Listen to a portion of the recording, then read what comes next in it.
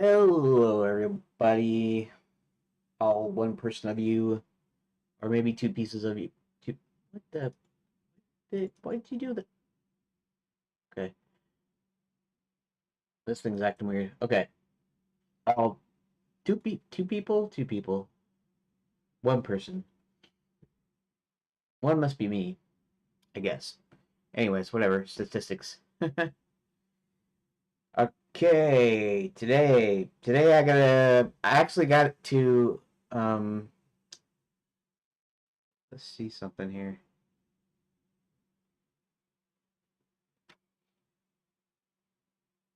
We need to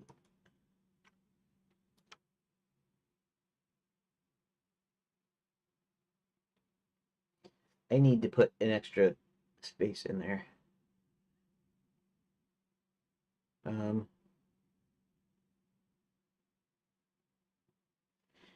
Here, well, I'll do it like this.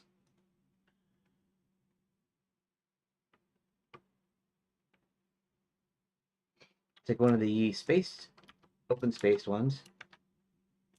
I'll put it here. So this is the way I should have did it. List off each room location. Actually, what was I gonna put in here? I forget.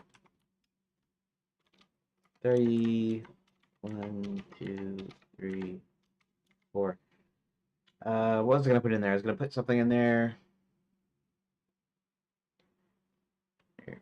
Let's switch to to-do list. In fact, I guess let's do a record. Well, no, let me think of what I was gonna put in here before I actually record my little intro to-do thingy for today. So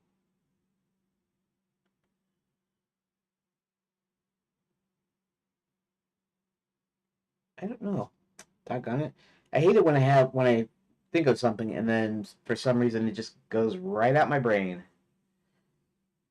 Uh, Problem here.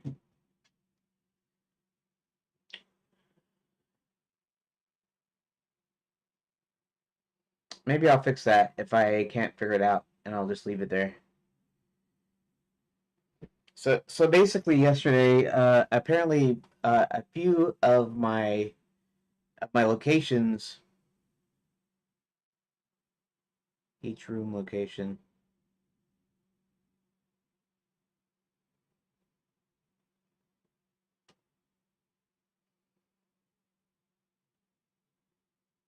I guess I'll let it do it first here. Oh, this is also what I was going to do here. Oh, I can go to the history. I keep forgetting we have history over here.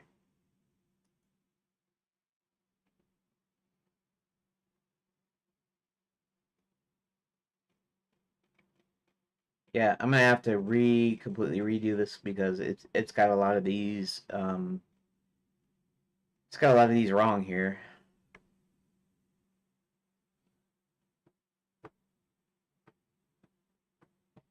Maybe I should go over there and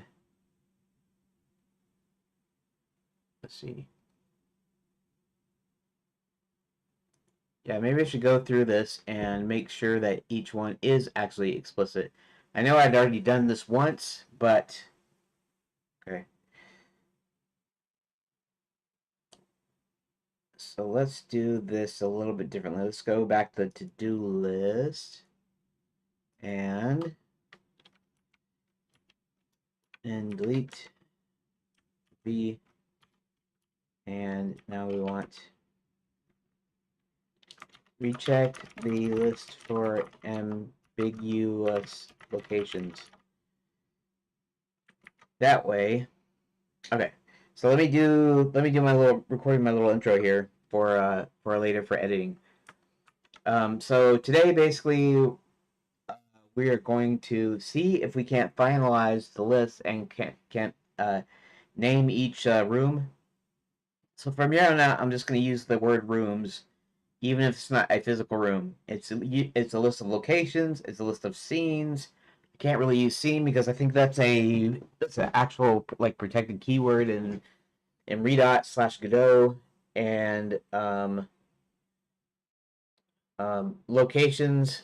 It doesn't necessarily have to be a different location. It could be a new scene, but in this case, it doesn't matter because they're all going to be the same They're all going to be unique. So even if I use the same location, there'll be unique text paragraph. When I actually get to the full point and click thing, though, I'll actually be reusing locations. But here, for this case, we won't be doing that.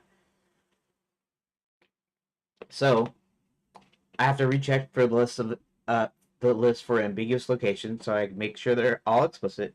Then I'm gonna have Grok list off each room location as I put it in there. See if he gets that right. Then name each of the pages as scenes and pages slash scenes, or in other words, rooms. Um, let's make that rooms. Rooms. Okay, so rooms is actually the data structure, or how do you say it? It's actually an object that exists as a distinct unit. It's just a scene. It's basically a scene, right? So scene, stage. You can use whatever metaphor you want, really. Um, but the designation is room. So even if it's an outdoor location, outside in the street or whatever, it's a room. So in my framework, it's going to be a room. So everything's going to be rooms. So this list that I have, which is right here, before I call them pages, they're because they equate to like book pages, because I'm going to make this first phase a choose your own adventure, and the first phase of the first phase, in other words, the first version of it is just going to be like a book. In other words, just going to link to the next page, no decision points or anything. So it's not a true choose your own adventure at this point. But I just need to make the pages first, and then make sure that they link up, and then once I got that working, then I can start adding like interesting choices onto each page, different things you can do, branching paths and stuff. Anywho, that's what I'm doing for today. All right, hopefully that wasn't too long, because if it is, I'll have to do some extra editing, which I kind of don't want to do, but that's the way it goes. Okay, Enchanted Lands. That's all right. That's Magical Resort. Okay. He walks around his home. That's his home. That's fine. While on his way home from work, stops in the store.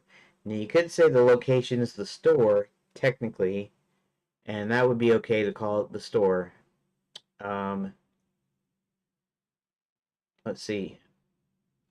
Like Zanzibar, he starts off in our realm as well, in a different, actual different location, different state, and everything.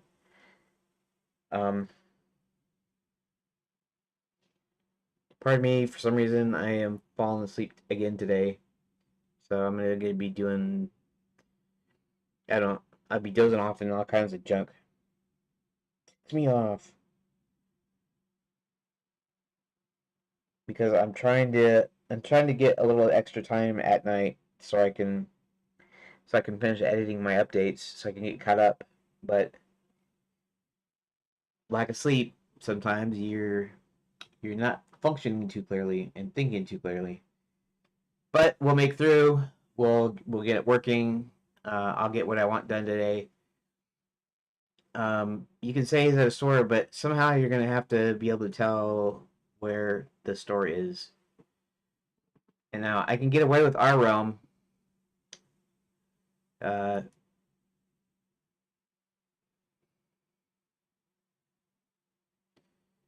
See, I wonder if I should deliberately just say it's like, okay, so the realms are actually in Enchanted Lands are kind of named after colors, at least for right now, because I don't have more than a handful of actual realms that gets talked about. We have our realm, uh, which is, since it's associated with Earth, I associated with blue, and so I tried to come up with an interesting name based on the color blue, and Cerulean is what I came up with because it's like cerulean blue. It's cerulean blue is sort of like a sky blue, and so that kind of works. Princess Karen is from the realm of verdance, and their big deal is green, the color green. The vampires are from the realm called Alazar, and this is the realm from the perspective of the enchanted Landian citizens. Enchanted land citizens. Uh, so they name these other realms. Like we say Earth, but Earth is a planet, and then maybe something else is a kingdom. Maybe it's not a planet. Maybe it's something else. But the realms are based on colors, at least for right now. So on his way home from work, so that means he is walking down the street or something. He stops at a store.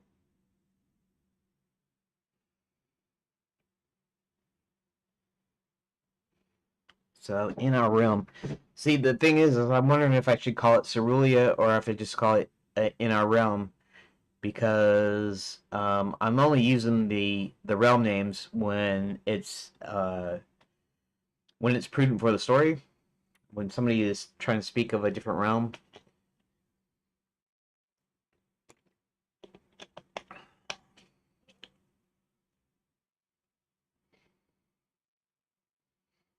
Um,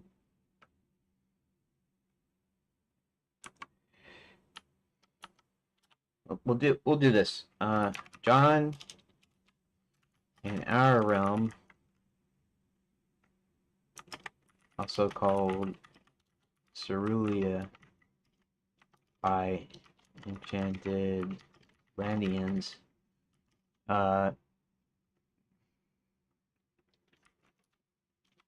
John is leaving work and walking home down the street. And we don't have to be super specific. It's just the important part is that it's in our realm. Uh,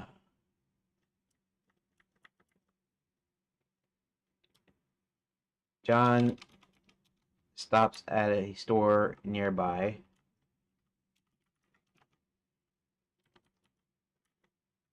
And gets his favorite candy bar with a silver ticket inside. Okay. That is good for that, I think. Now we have a thing there. Somewhere in the kingdom, Chester Friendly Dragon lands at the cave entrance to the caves of Dragonmount. Okay, so this is kind of an iffy thing.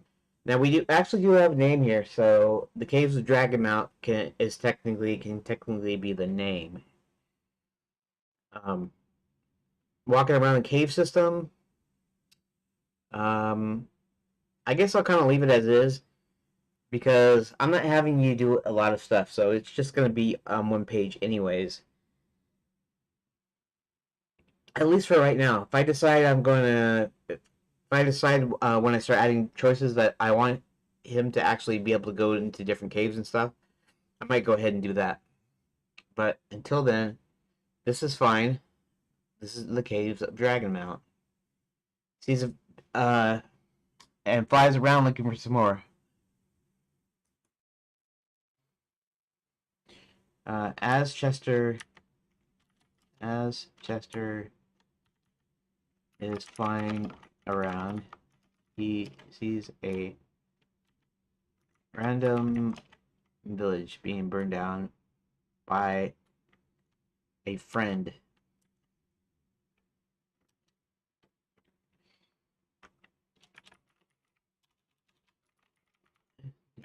Chester flies right into the other dragon hard enough to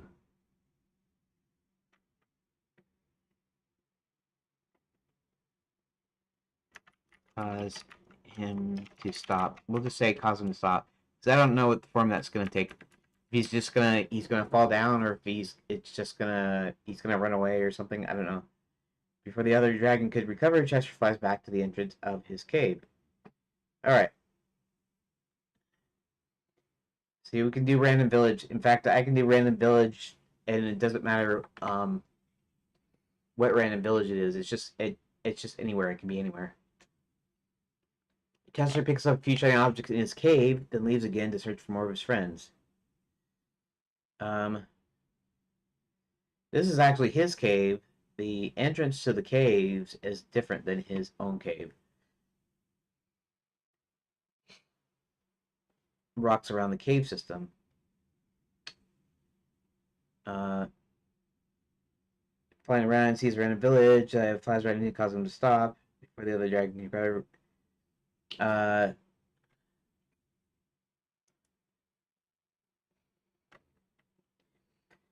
flies back to his own cave under Dragon Mount. Okay, like that. So, I don't know if Grok can figure this out, and if he can't, if it can't, I should say, I can do it manually. It's not really a problem, because I still know what I mean. So he has a cave. So there's these caves under Dragon Mount. It's going to be a whole mountain range, but could be just a single mountain, Dragon Mount, and there's a whole cave system. So the dragons actually live underneath in the cave system. So he has his own cave in the cave system underneath Dragon Mount. So hopefully this is pretty explicit uh, as to what it means. In fact, I'm actually going to have Grok, I think, go through this list after I finalized it. He's going to go through this list, and then I'm going to have it name off all the locations based on what I wrote in the room in these room events.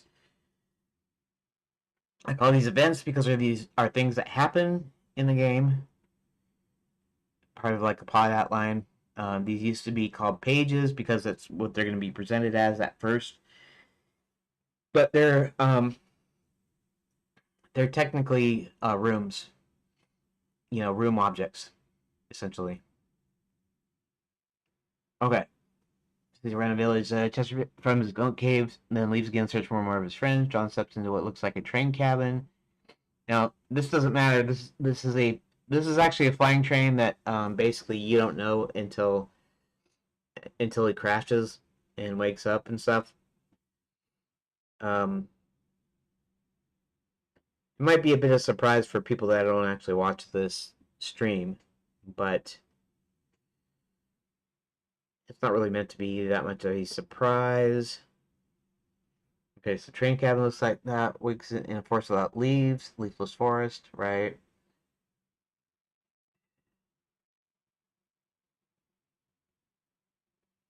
Well, how come cutscene is still in here? Should be no cutscenes in here. The ones are technically cutscenes because I haven't decided whether or not to allow you to play them as playable characters. In our realm, and I'll put Cerulia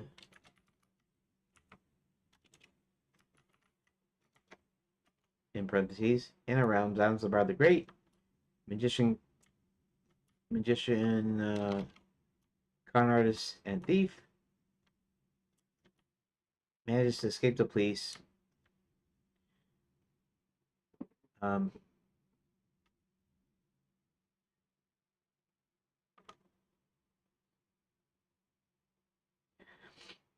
he's actually going to go into a group of traveling wizards who he thinks they're just magicians that are at a convention in Las Vegas, and let's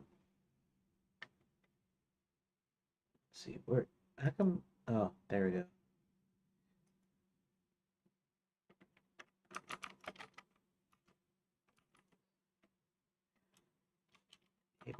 Okay. So, okay. In our realm, Cerulia. And that comment should be after Cerulia. Xander, a great magician, cunners, and thief, managed to escape the police into the lands. Okay. Zanzibar uh, does a few tricks for the first locals he sees in some random village. Zanzibar gets his crow Corvus to steal from locals. So this is going to be random village. This is going to be random village, you know, 001 or something. And now I'm actually going to link. I'm going to have it link the characters to the page, to the room, and to the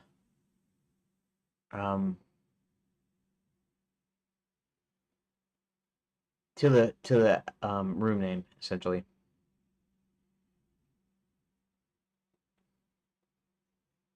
Zanzibar does a few tricks for the first locals he sees in some random village.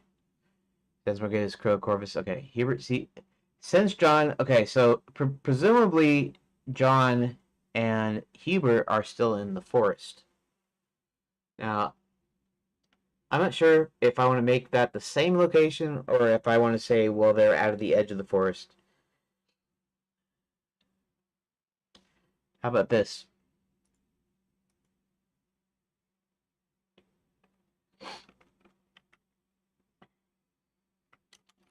Hubert and John make their... Hubert casts a spell on him. No, he's halfway magic right now.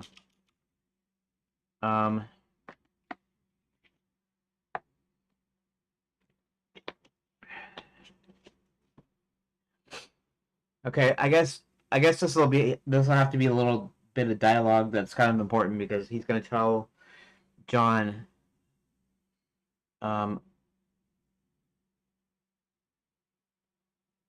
let's see here. Force without leave introduces himself. Um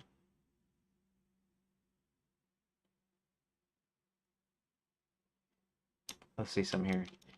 I'm trying to decide what I want to do here. Just a sec. He wakes in the forest. He walks over, introduces himself to help him find out why Enchanted Lamps is closed. Uh,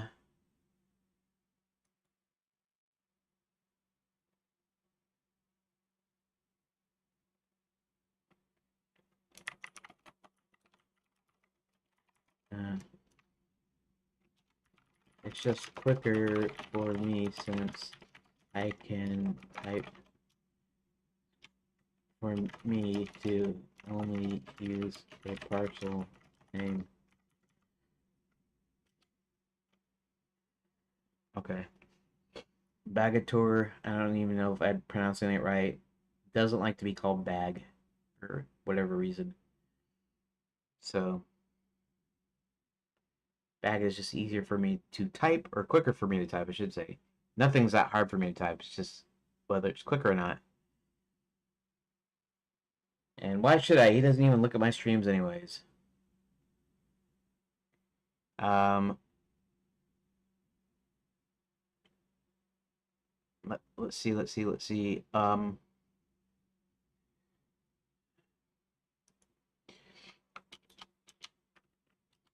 Hubert mentions that it's a good thing that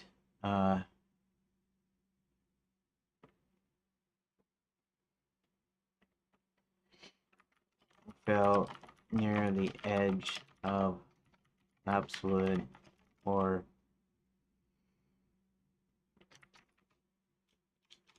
they would end up losing their memory.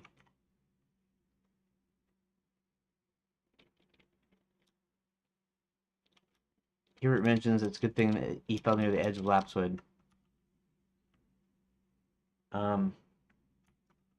Since it makes you forget things. Okay, I'll leave it like that. So this is technically at one of the edges of Lapswood here, which is the forest without leaves.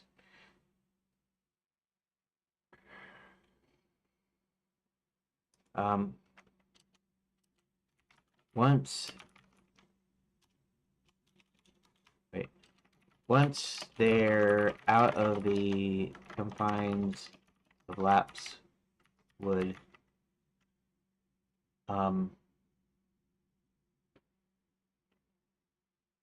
Wait, once they're out of the confines of the lab, so what happens?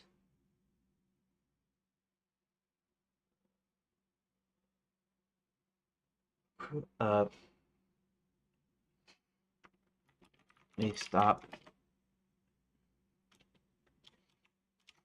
Hubert stops to give instructions. Okay.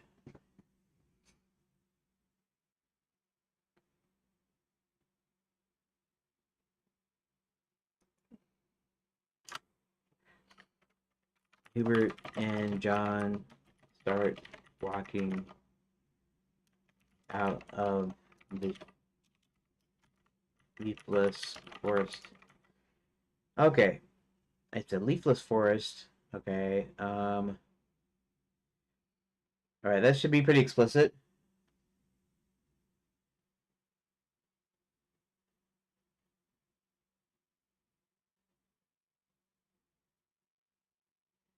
Um,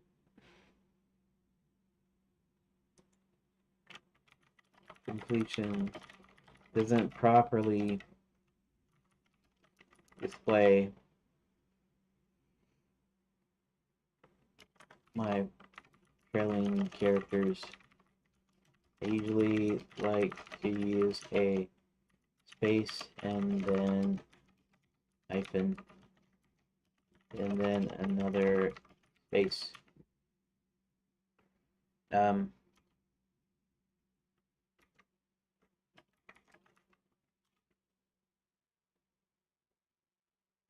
it won't add the space just after the name. Plus, I type faster, uh, faster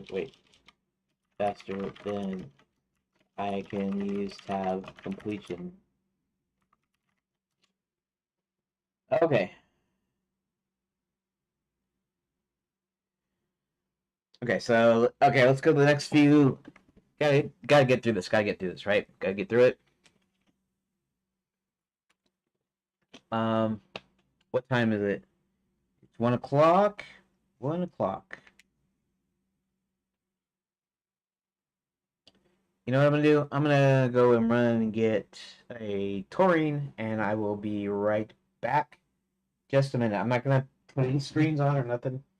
And here, take a look at the back of my chair. Just a quick sec. I'll be right back.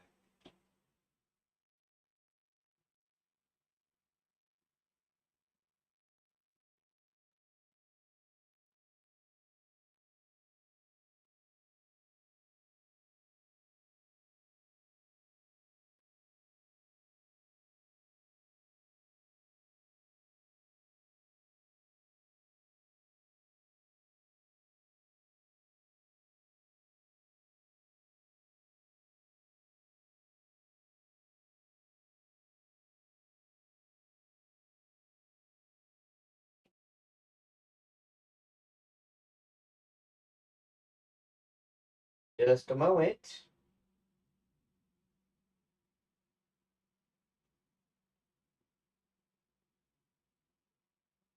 Oh,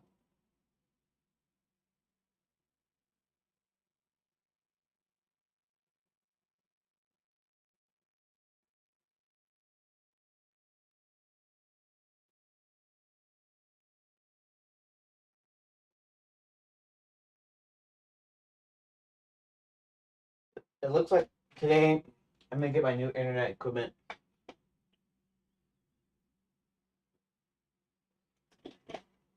That means I'll probably have to reconnect all of our internet devices, which means new passwords and everything. I think.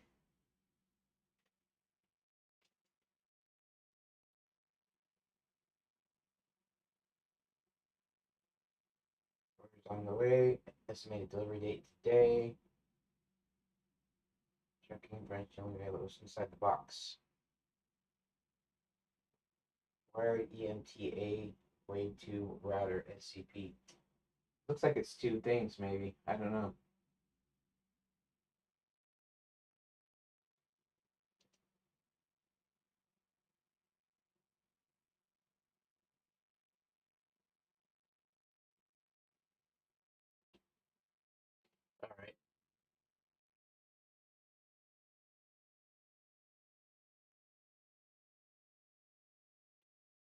that means I'll have to take my old equipment back to the actual Spectrum headquarter thingy. So I don't know.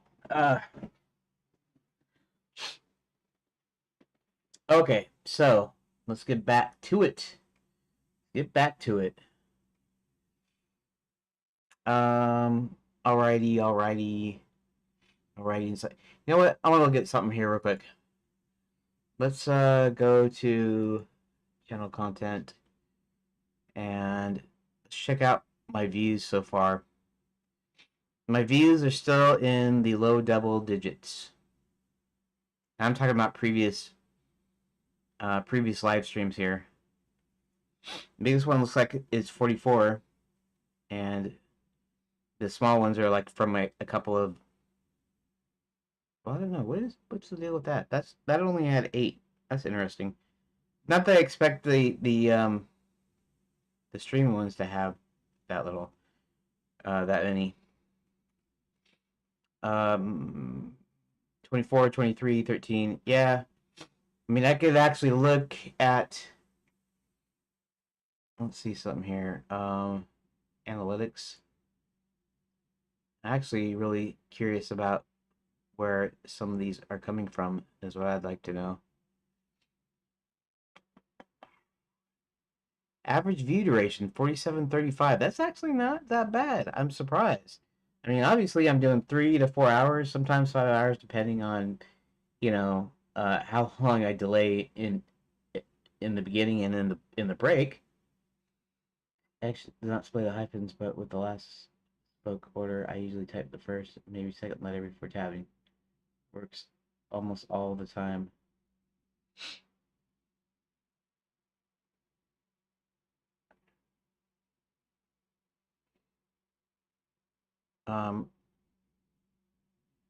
My dream game. Okay.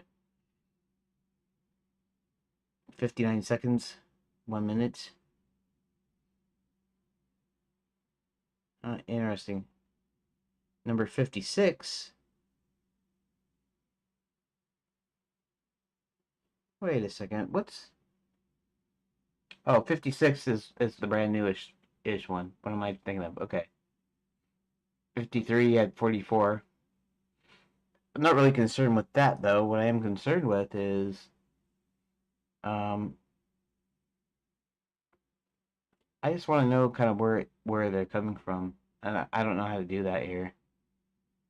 Watch time, subscribers. +7 in 28 days. That's not too bad. Watch time 72 hours. Views 685 in the last 30 days. That's not too bad, actually. Doing pretty good, I think.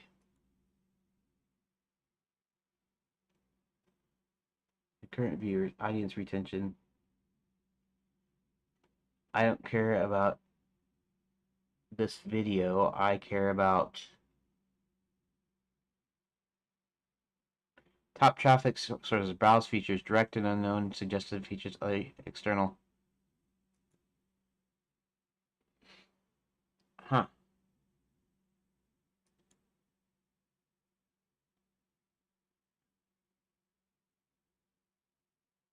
Alright, whatever. I guess I don't really get to see... Here, let's just go to YouTube directly and not worry about it. Right? I'm just wasting time anyways. But anyways.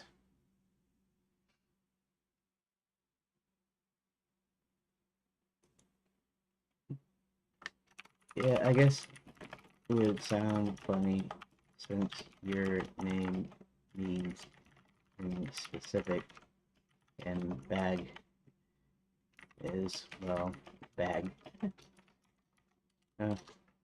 I'll be a little more radius next time from here on out. Bag a tour. Okay. Okay, let's do the thing. Anyways, Anyways, okay, let's go back. Let's go back. Let's get back to this. Let's get back to this.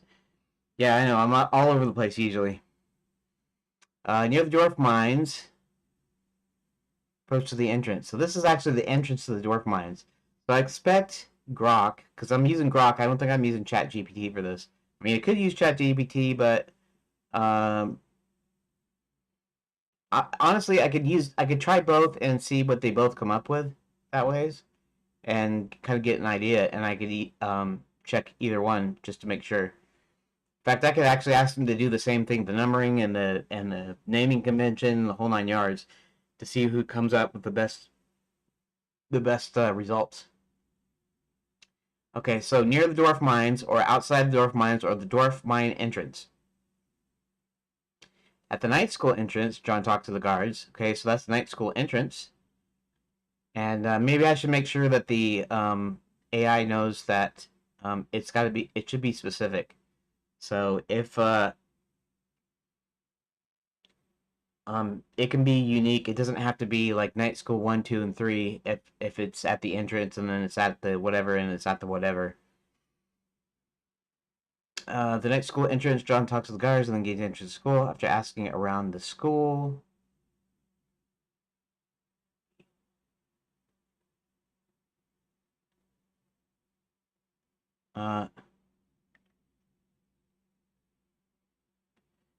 I'll say while inside night school to make that more explicit. While inside night school, John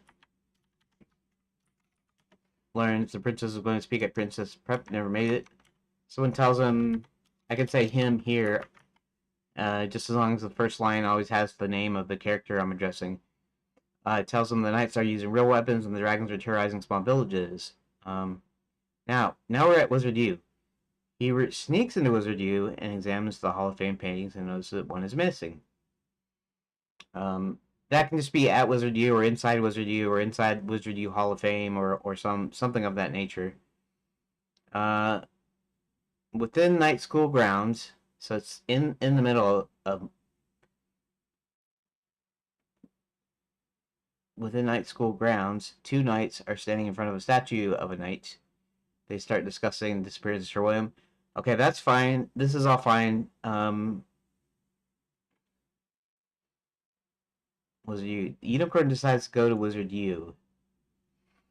Now, this was controversial to me because it's supposed to be a hint. It's meant to be a hint, and if you're playing the full point and click, you are not going to know in what direction Wizard U is unless you leave and just start walking around.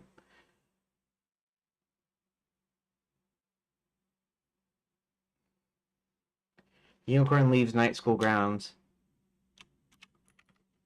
Leaves Night School grounds to search for Wizard U. And the reason I made that a little bit more explanatory is now he doesn't go towards Wizard U because he doesn't know where it's at. He's going to search for Wizard U. And it shouldn't be too hard because it'll be like a few screens, like you go down or around. I forget what directions they're in.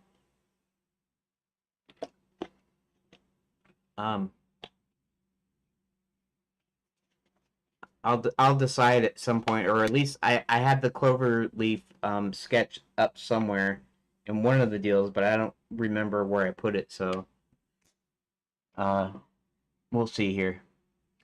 When John sneaks into Princess Prep, he learns her first stop was supposed to be the Grand Enchanted Hotel. Say hotel because that's the hotel. Okay, so here's inside Princess Prep. Okay. Zanzibar goes to more shows in some other villages.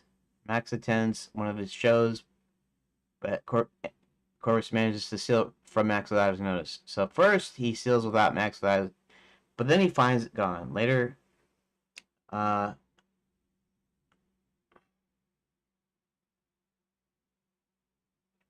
okay, this doesn't have any like real location. Now it's gonna be another show. That means Zanzibar moves into another another village. But Max, when he finds his money gone, let's make a slight change to this because we're like again we're gonna make these a little bit more explicit. Max leaves uh the last show Zanzibar put on, but on the road discovers his money is gone.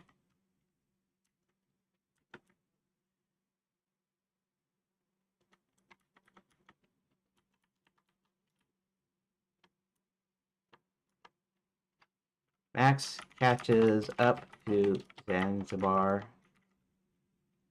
in another village and then confronts him after a show and makes a deal with him. Max helps Zanzibar with larger productions in exchange for doing some tax collection for Max. Okay. Tax collection. Chester manages to catch up to a few of his friends in various villages to try to break them from the enchantment. Tries to give them shiny gifts, as to refire on them, neither of which works. Okay, so this is in some other kinds of villages, whatever villages that are being terrorized by dragons. Okay. Desperate, Chester flies to Nestor's cave west of Dragonmount. So Nestor is in his own cave west of Dragonmount. In other words, it's not under Dragonmount. It's his own cave.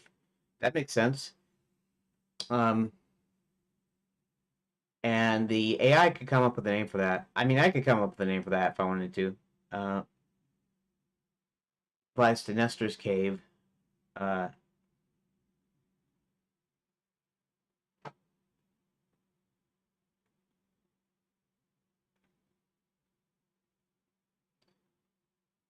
Somewhere in the, I don't know,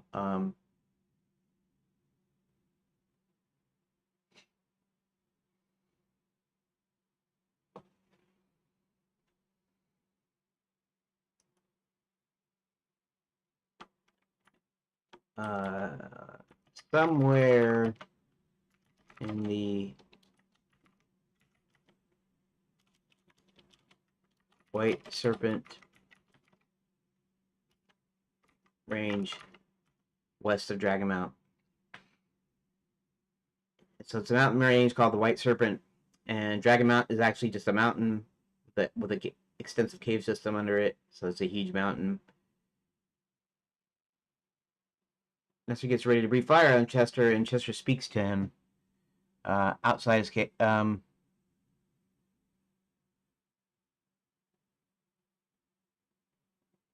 Okay.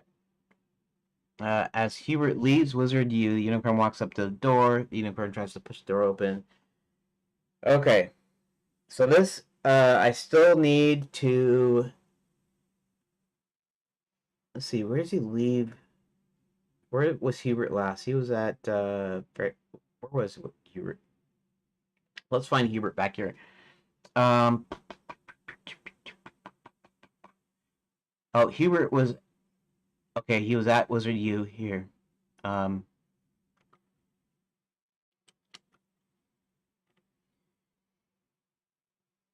Is this all he does when he looks in there? I guess that's all he does. I guess he doesn't need to go any further into Wizard U, I think.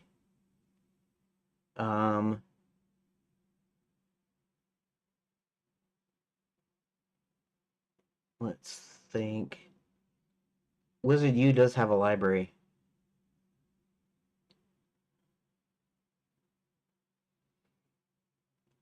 Now, technically speaking, Hubert could go further into the library and look at stuff. But we're not going to focus on that. We're going to focus on him actually leaving. So,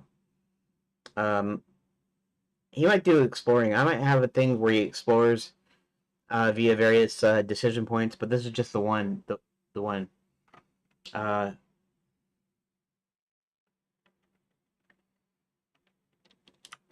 After realizing what's missing, he leaves the school.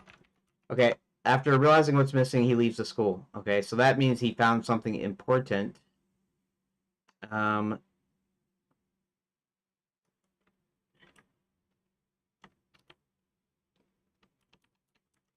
going to say the unicorn walks up to the door of Wizard University. Tries to push up a door, doesn't budge, gets a running start, and rams the door with his horn, and then goes inside.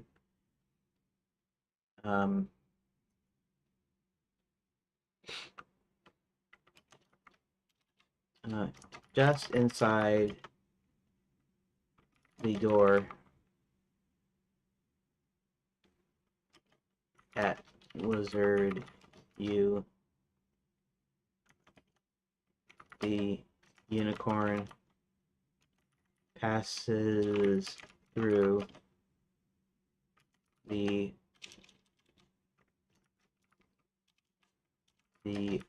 Hall of Fame. And he's going to go to the library and he's going to discover... Oh. This is the kind of the weird thing, right? Kind of the thing with an adventure game. Now you can do this in... If I do a choose your own adventure, I'm just describing something and I could say, well, he just leaves, or he just does this, or he just does that. So he's looking throughout the deal, and maybe he sits at the library, maybe he doesn't. So, what could I do to make, without adding like more rooms or something? What can I do to make sure that he actually does go do a search here? Now, it was simpler with Hubert because Hubert finds his information that he needs right away. Now, later on, we can have a thing where he can explore, and he can see some of the same books, including the Curse book and everything. But he has no reason to take it down or to really examine it. He just sees it, and that could be a clue for later, like for when Sir William actually goes in there. But the unicorn isn't really even knowing what he's looking for. He knows he needs a wizard, and we know, or you know, or whatever you want to say, I know that they'll discover the link if they're able to go in and open books, if they're able to look through the books. Now, Hubert does not have a reason to look through the books exactly, and even if he does, then he can only note something that's going on. So I have to reconcile that a little bit. It's like they kind of need to be able to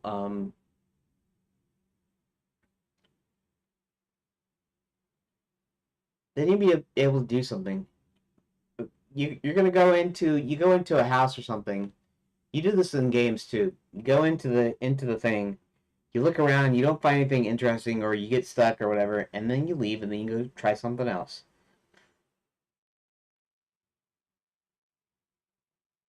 But the clue is that you have to go in there and you have to look in the library in order to get the right clue. You get the right idea.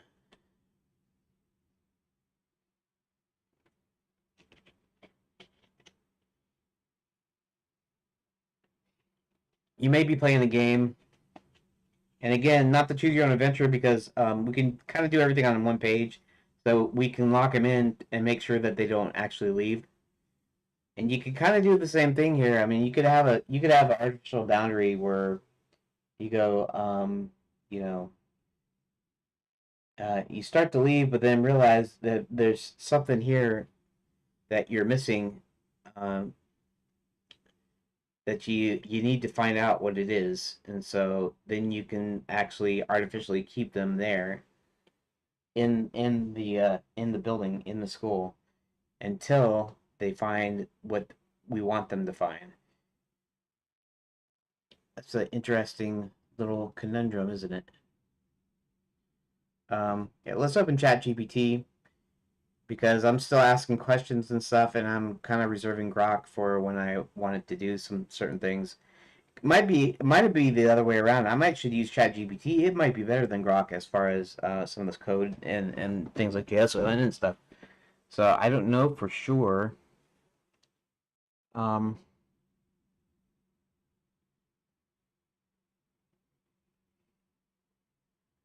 let's see.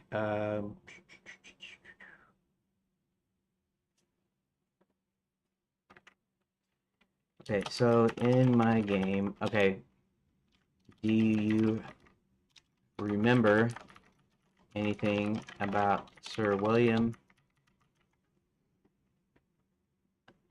and Wizard U and in my game? Remember, I just mean the memory thing. Curse, Seeking Redemption, Honorable, Black Knight, Hunts Unicorns, Heroes Meet 'em in Lapswood, Force Affects the Heroes, Greatness William's Identity. He made him turn back into man. Was you? I don't seem to have any details on whether you do want me to add something specific about them to the notes. I didn't even know that there was any notes. Um,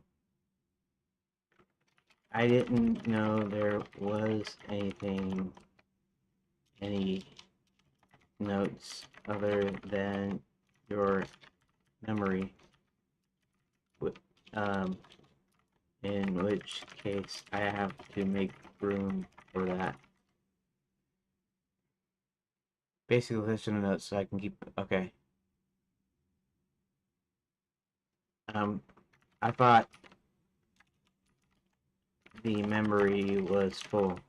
Is it not, or can you tell?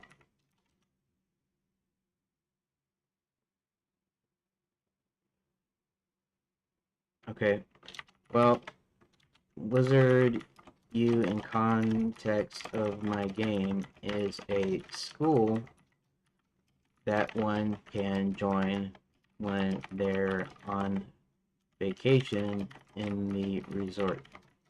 Enchanted Lands Magical Resort. So they can be a wizard for a day, weekend, or whatever the length of stay is. Okay.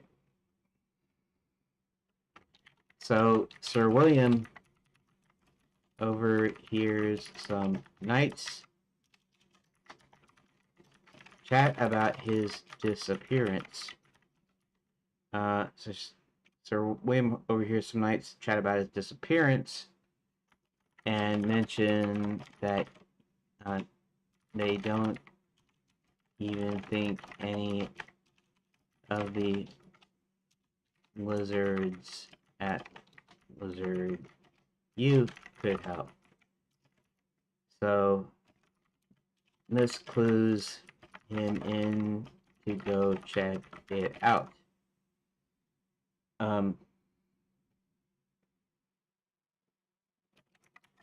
But he kind of doesn't know what he's looking for. And I will need the player / reader to go into the library at Wizard U and pull off a few books from the shelf.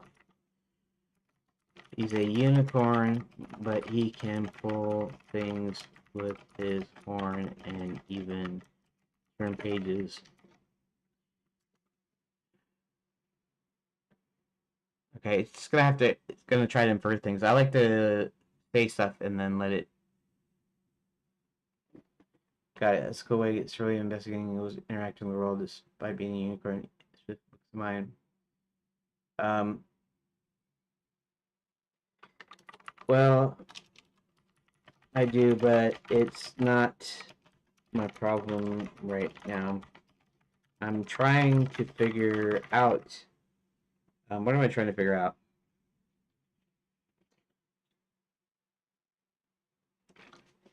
Um,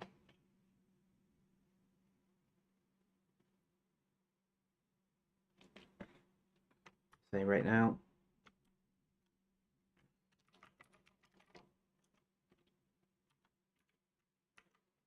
Um,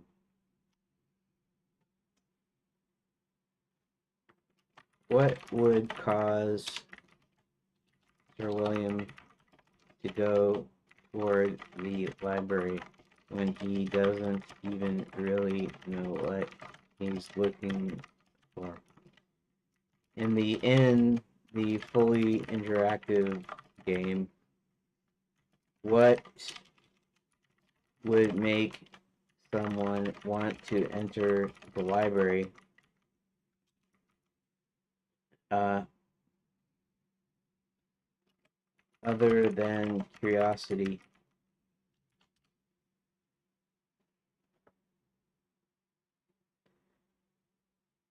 He's a reason ahead. Here's some possible motivations. A hint from Knight's conversation. Has the oldest tomes on transformations and curses, but they dismiss it as useless. It could subtly push Sir William in that direction. Yeah, that's actually not a bad idea. I mean, that's kind of what happens anyways. They suggest he was, maybe he was enchanted. And, if you are playing or reading and you can't figure that out right away, that's okay because, we still want him to go to Wizard U. We got him to go in the Wizard U direction, but he needs a reason to go into the library. So when a player looks at it and goes, "Oh, maybe I want to investigate the library," other than just wanting to do it, um, that might be a helpful bystander. Every wizard does, leading him there. Could have a wizard there already, but it's actually a closed school, so there's nobody in there, so probably can't do that. I mean, not that it couldn't. Maybe if there could be a janitor or something over there. I mean, that might would work. Mysterious attraction. Since he was on team, something about the library feels familiar. Maybe memory stirs.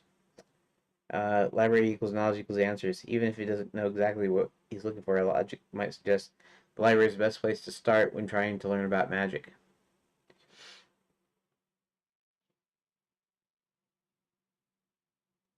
Hmm.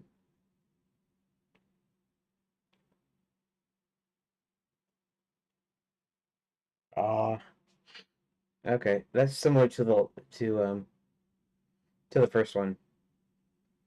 Here's a sign that boasts the largest collection of magical knowledge in the Enchanted Lands or unlock the secrets of the arcane. Start here. That actually doesn't sound like a bad thing.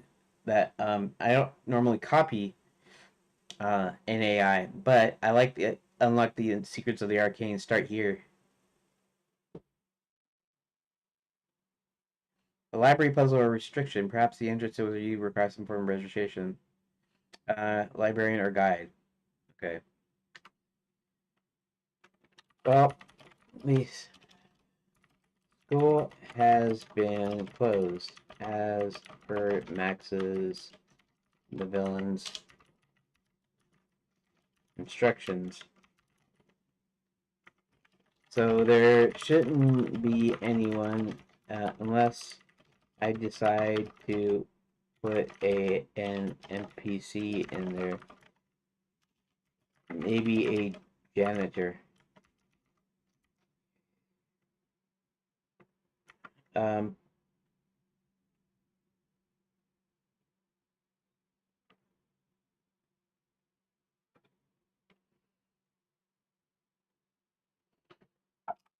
I kind of like one. Uh, Possibly two if, like I said, something like a janitor. It could actually be a another wizard that was there late or something that got trapped in there.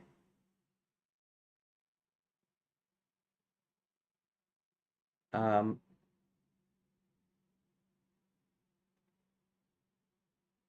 Library.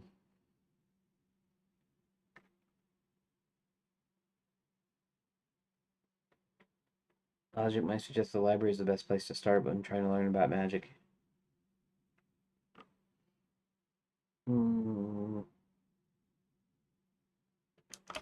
or as possible, but it needs someone to tell him. Let's see. Environmental clue.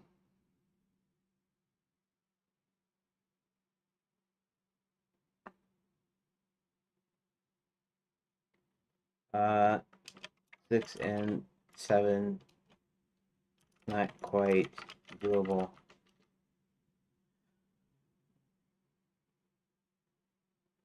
See what comes up next. Let's see what it does now. Wizard uses clothes that limits who can guide him, but a janitor or an environmental clue could still work. No one touched the dusty old books in weeks, which could make Sirian think, wait, dusty books? Maybe there's something useful in there? Temporary closed. Library access remains available for independent study. Yeah, we're getting warmer. Getting warmer.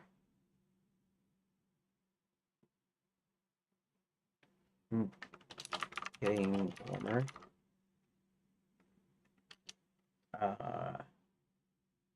Alright, let's try it a bit more. Yeah. And casually mentions the library is still open if you need it. Not that anyone reads those crusty old books anymore. You wizard types always beeline for the library. Just don't make a mess. I just mopped. Yeah, that's, if there's no janitor, maybe there's a chalkboard or magical sign out. When in doubt, seek wisdom in the library. True wizards never stop learning. The answers are within.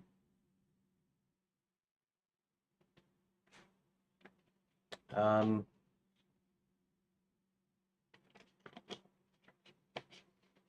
I did have a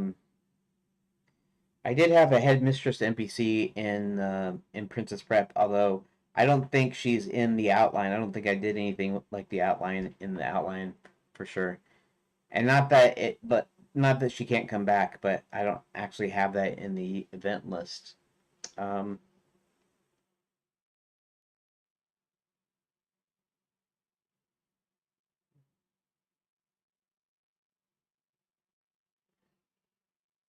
yeah, it could be a sign, couldn't it?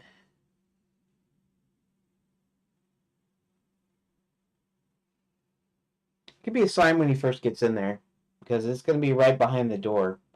Maybe it's a sign that hints that students go to the library. I mean, that might work.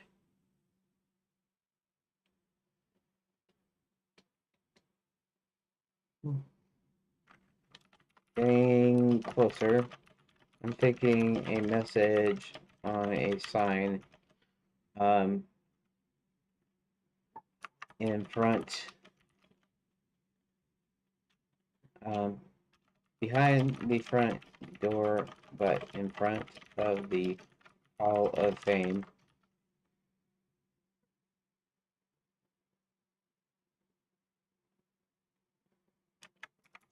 I just need to get it dialed in.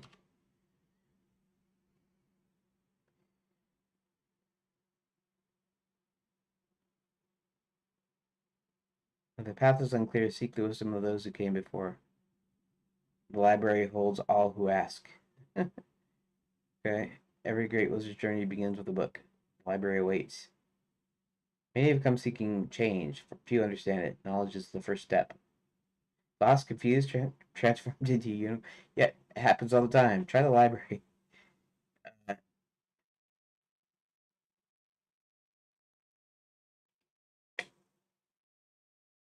Yeah, I kind of almost like the last one, kind of. Transformed into a unicorn is a little too on the nose, though. I like number 4, but transformed into a unicorn is a little too on the nose.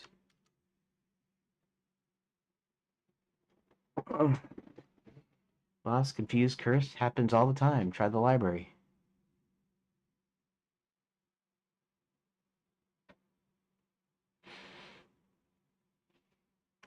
It's doing okay. I'm going to try to come up with my own um, text based on ideas you've given me here. Thanks.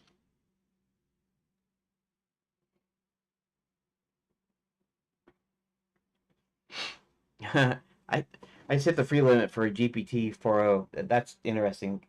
It looks like they have tightened up their limits that they have on here. I don't know if they do it by time or what, but it seems like like I don't have so much time on the advanced GPT. You know, it's like the 4.0 is the regular, and then 4.0 mini is like kind of like what 3.5 used to be or something. Um, but that's okay. It doesn't really matter because this is something I'm still going to come up with on my own. What the heck? Okay.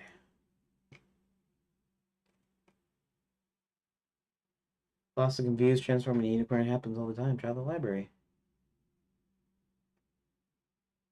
You lost, confused, cursed.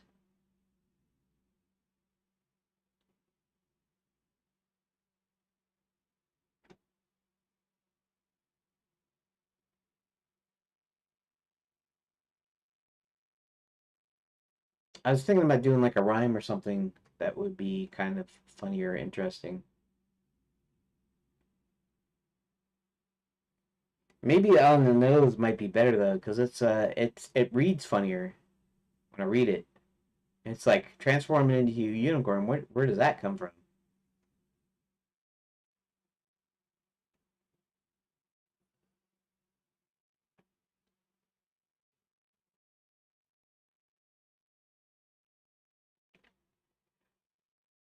Huh. I gotta think of it now. Pardon me again for yawning. Be yawning all the rest of the day today. Well, maybe not this afternoon though, and maybe after I have coffee. I can't really get take my break until about 2 though, 2 or 2:30.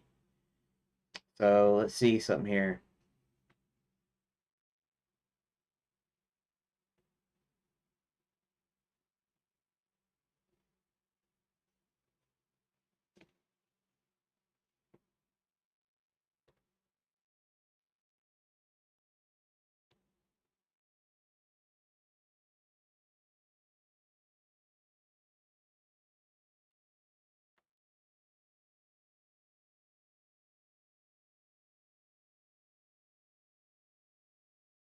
Hmm.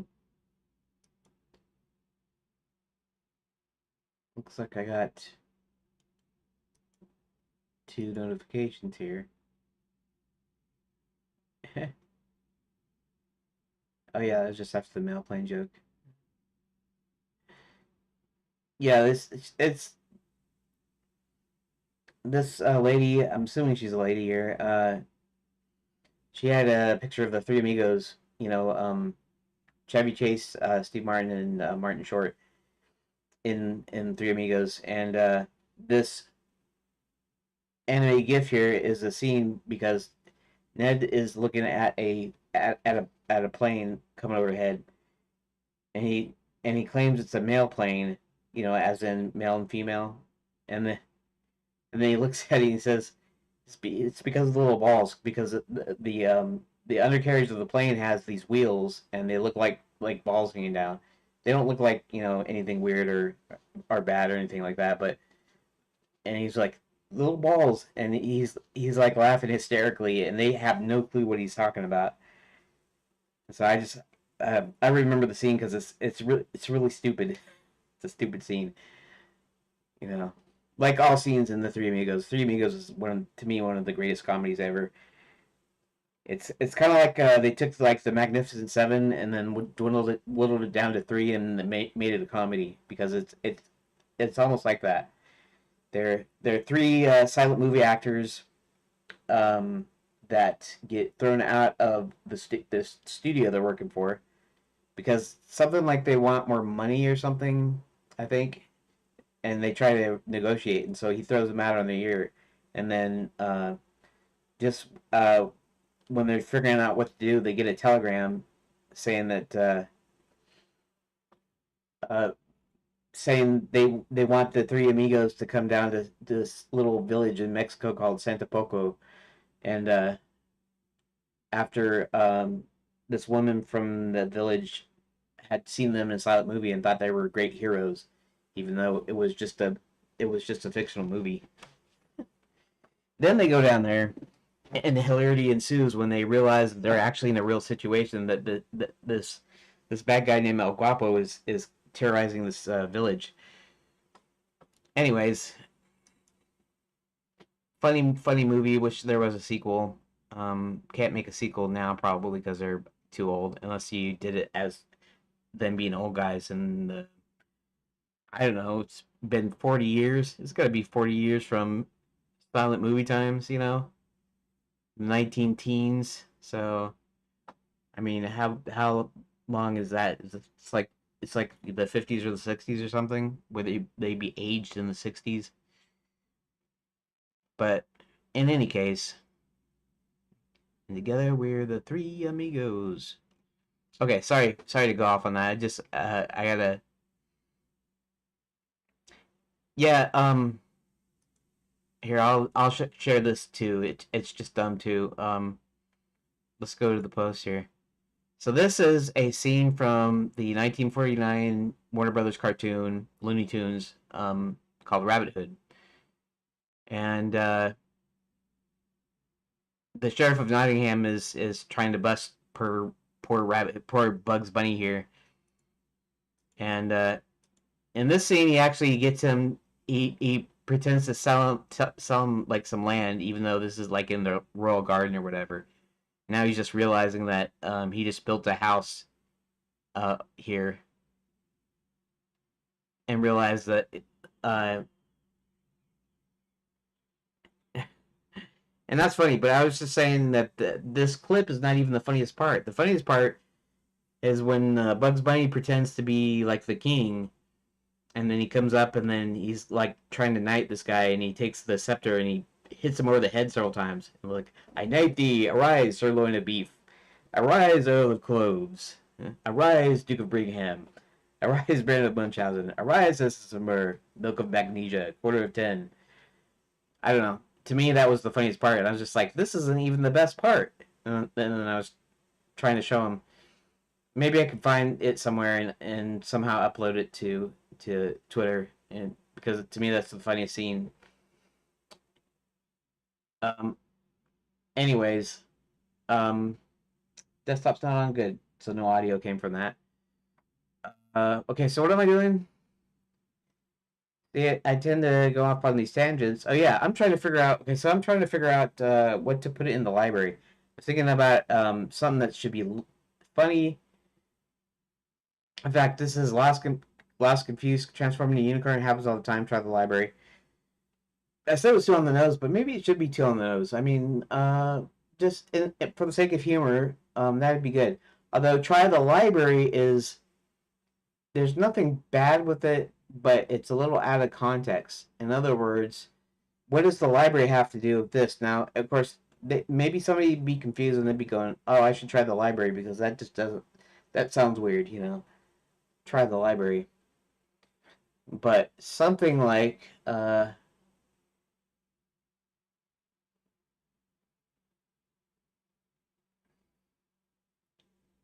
if knowledge is power, then the library must be a whole lot of power or something. And I'm trying not to actually, copy the AI directly. Anyways, I'm trying to figure it out myself. So I have to think. I know it's one of those things like it should be. I should be quick, just so I can just get on with it and get to the fun stuff or whatever. But I need to do this to make it more specific. So it's really funny because I thought I was going to be done and then I was just going to name it and I was just going to go. But each time I reread over it, I have to rewrite some stuff.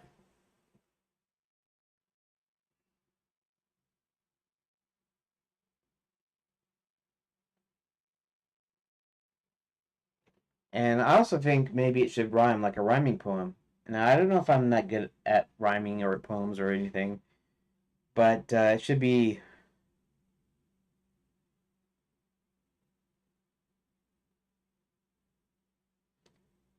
um, berry,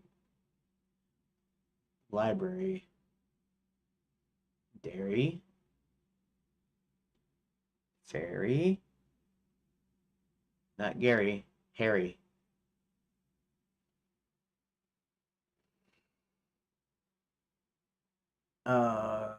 Larry is a name. Mary, Nary, Perry, query. Whenever you have a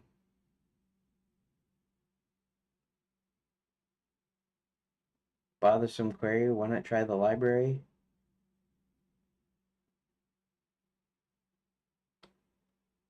Oh, let's think about that for a second.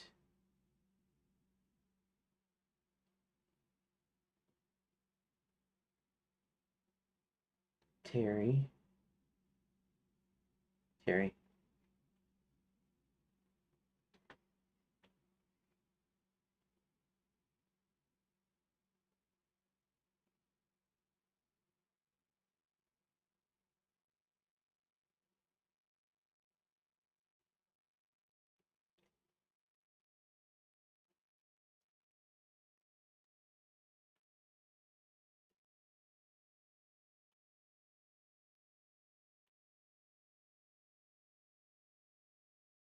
Hmm.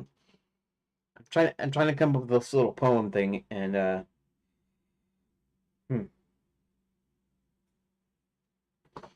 Think. But do. Uh yeah. More like 100. Uh yeah, thanks Rook.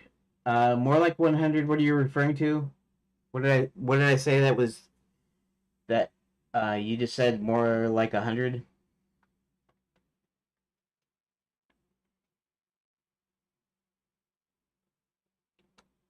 Oh, you mean the years since the Three Amigos is out. Let's see, 1985. I think it was 1985, right? 1985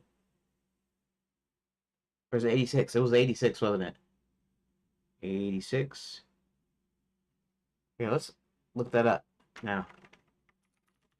Oh yeah, yeah. The silent movies. No. Yeah, it's yeah, yeah. I'm talking about um I'm talking about the comparison between uh their ages or the years. Um, okay, here, let me look at this up. Amigos, 1986. Okay, so it's 86. So in 2026, it's gonna be like the 40th anniversary. It's gonna be 40 years since Three Amigos was out, and whatever their ages was, whatever their ages are now, is gonna be 40 years later.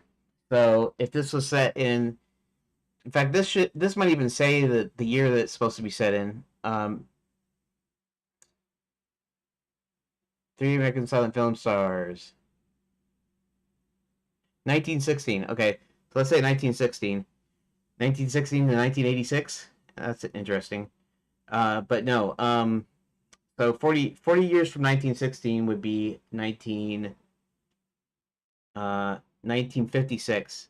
So if the three actors were to play in a sequel uh, at their ages now, it would be 40 years from 1916. So the movie would have to actually take place in 1956.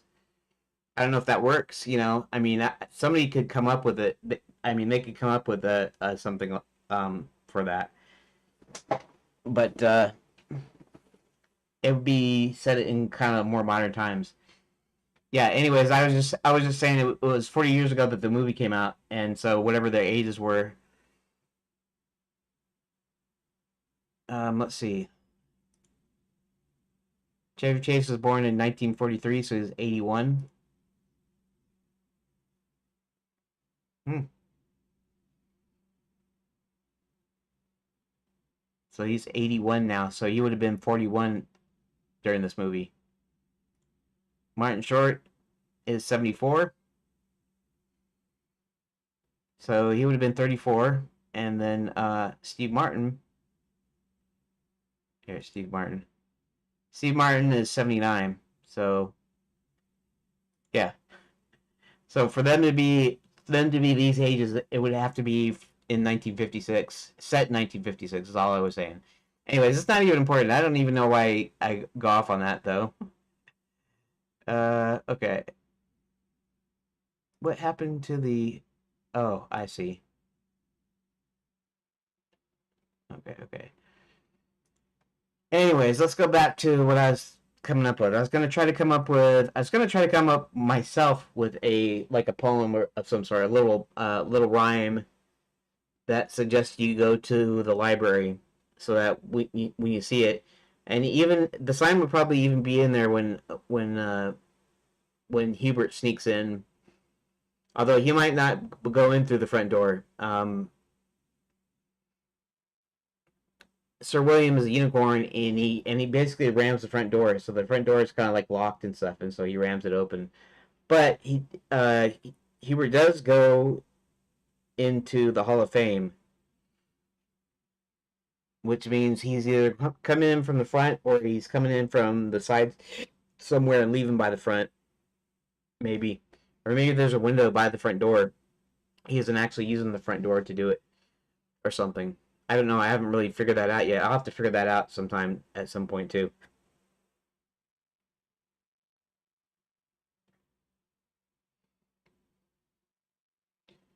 Let's see.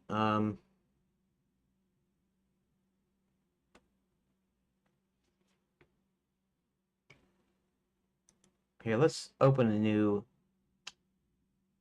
uh, a new tab here.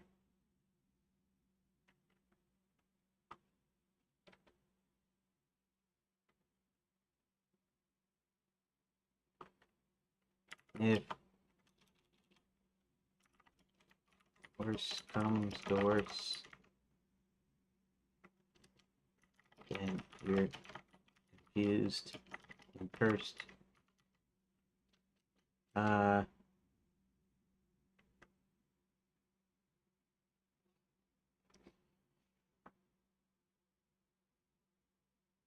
and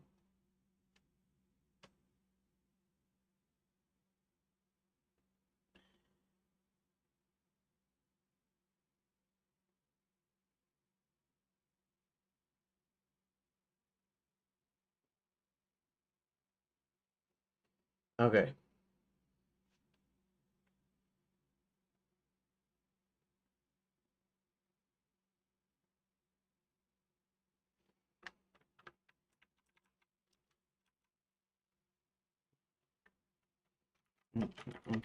Okay. I don't like too long if the answers you seek.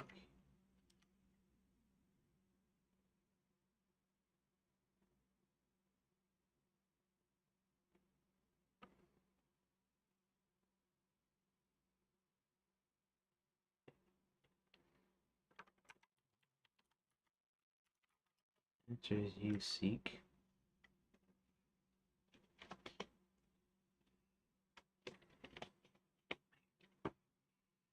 Um,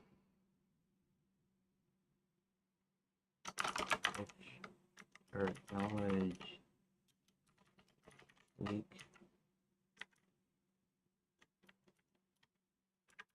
and then worse comes to worse, and you're confused and cursed. Yeah, confused.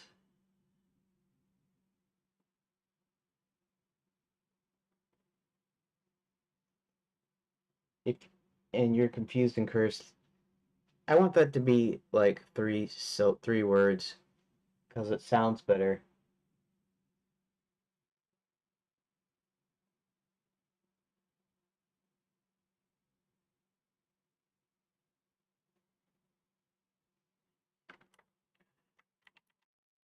Confused, confounded, and cursed.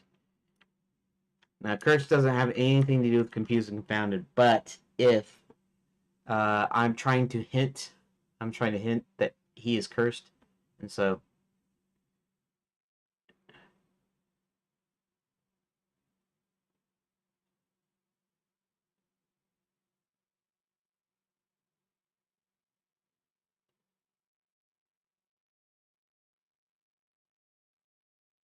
huh, I have to modify that beat a bit. Maybe the answers you seek part isn't up there. If your knowledge is weak, and worst comes to worst, if you're confused and confounded, uh, eh,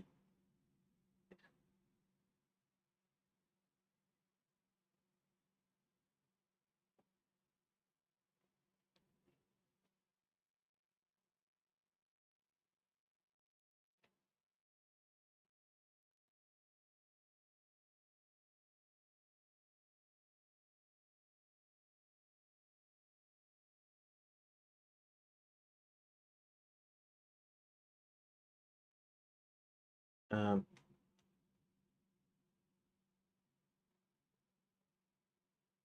it's the library you seek. I'm gonna do something.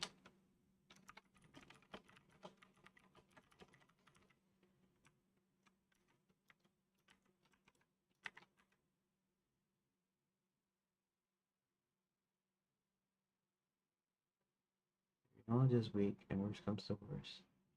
Confused. You're confused and cursed. Didn't spend too long on this. This doesn't seem that important, really. I mean, it is, but it isn't, kind of. I'm trying to give a justification why you want to go explore the library. Actually, it's weak, W-E-A-K, not W-E-E-K. If your knowledge is weak, and worse comes to worse, if it's answers you seek, and you're confused, confounded, and cursed, then why not try your query and find a book at the library? A little weak, but maybe that works. Oh,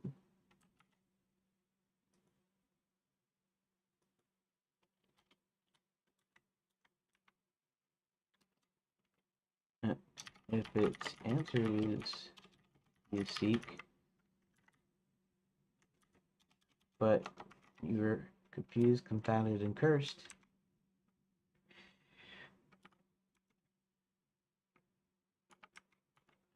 Yeah.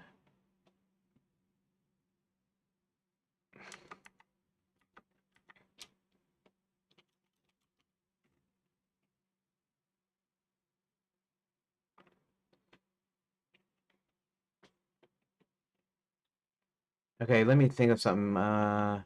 Beak. Uh, freak. No. Geek. L and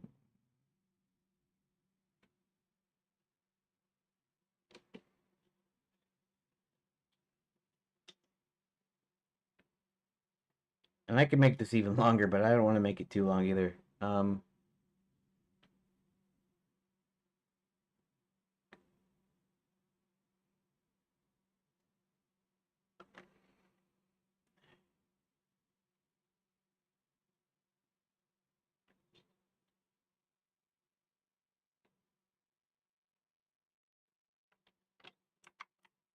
gonna take this confused part out. But you're confounded and cursed. If it's answers you seek, but you're confounded and cursed. Why not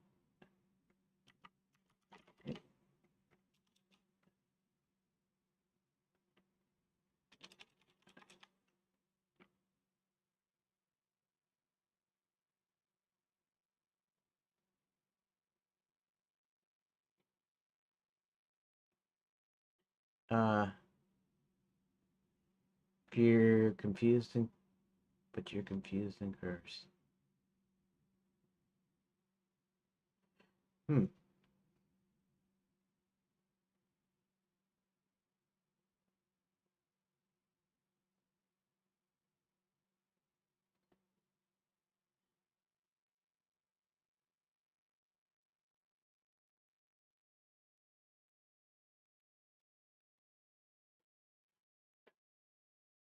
Why not try your query in the library?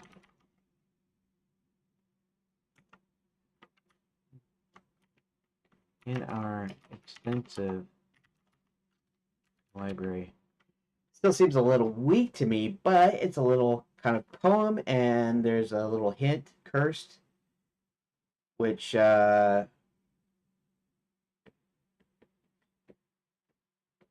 I mean, it might be a little bit of a stretch. Like you're gonna listen to the knights, and the knights are gonna say, maybe he was cursed. I don't think the wizards at Wizard U could help you. So the idea is you might need to look for Wizard U, and then you might need to find a way in. You can find a way in, and then you see the sign at the front door that says, "If your knowledge is weak and worst comes to worst, if it's the answers you seek but you're confounded and cursed, why not try your query in our extensive library?" Sounds kind of abrupt. I mean, it sounds like the flow is okay, but like it needs an extra syllable in those last two lines or something.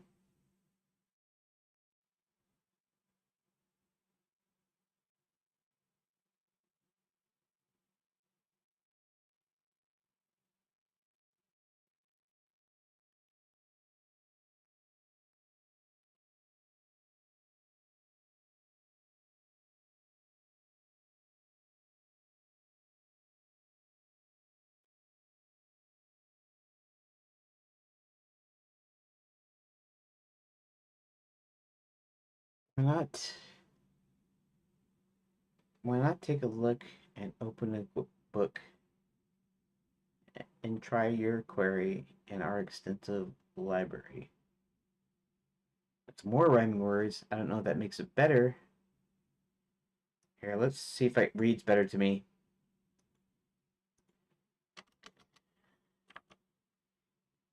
Uh,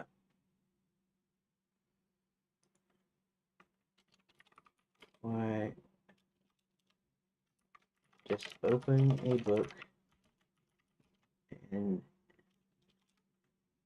take a quick look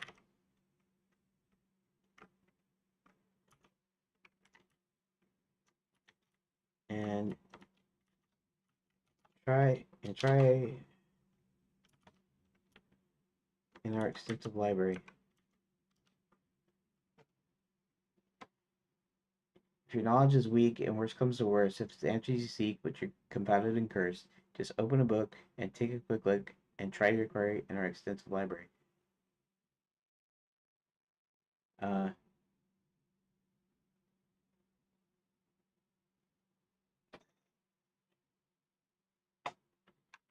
let's stagger these over a little bit here. Open a book and try your query and take a quick look in our extensive library.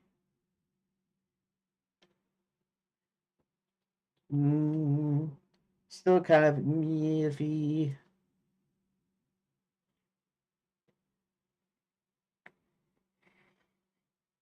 And also, the only bad part here is why this might be a funny poem. Um, this is not going to fit on one line in as one event. It is one event. You're reading it. You know what? Let's take this. Copy. And let's put it in a note here.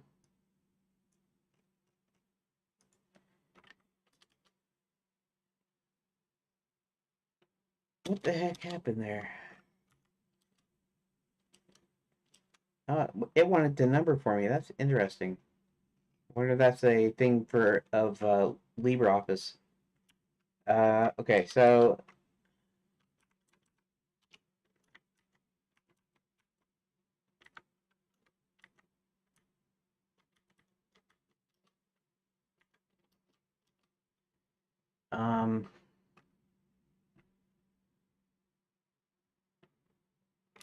Possible poems for a sign in the library of Wizard U. And we'll just do that.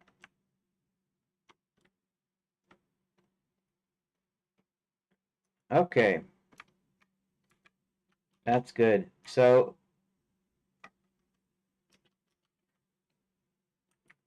all right, that'll work. That'll work. Close without saving. Let's do something here to okay, let's go to here. Okay.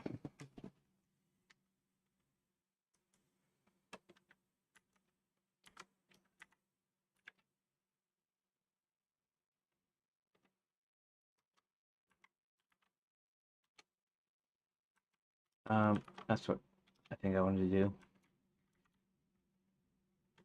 Is assign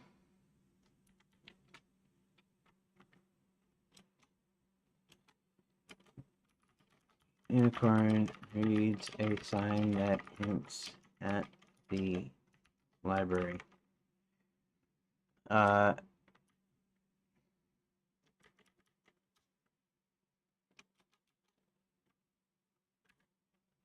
The unicorn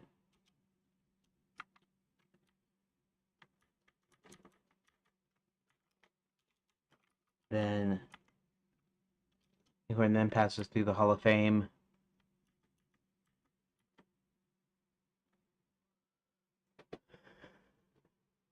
Oh. And then passes through the Hall of Fame.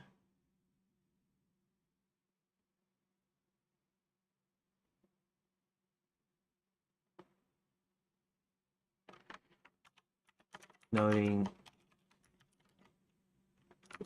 the paintings of each of the wizards.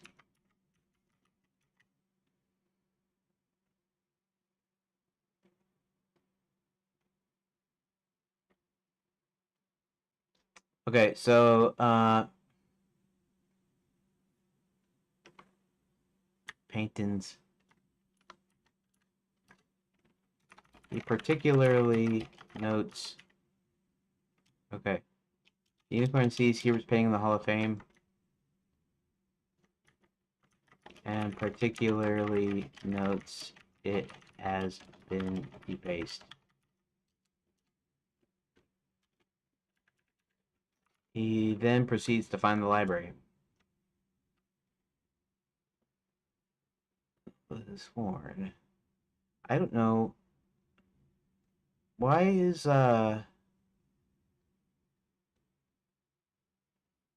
Ugh. I'll leave that for a time being. Close off a few books of this horn. There's a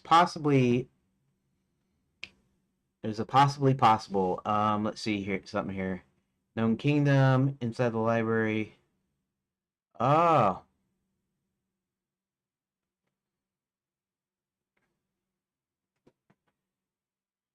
Okay.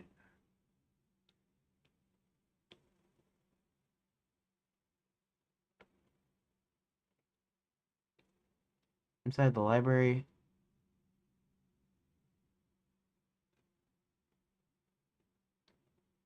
Um.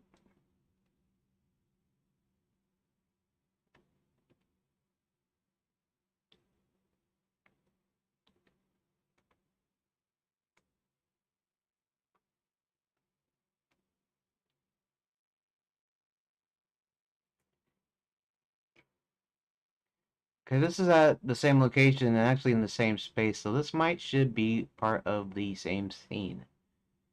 It's a kind of a long scene. It's basically long in the fact that how many lines it has. So 29. Delete that. That means I'm gonna have to renumber all these pages, which is kind of annoying, but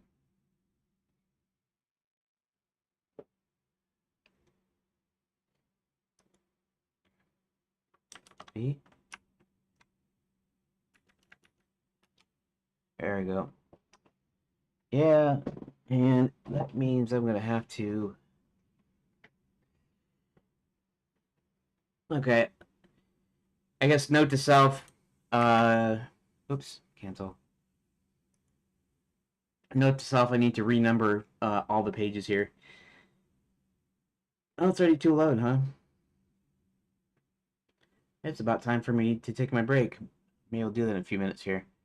Roland goes in the dwarf mines, and then from there finds the secret entrance in the Home Kingdom at Fairy God College.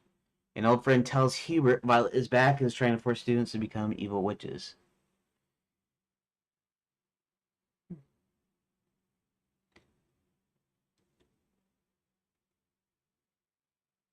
Uh, Hubert makes his way to Fairy God College and peeks in the window. In one of the windows. Okay, so I'm just doing that to make it a little bit more explicit. He actually talks to somebody that he knows there at the window because it's Fairy God College is pretty much locked down, and this is where Violet kind of has her base of operations here. In the Gnome Kingdom, there's all kinds of people. This is actually in the Gnome Kingdom here. Johnny Huber Art, Scarborough Fried Chicken, that's fine.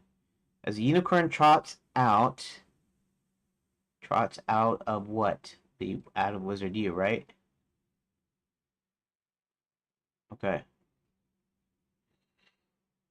Unicorn gets a running start. Okay. Proceeds to find the library. He explores the library. The unicorn then leaves Wizard U.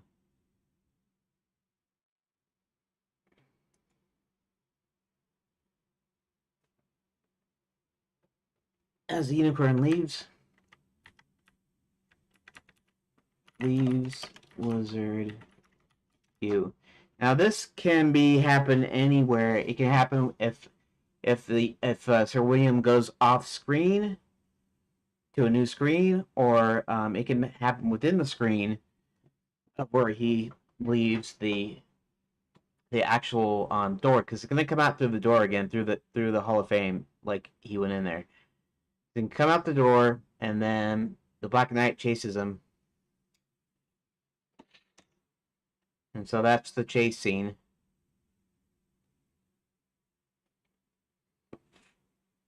Okay. In the one side of Grand Chandelier, that's fine. After getting out of the dumbwaiter,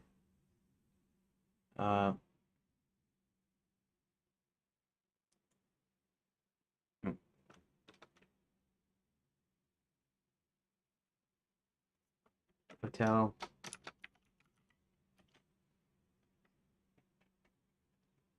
Getting out of the hotel dumbwaiter. The hotel's dumbwaiter.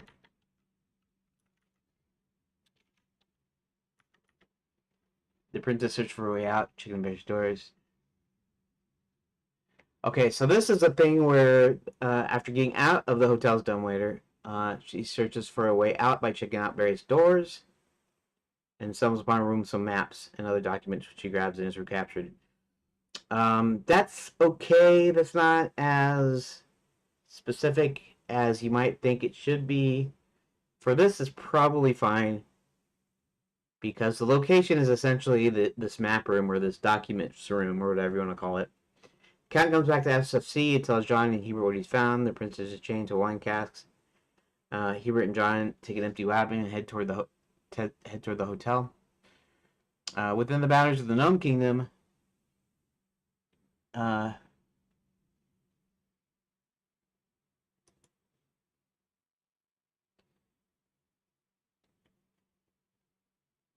okay, that could be anywhere, but that's still at the Gnome Kingdom. That's fine. Max finds Scarlet Red Clover and pulls her out of hiding. Red goes to the werewolf village. Okay, Kurt leaves the werewolf village. Travels to Fairy God College. Okay, so he's there. Zanzibar travels to a few villages and collects some tax money. A few villages. Max is in the mines. Messenger comes up. Zanzibar is stealing taxes. Doesn't know where he hides it yet. Hubert and John go to the Grand Enchanted Landing Hotel and arrive at the side door. They go into the kitchen. In the kitchen, the Grand Enchanted Landing. They find a secret passage in the wine cellar. John hits the guy who's watching the princess in the wine cellar. Inside the wine cellar, John hits the guy who's watching the princess with a heavy wine bottle. They go back upstairs to the kitchen.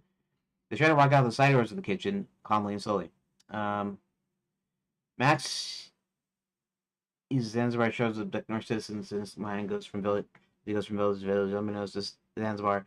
Max and his guards searching everywhere for Zanzibar's money. They finally found his stash in his hotel. And take it. Max proposes one final big show since Max is enough people for his mines. This could actually technically be in two.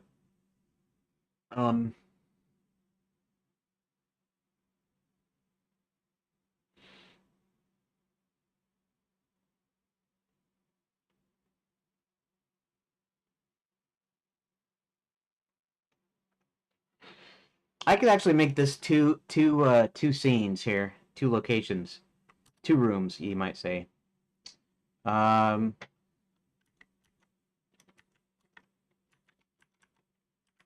Okay. Then we can, and actually this would help with the renumbering too from back there. So let's do this. What we do is we make this 43, 42, 41, 40, 39, 38, 37, 36, 35, 34, 33, 32, 31, 30, 29. Okay, 28, 29, 30, 31, 32, 33, 34, 35, 36, 37, 38, 39, 40, 41, 42. Max has guards searching everywhere for Zanzibar's money. So this will actually be the search, and they eventually search the Grand Enchanted Landian. So this could actually be Grand Enchanted Landian, or it could be somewhere else where they were searching.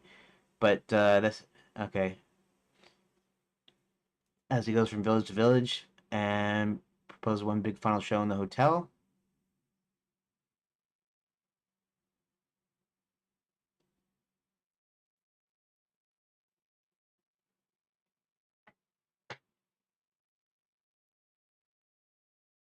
So these are just going to be in some random village in here, I think. So 43, okay. Rise up, are walking out the kitchen doors at the hotel.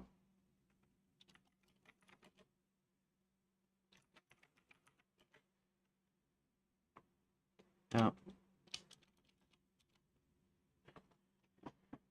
Rides up to the Grand Enchanted Landian on his black charger.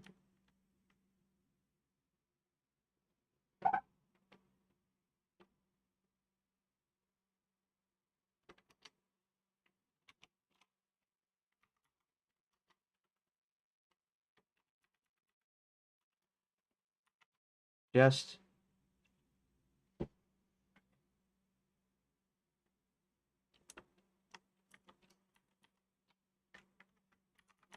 when Hubert and company are walking out of the doors. That's not really a sentence, though. That's still part of the first sentence.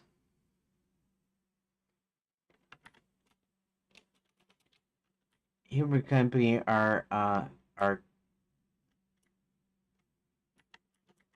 calmly walk out of the kitchen doors.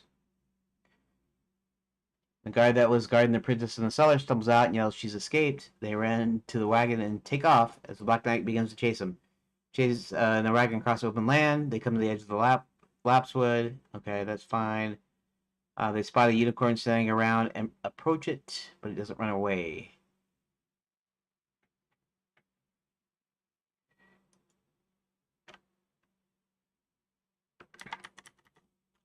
Somewhere in the middle of, did I call it lapswood? The Bear Forest. They spot a unicorn.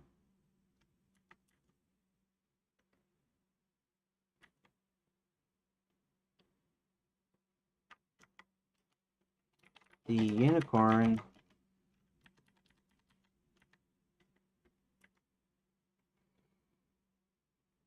stands around, but doesn't run away as they approach. The princess hops out and starts petting him, talking to him. John mentions, okay, all right.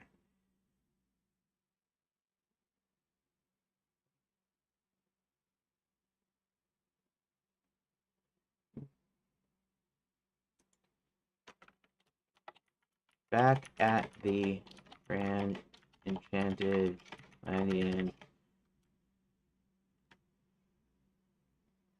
He knows he's been stealing.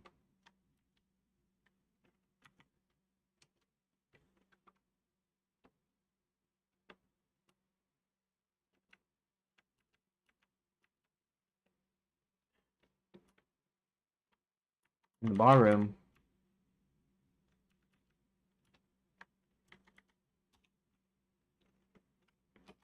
Max tells Zanzibar that this is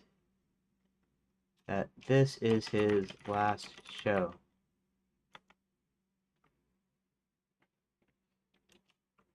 And then Zanzibar starts performing, I guess, performing.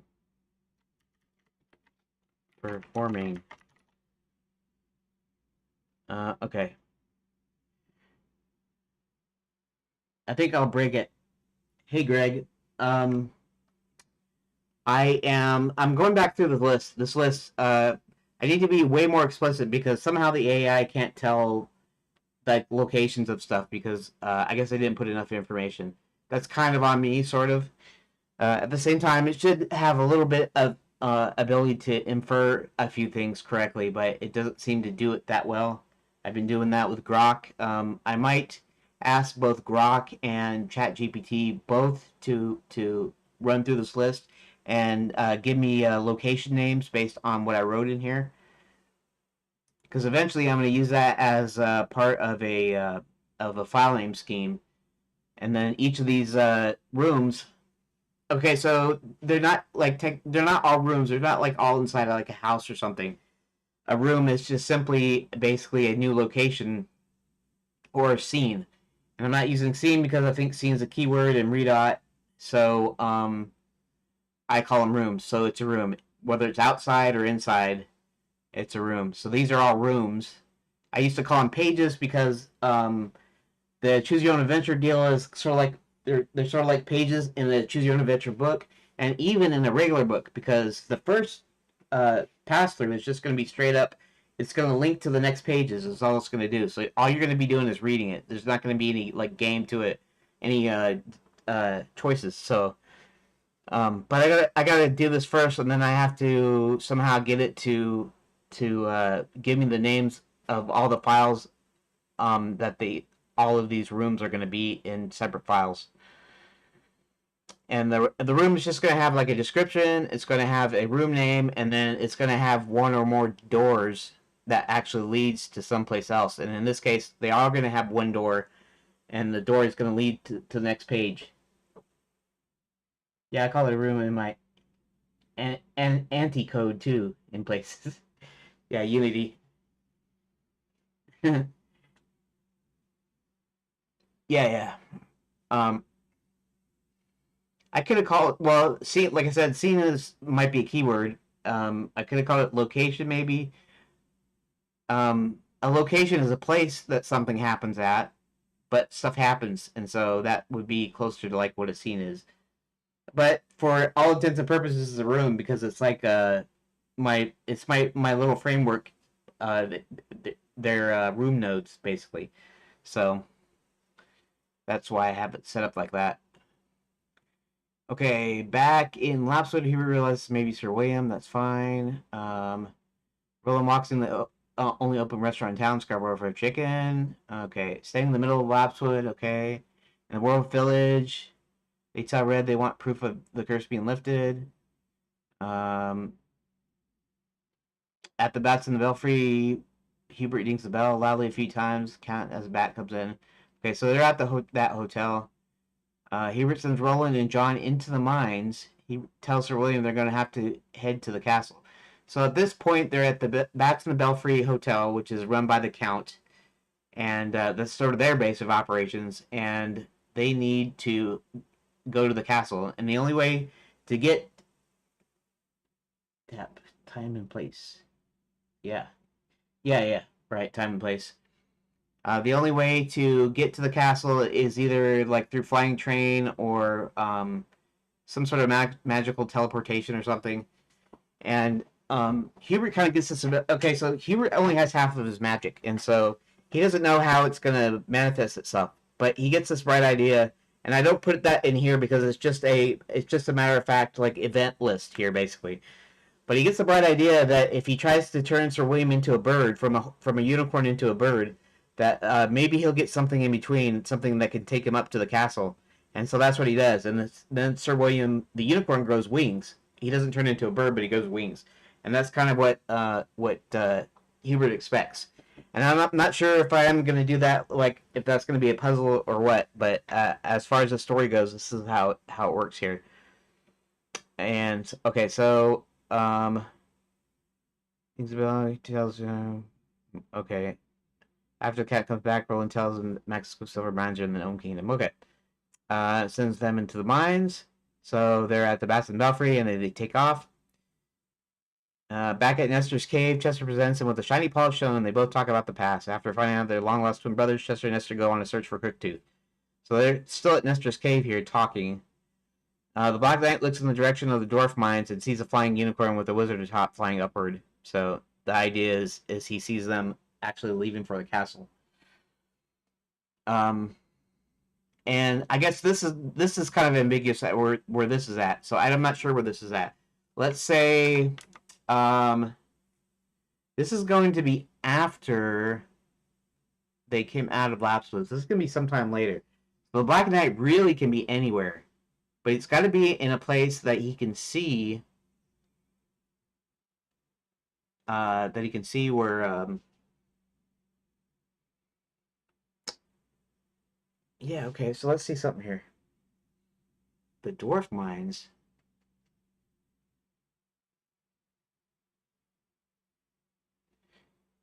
When I wrote that, Hubert was still in the dwarf mines, or he was in the dwarf mines, maybe not still in the dwarf mines, but at some point he was in the dwarf mines, and he's not there anymore. He's at the Bats and the Belfry, so that has to change. How about this?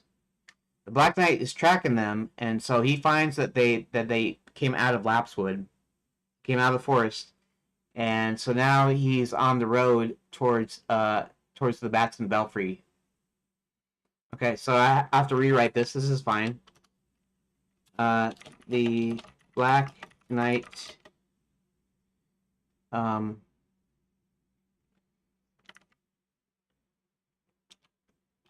Black Knight, while searching for Hubert and company, circumvent? It's not circumvent though. Circumscribes. Let's do a little define there. Define circumscribe. To draw a line around and circle, to form a mark, delineate, to limit narrowly, and circle. I could use circumscribe. I guess. Maybe it's not technically correct, but let's do that.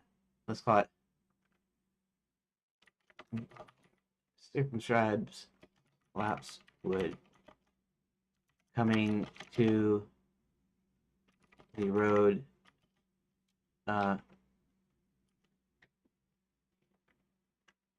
gonna imagine that Bats and Belfry is somewhere north, coming to the road.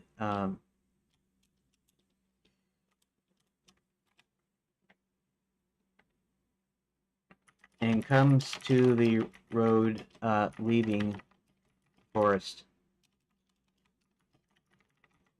Boy, that really stretches the line there. I don't want it to go to the second line. When it goes to the second line, it means that this is blank. That means that it takes more than one line of text. If I hit enter, it's going to renumber it. That means it's the next line, so it's going to do a renumber. But if I do this and it goes off the screen, it doesn't renumber. It just pushes it down because it's actually still part of the single text here.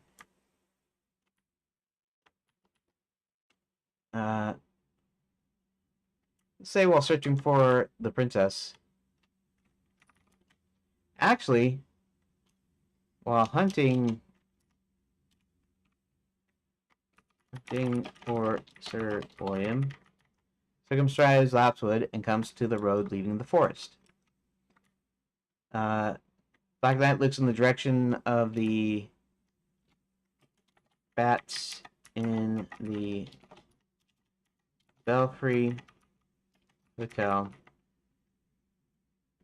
and sees a flying unicorn with a wizard atop. And I guess I don't need to say flying upward because it's implied that they fly upward. Okay, so that goes good. Roland and John go back into the dwarf mines. Where they go? Where they come? Oh, because they'd already been in there, so that now they're going back in there. Uh, oh, yeah, Roland was already in there. He talked to his dad and then he left by the secret entrance. They go back in the dwarf mines. They use a secret door to gain entrance into the Gnome Kingdom. Okay.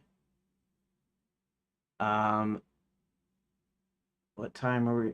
It's 2:34. I need to take my break. I think. I'm not sure, but not sure if you can, but when you write in GitHub, maybe you can scale zoom the browser a bit so the text is more legible. Uh, yes, I can do that, can I? Yeah. I'm actually gonna go to my break next, but shoot, I can just go like this. This is fine. Now you can see everything, right? Um,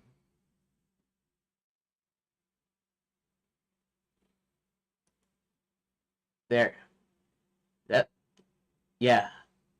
I mean, now you can see it. It's like I'm looking at my YouTube browser. It's like 20 seconds later. But that's also almost like when you should be seeing it. So it should more or less. Yeah, that's super nice. Okay, but now I'm actually going to go on my break for about 30 minutes. So it's going to be about till about 3 o'clock. I'll come back at 3 o'clock. If you're gone, it's okay. But otherwise, yeah. And if you're gone, thanks for popping in. And if you're not gone, then maybe I'll get to finishing this part. I was supposed to be on doing. I was supposed to be prepping one of the AIs to make the. I need to run out as well. Okay, yeah. Catch you later, and I'll see you on the other side of the break, and I'll see everybody else at the other side of the break too. So, thanks so far for popping in or watching or listening or whatever, and I'll be back in about 30 minutes.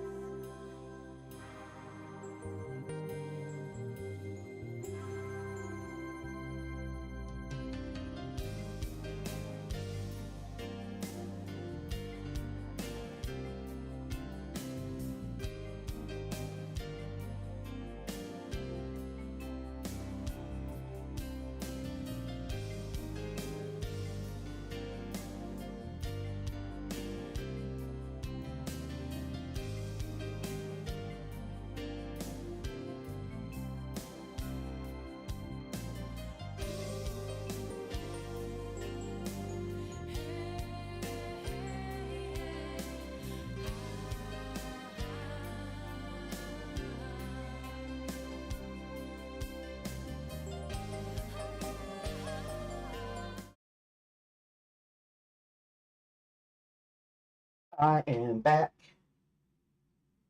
and that's a fact, Jack.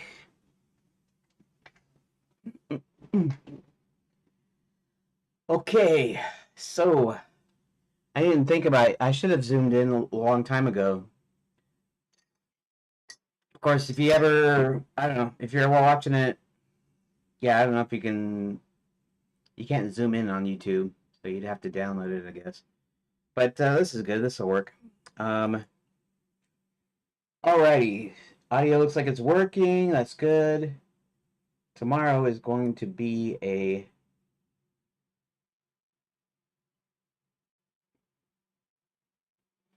um, tomorrow's going to be an edit day, of course.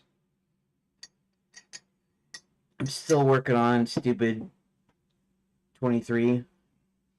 I got a bunch of footage that I got me reading off my first version of my outline that I finished, and it takes like I think I got it down to 14 minutes by cutting out all the silent parts. I even really super tightened it so it's literally just like choppy, super choppy. But it still is above 12 minutes. I should be able to at least get it down to 12 minutes, but I don't know. Maybe this should be one of the few that actually gets to be that super long. And then I got this other footage of where I'm actually working on finishing up the original outline, and all told, all the footage is like an hour, and so I'm going, what do I do with that? How much do I show, or do I just say this is what I got done and whatever? And what I was thinking is, I was thinking of after I get it completely down, all the silent parts as much as I can possibly do it, then maybe I'd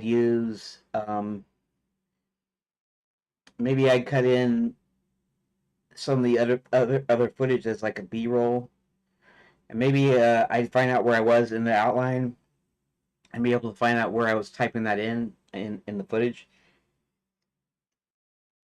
and just you know either put it on a like a picture in picture or just a split just a cut to like B-roll with like no audio or something. Although it wouldn't be like a one-to-one because I'm cutting out all the spaces, and I'd have to cut out all the spaces of the. Anyways, I'd have to do a lot of that as an edit on those clips. So I don't know if I want to do that. Maybe I should just leave it as is, and I don't know. We'll see. I guess whatever.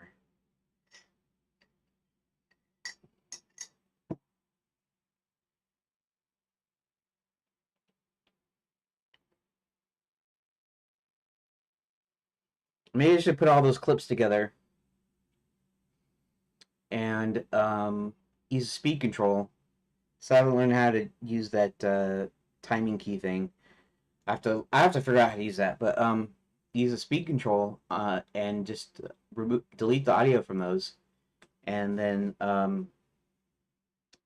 put put it as a time lapse picture in picture while the audio for the other is going, and just release it like that.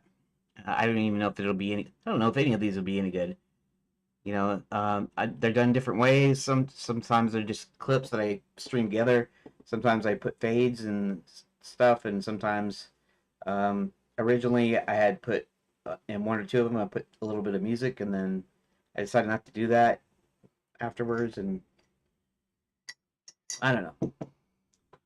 Okay, Roland and John go back to the Dwarf Mines. Okay, Max arrives at the administration castle. Okay, that's fine. Hubert tracks down Violet and confronts her while Sir William decides to go back to the Count's hotel. Now, this is somewhere on the castle grounds, but, so apparently Violet has to have gone to the castle at some point. Because I've always seen her in as being in Fairy God College. Um,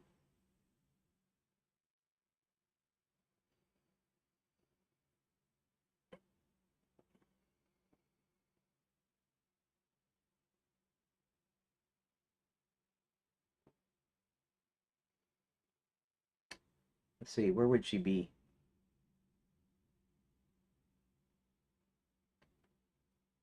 See, this is a whole thing. I didn't really even have a thing. All I know is that they're at the castle and he tracks her down, and that could be like a whole puzzle, like a maze or like a thing. Um, maybe Hubert has to sneak around the castle in order to be able to find her.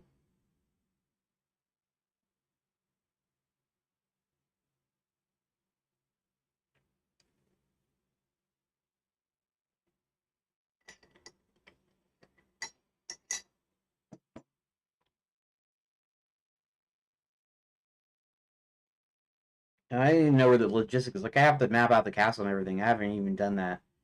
I don't necessarily have to do that here in the text, maybe so much. Although it's probably still a good idea. So probably before I get done with the choose your own adventure phase one, I should at least have an idea where everything kind of lays out, and that's when I have to start doing some more visual stuff that isn't like animation or art or anything like that, but just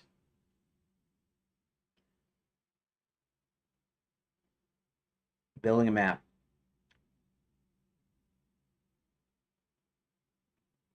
So I should have done beforehand, but I kind of want to get this going. Okay.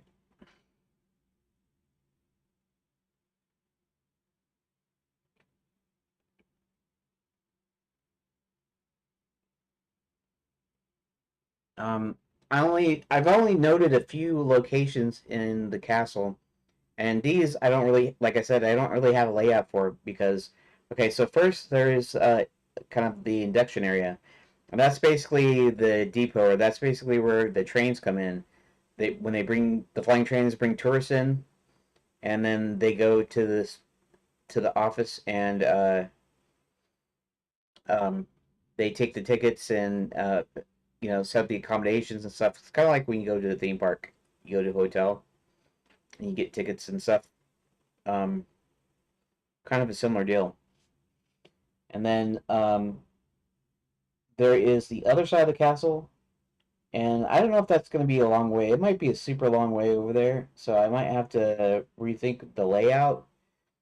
But on the other side is another depot where the other flying trains take uh, tourists down to the surface. Okay, so you have on both sides you have that. Um,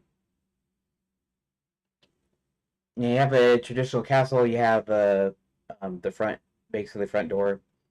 You have these terraces coming off. Um,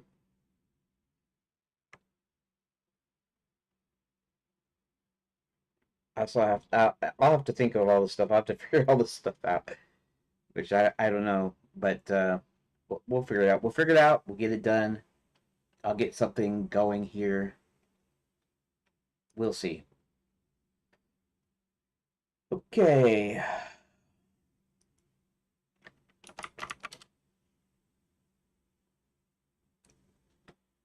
Uh,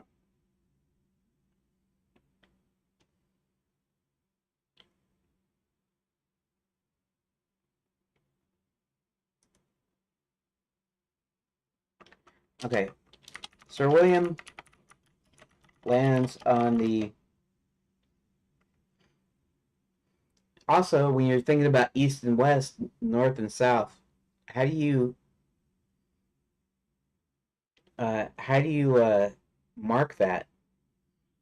If you're walking on the ground, north is north and south is south, and the cardinal directions, and you kind of get an idea of what it is. When you're in a castle in the clouds, I mean, you could say the same thing, but when you fly in, you're first flying into one of the, to the side of the castle, and then you have the other side of the castle that goes down to the surface, and then the front of the castle is the typical the gate, the castle gate, the portcullis, the I don't know if it has a moat or whatever because it's up in the clouds, so it might not necessarily have a lot of that stuff that you'd find. Um, Bridges and things and whatever. And um,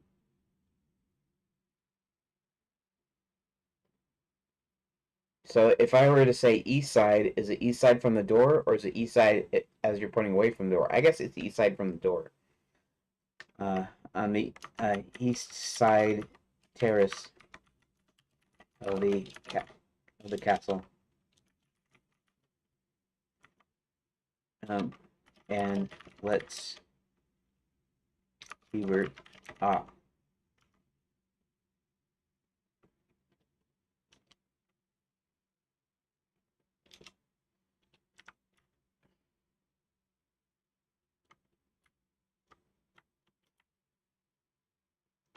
Let's gonna write something else here.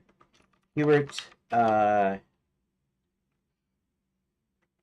starts systematically searching the grounds for Violet, taking care not to be seen.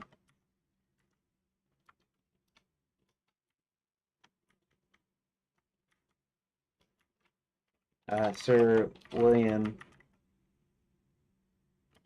flies off and heads back to the bats in the belfry. I'll say toward the bats in the belfry. So we got that. That's all right. Roland and John locate the office within the mines. Okay, so that's a location within a location. But in general, this is in the Gnome Kingdom. Max's mines.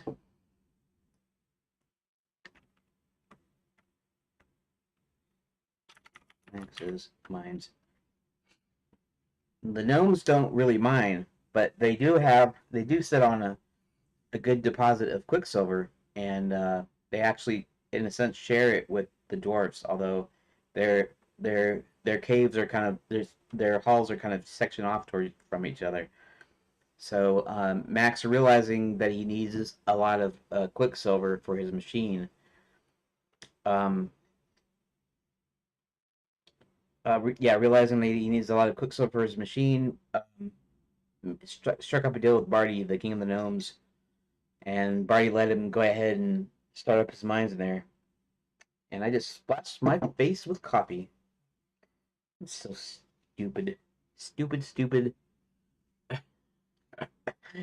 And I just slosh around my coffee like, anyways, okay. I'm okay, I think. In fact, I'm gonna have to go in and refill my cup here in a second because I can drink my coffee fairly fast. Locate the office in Max's mines, then spot the dwarves tied and gagged on the floor. Okay, that's all right. With the Violent present, let's see. So let's go back to what I was saying about what's in the castle. So you have the induction, or essentially the lines where you trade in your silver ticket for hotel room and whatever other amenities would go with the resort. Maybe they have a dining plan, maybe whatever. Which these days there's not hardly anything coming into that side, but so on that side there's that. On the other side is basically where they go to the other trains. They go through the castle, and then the other things that I was showing is I was showing there's the mail room that actually, let's see, how did I say that it happened? The papers, right? So there's a room that accepts the papers that the tourist ends up signing these papers and paying a lot of money. So there's that room that takes that, then takes the papers and puts them in pneumatic tube and sends them over to the mailroom, who actually takes the papers out and then puts in. How did that work? How does? Anyways, I have it all written down. So we have We have the room that takes the that sends out the tickets, the postal room, and the mail room that actually sends mail and things throughout the castle using these pneumatic tubes. I have that. There's the throne room, obviously. Probably going to be some kind of quarters of some sort, like the king's quarters and uh, whatever kind of royalty or whatever's there. They're going to be quarters for those that are actually running the day-to-day operations of the resort. Of course, this is going to have a giant kitchen and dining room, and it'll be a dining room. Uh, I don't know if we'll ever go in there. It's just something that I just thought up like just now, basically. Um, and the castle has a giant dining hall, but it's run like a cafeteria. Even the king will have to stand in line at the cafeteria in the dining hall. You know, of course, you'll have all the foods that you'd find in some sort of medieval, roast leg of mutton and you know, mugs of ale and I don't know what else. What else you actually vegetables if they ate vegetables? I don't know. Bread, bread and cheese and would be pretty good actually. Castle of Giant Dining Hall, but it's run like a cafeteria. I just put that in my notes just so I have a place to go back to and remember. I have essentially what I call kind of useless data that's not actually useless. They're just things, jokes or puns that I think would be funny. Uh, you know, um, Ideas for puzzles, just little things like that. I put in my notes. Uh, a violent present.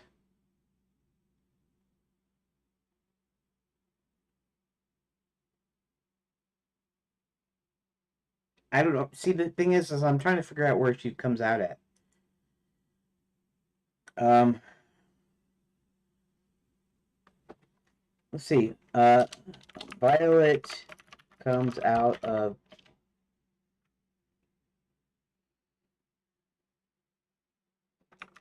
castle on the west side. Comes out of the west gate of the castle toward the west side train depot. Um,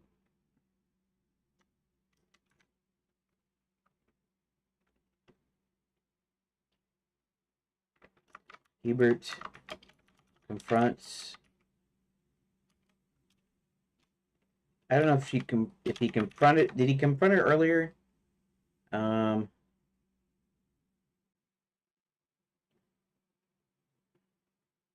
okay, right. Oh yeah, there's I suppose the Omni Gate is at the south terrace, the south gate. So maybe there's like the four gates, right? There's the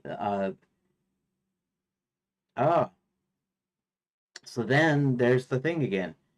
If I'm facing the castle doors and this is the south gate, if the front gate is actually the south gate, and the east gate is actually to the left, and the north gate is actually the south side.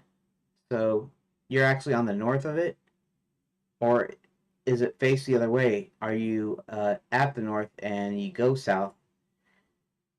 If you're going south, if you're at the north gate and you're going south to the south gate to the which is the back of the castle, then west would be to your left and east would be to your right.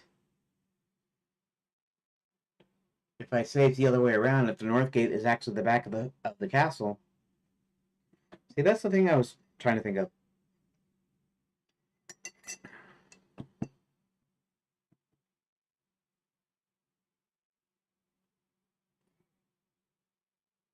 West side. If it's east side and west side, if east side's to the left, that means the south gate is actually your front door. And I don't know if that works. Let's ask GPT.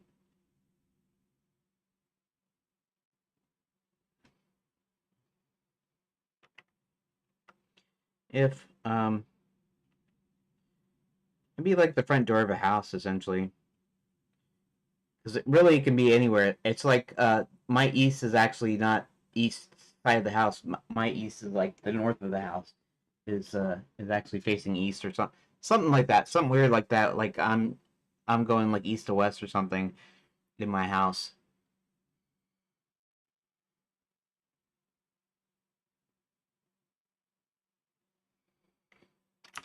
I want to describe things on each side of the castle in my game. And I approach the front gate and back gate.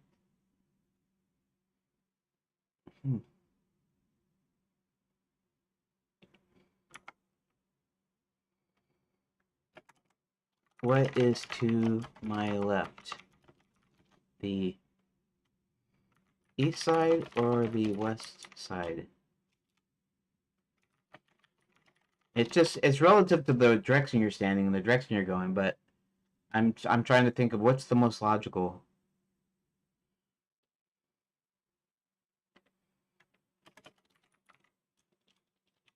I understand.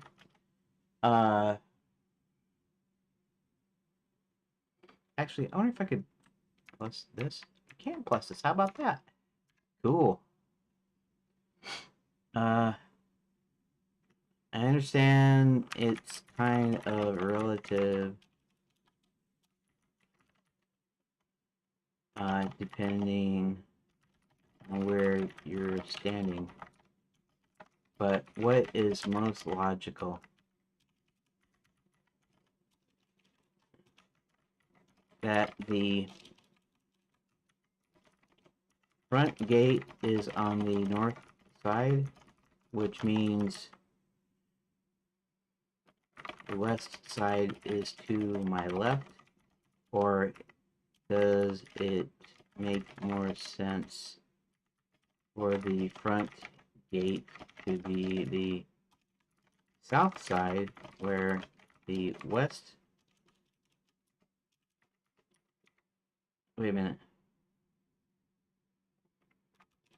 The east gate is to my left. It makes it more sense for the front gate to be the south side, where the east gate is to my left.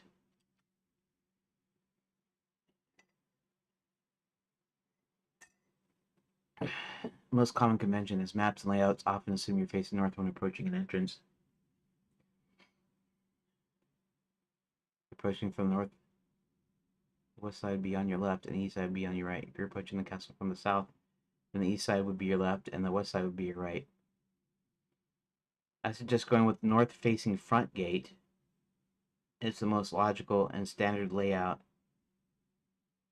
for your reader or player to follow. And I'm even getting backwards. So the west is to the left, normally east is to the right. But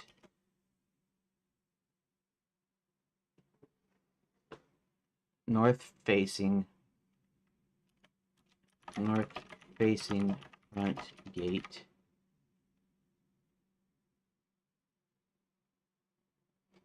means I'm pointed south when I enter it. If I'm going south, then the west is technically to my right, and the east is to my left. You're spot on. Here's a breakdown. The front gate faces north when you enter. You're now facing south.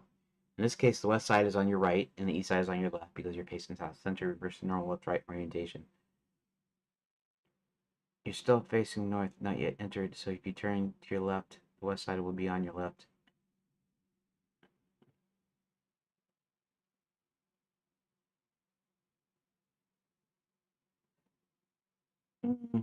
Not not exactly. It doesn't exactly clear it up. You know, I mean, I could just do anything I wanted to, basically. But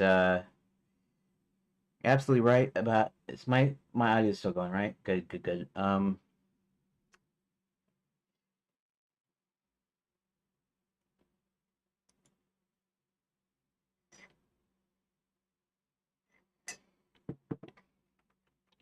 So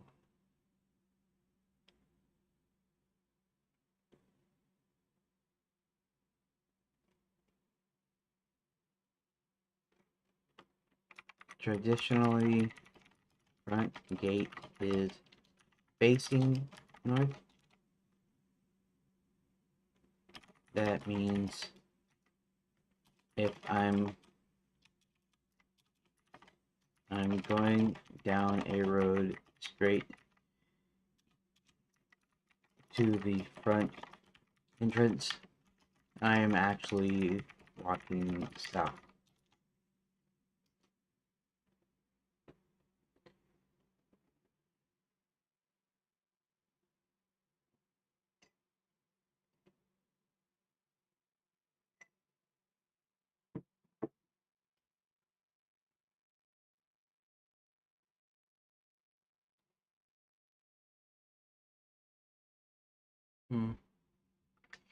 I guess a little bit.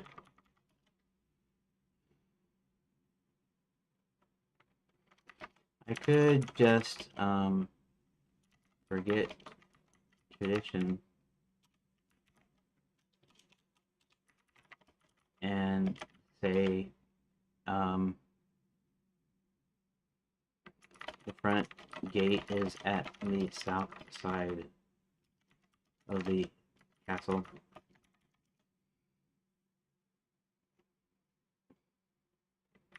That way,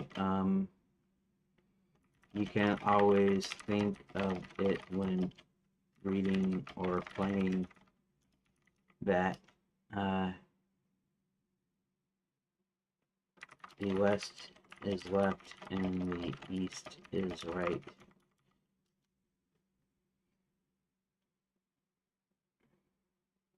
That sounds like a great solution. Make the front gate on the south side. You keep the left-right orientation simple and says for the player.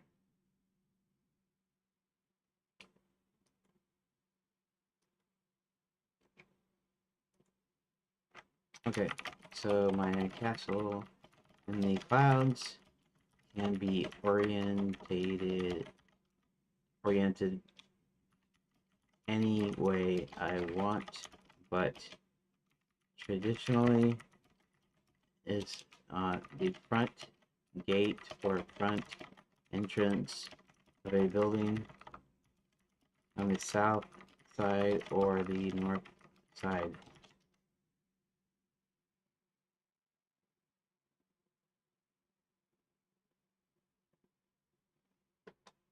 I'll see what it says. But looking at tradition can still vibe with the current. Let's break it down based on real world castle norms and see what fits your vision. Okay, entrance trends. Western Europe medieval castles. Most castles, Norman and Gothic, don't stick to a strict cardinal rule.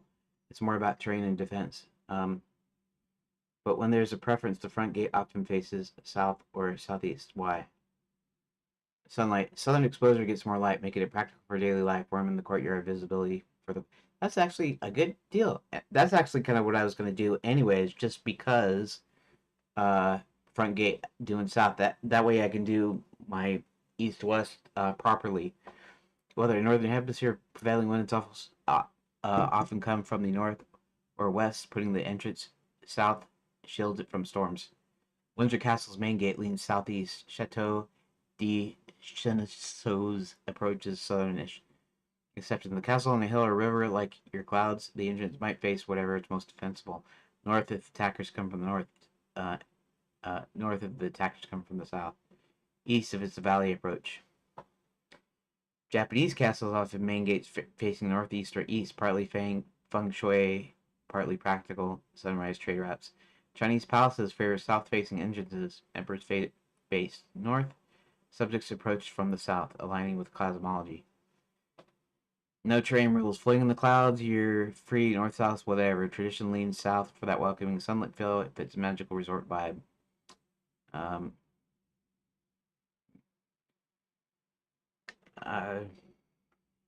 I think south side for the front gate makes sense. So don't feel confused when communicating the sides. If it's this, if the front entrance is on the south side, then you're moving north when you encounter it, and that means that east is on the right side and west is on the left side. So I can keep it straight in my head.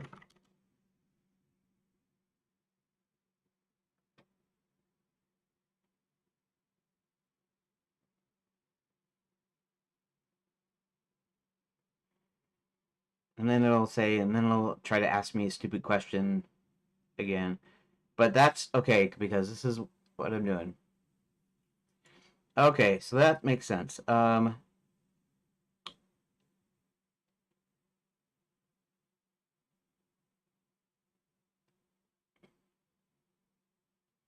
this is how we're going to do it. He's going to end up at the west side, which is on the left. Okay.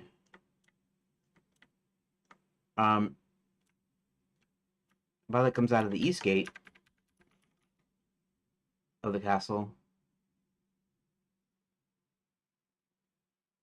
toward the east side wet train depot.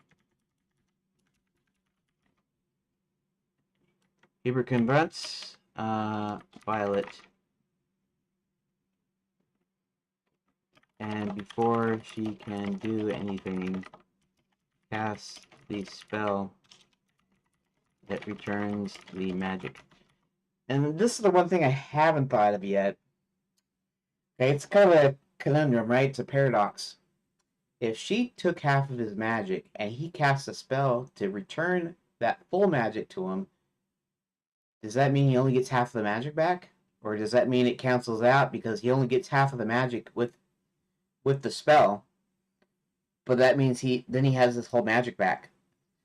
So magical paradox, right? And actually, that could be a thing that I could put in there as a deal.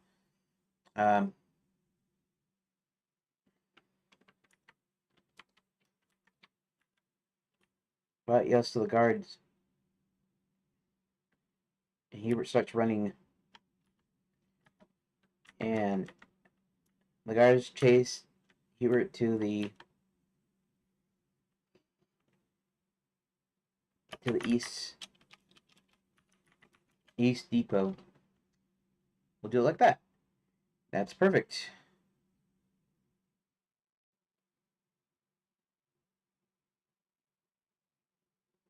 Okay, we'll leave it like that. While Sir William is flying, this is just in the air above. Okay. Huge black dragon swoops out of the sky, hits a full-on Black Knight signal. Okay. So this doesn't really have a location per se. It does have a location, but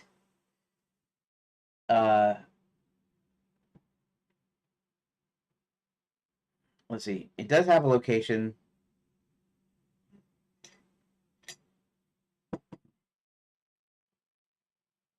But it's essentially okay, so it's essentially in the sky, so it's in the air. So it doesn't matter where it is. So when this battle happens, it's in the air. And this could be just, sky battle, sky fight 1, sky fight 2, or it could be dragon fight or something. I don't know. It could be Sir William Black Knight, or Kurtu starts heading towards William again with the other two dragons swooping behind him. In the mines, the Domes promptly put John and Roland and the rest to work. After a bit, John signals the dwarves to overpower the guards. And there is an explosion that seems to come from one of the mine walls. When the smoke clears, a train appears to have crashed into the mine. Hubert pops out of the train. Sir William and the twins manage to batter Crooktooth and his rider, the Black Knight. The battle ends quickly when the Black Knight and Crooktooth separate and fall to their deaths. Red goes back to the werewolf village, and Kurt jumps out of the bushes, and they tumble back into the forest. Let's say heads back, because she's not completely there yet. She's on the road, but she's near it.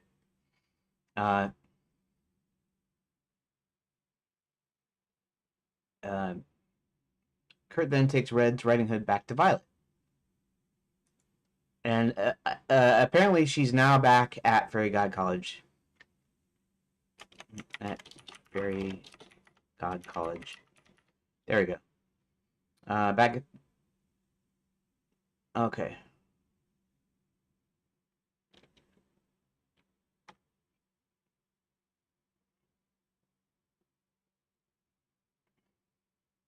Back at Fairy God College, Kurt reveals Red was promising to remove the curses and that he didn't want that.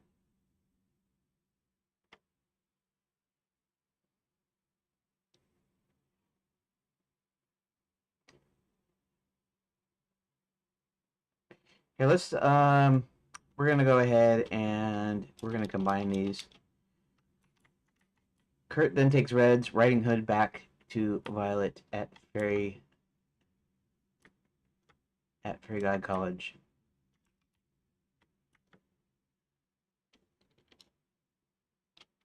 Kurt reveals Red was promising to remove the curses and he didn't want that. He asked Violet to enhance the effects. Violet agrees if he steals the totem of leadership, brings it to her because she claims it will bind the pact to him. Back in the mines, gnome guards are easily overpowered after they hear what sounds like an explosion. The slaves get released and start to run out of the mines. Hebert shouts for everyone to head to the Bats and Belfry Hotel. 71. Back at the Bats and Belfry. Okay, we know that we're there. 72.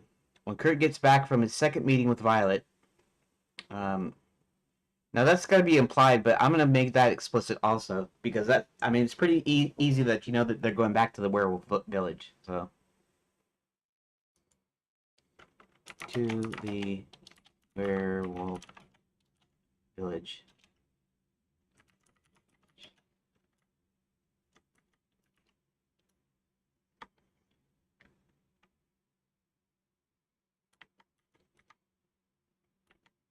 Gets back to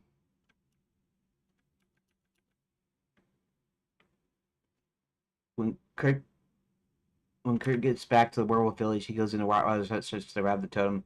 Thorn Rottweiler's third in command stops Kurt from getting the totem. They fight, and Kurt takes the totem. So actually, technically speaking, this is actually in Rottweiler's hut as a location. So hopefully the AIs will figure this out. If not, I'll just have to manually fix it. Kurt returns to Violet.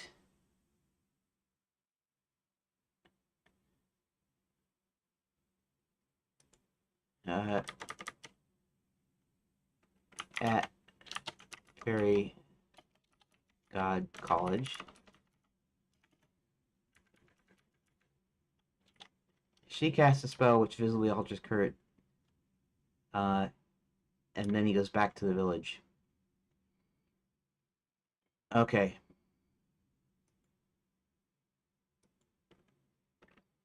At the village, Kurt disposes of Rottweiler. And most of his followers.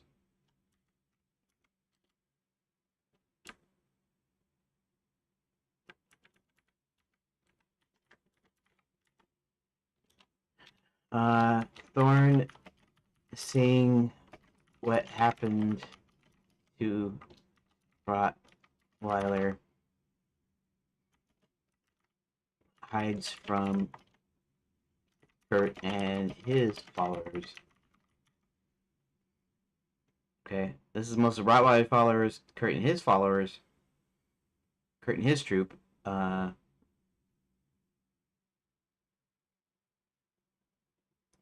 Let's do this a little bit different.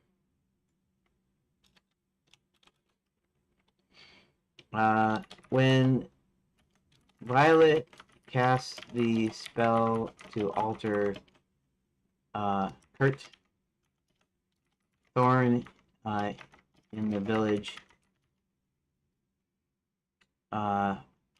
sees the Kurt's own followers change as well. Thorn goes and hides just out of town and waits. Okay, the Puritans, Hubert, and John make plans to rescue vacation fairy godmothers and vacation princesses.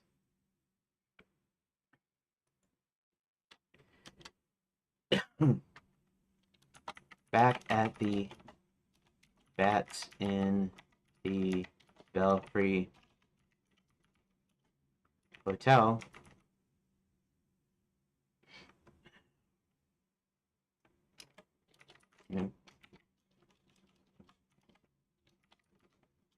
the princess, Hubert, John, and John make plans to rescue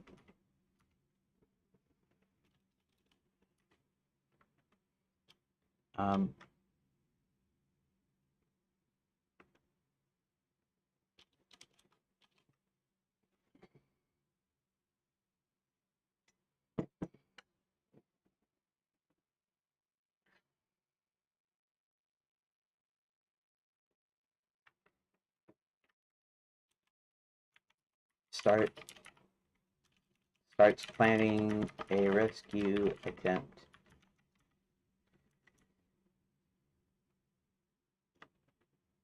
Starts planning.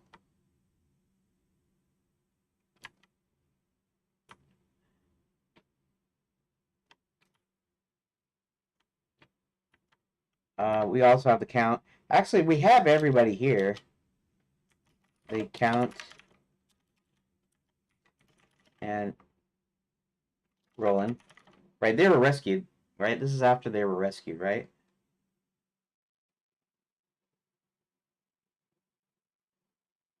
Sir William also. No, he sends them. Oh. Let's see. They're overpowered. Hebert shots for everyone to go to. Hebert changes Sir William back into a man. Okay, John and Sir William tonight school inform them enlist their help.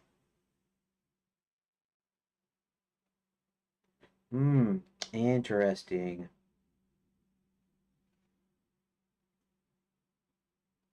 Okay, so I got a whole thing here that I kind of screwed up in here.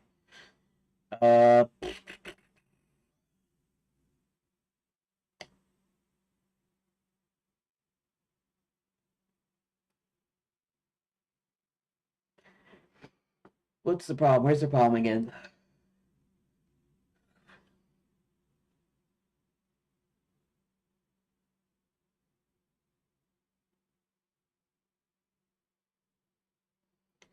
So Hubert and the princess are there. Hubert, the princess, and the count are there still at the hotel, right? Okay, Hubert, the princess, and the count. And the count.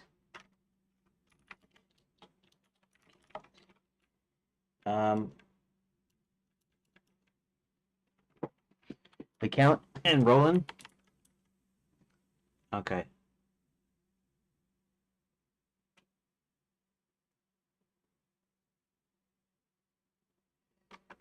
Maybe it's just the princess and the count, you know? they're the ones that have to go in and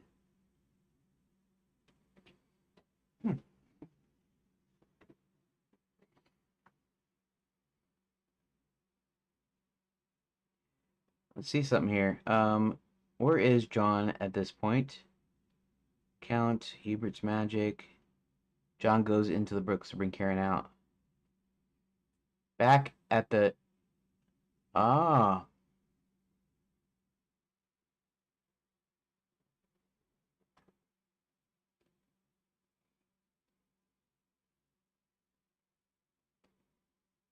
makes it back to Hubert and John, and they all go back to Fairy God College. So Hubert and John at this point are at the Bats and the Belfry.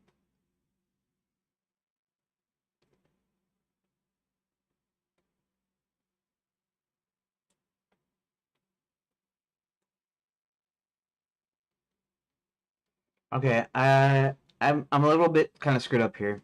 Uh, we never said that John and Sir William came back. I mean, they might come back, but I'm just saying we haven't seen that, so they're not back yet.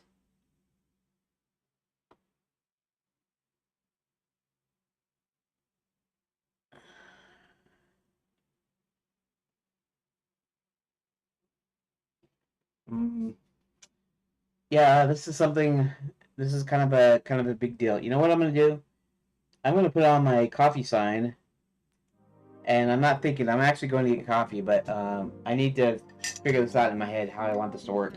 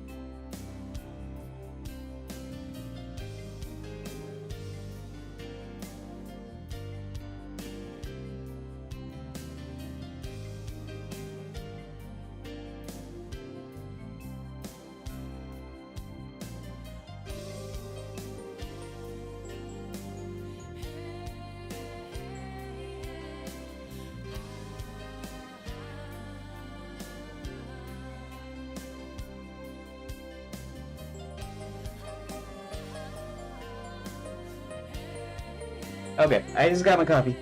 Okay, let's see if we can lock this down. Because really, it's almost time for me to go to call it a day here. But I need to. Where's the dang desktop? Okay, there we go. It's almost time for me to call it a day. But I want to get this locked down. This thing locked down here. Uh.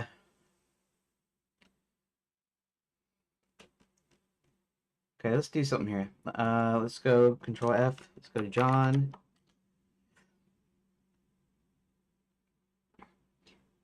Power the guards. Let's go down. Back in the Bats in the Belfry. Hubert then sends John and Sir William to night school to inform them and enlist their help. Do I even have it in here to do that? What's this? Kurt returns at Very Good College. Oh, that's because that's supposed to be she. She casts a spell. Okay.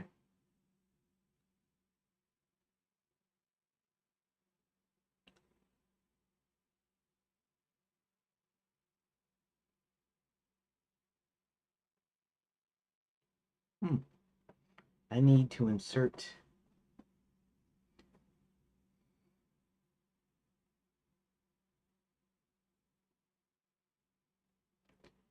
Um.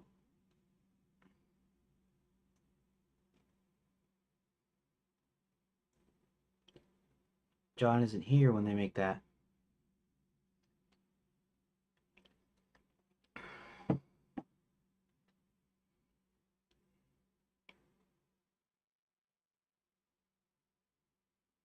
Hubert and John, right at this point, are supposed to be at the hotel.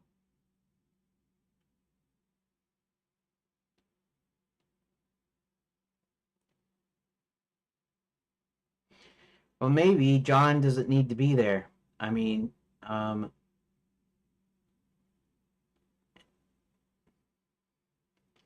Princess Hubert, um,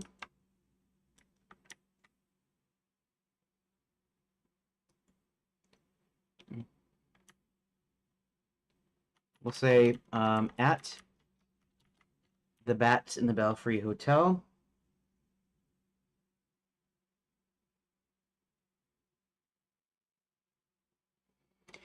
Yeah, I'm still gonna insert a deal here. 74. Actually, it doesn't matter. We'll do it this ways, and then I'll have to renumber them anyways. So 74. Oh well, if I do this way, then John and Sir William ends up back at the hotel instead of later. Let's do something else. I don't have to do it this ways, but let's do it this ways. Let's after.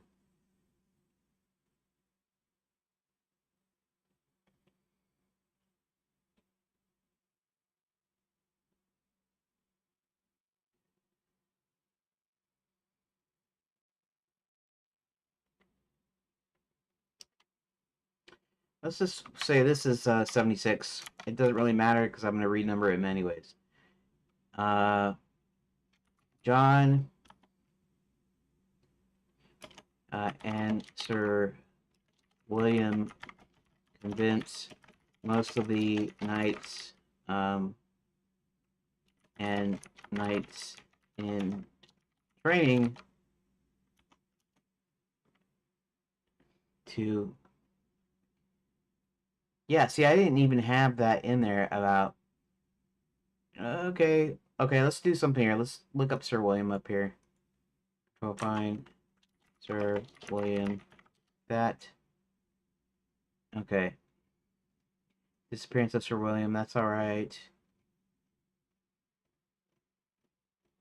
Okay. This is all. Maybe Sir William. Okay, that's alright. They're gonna have to head to the castle. And Sir William sprouts some wings. Hunting for Sir William. Lands on the west side, flies off. They have the aerial battle. Okay. Back of the bat's mouth. Turns back to a man. They go to night school. John and Sir William convince most of the knights in training to join them in fighting Max and his armies.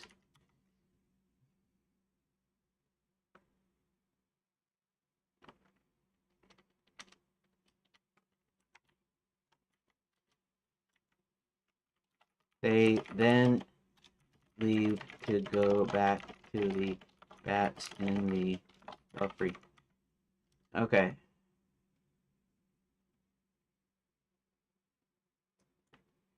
Okay, so we'll go ahead and start for name or name and title. Oh, I don't like sneezing. At the Bats and Belfry Hotel, Princess Karen. We'll say Hubert. Princess Karen.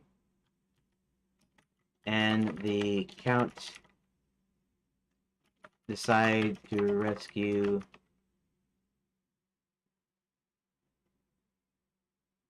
I mean, it's going to take too long on the stupid line.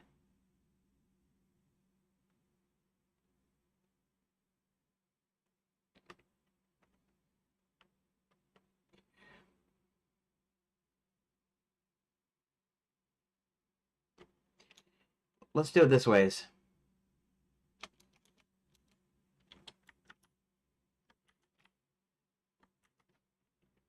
The Count and Hubert.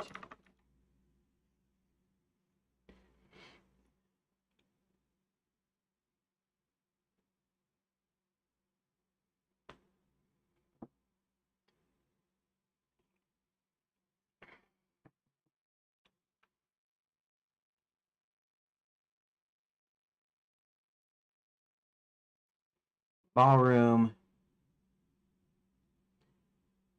Okay, let's say they kind of go into the ballroom.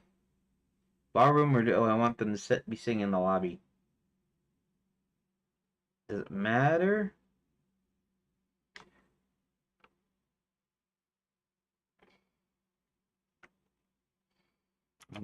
I'll sit in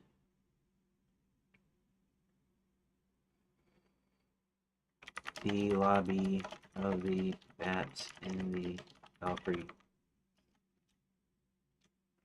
In the Belfry.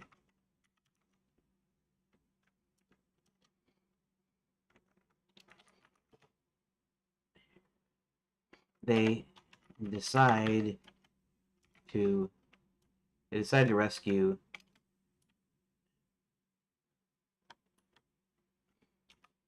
and start making plans.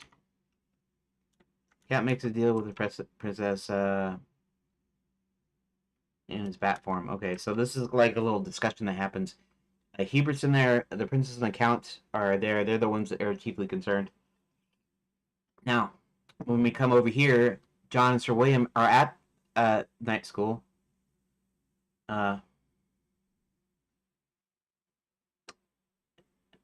Okay.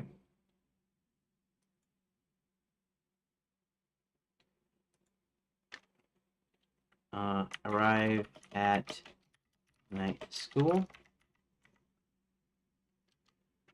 They convince most of the knights to join them in fighting Max and his armies. They then leave to go back to the Bats and Belfry. Princess goes back to Princess Prep. Sees a note on the Fairy God to go to Fairy God College with Bastards and returns there. Okay, so this is a little bit tricky. This isn't tricky, really. I mean, you can see what it is. They travel to Princess Prep. They go up to the door. They see a note on the door. It says go to Fairy God College. It gives them a password, and then they go back over to Fairy God College.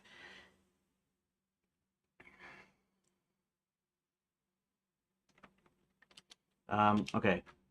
The princess arrives at Princess Prep and sees a note at the door. A note on the door. On the door. The note. The moat. the note says to go to Fairy God College with the password. And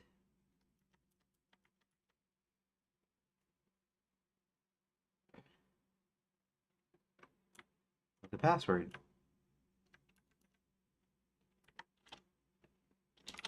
The princess with the count still a bat in her handbag. Still a bat in her handbag. Hat back. Hat back. Just give me some hat back.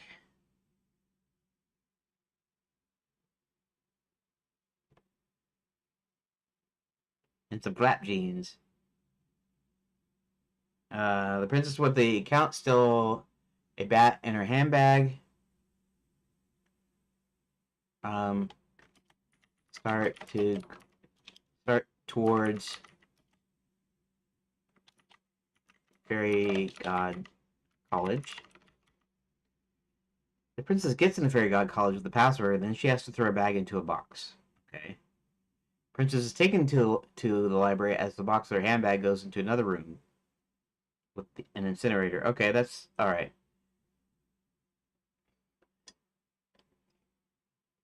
She's asked to grab some books, and it opens one and opens one, and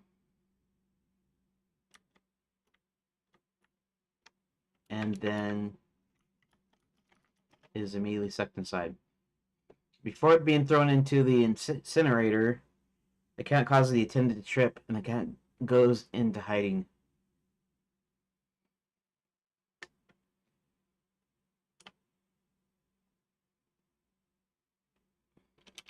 Let's write that a little bit differently.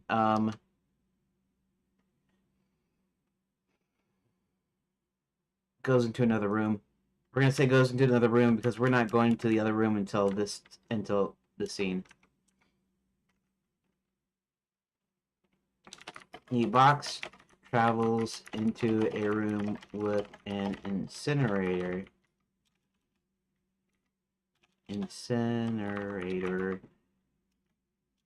Which the count is barely able to make out from within the handbag.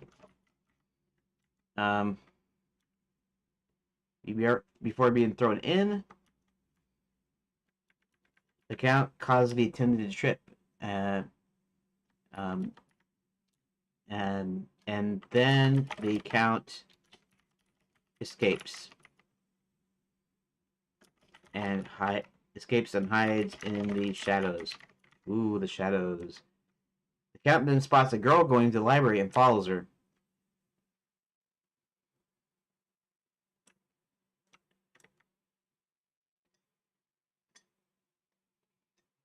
So we're gonna have to. This is in the incinerator room here. But we're gonna have to make a little bit of a leap here because basically a girl is doing what the princess does, and apparently what a lot of these girls that went into Princess Prep did, and so he actually exits the room. He exits the incinerator room. The count escapes. How about this? Period. The count then leaves the incinerator room back into the hallway and hides in the shadows. Count then spots a girl going into the library and follows her. So we're kind of thinking that past the front desk, they go into a hallway, and the library's down the hallway, and the incinerator room's maybe off to the side. And so the box goes off into the side. The box with the handbag goes in there. She goes to the library, and then the count can just barely see through the handbag, like the little gap that he's going to be thrown in the incinerator. So he starts flapping his wings, and he makes this disruption, and then the guy that's throwing the bag into the box into the incinerator, he trips and falls, and then the Count flies out. He flies out the doors, and now he's in the hallway. And then he goes up into like a corner or whatever where there's shadows where he can kind of hide himself. And then he observes for a little bit. It wouldn't be necessarily like a long time elapsed or anything, but then he spots another girl uh, being taken to the library. Count sees the girl being sucked into a book and figures this must be what happened to the princess. So either he goes up to the door and he sees through the windows, or he goes in and he hides somewhere. But in any case, he sees her.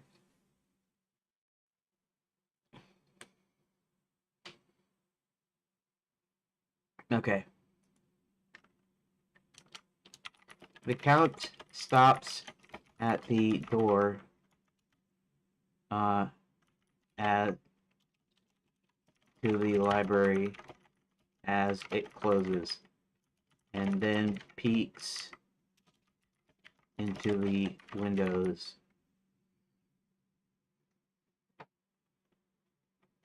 Should I say of the door, or should I just leave it? Like, context is pretty easy.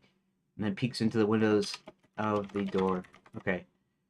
Now the Count sees a girl being sucked in a book and figures this must be what happened to the princess. The Count makes it back to Hubert and John, and they'll go back to Fairy God College. Okay, so how do I do this? Do I just made a scene.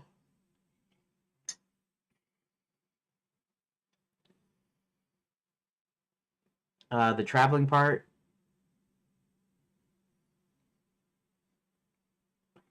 Or do I make this part of the Count makes it back? Makes it back to Hubert.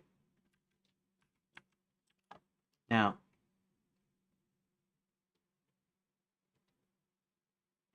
okay. So they're already back at the hotel. All right. Um, the Count makes it back to Hubert and John. So basically, he leaves. He leaves Fairy God College because he's able to.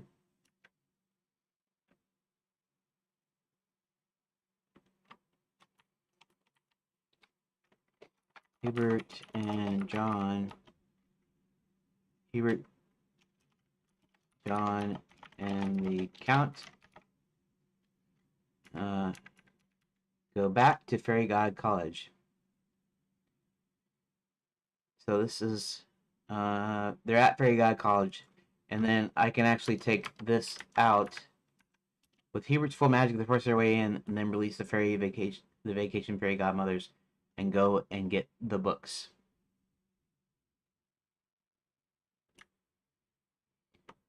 As soon as they like that, force their way in. Period. As soon as they release the vacation fairy godmothers, they go and get the books.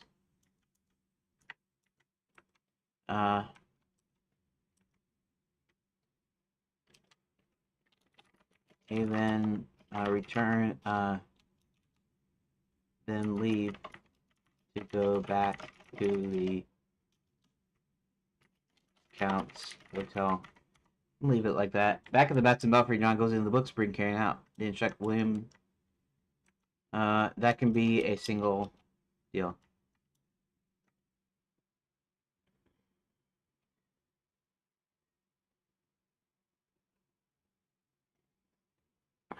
Afterward, let's see.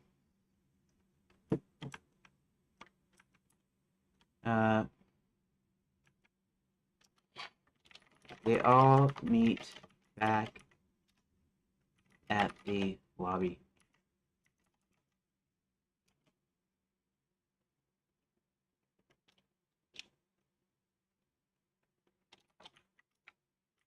The Bats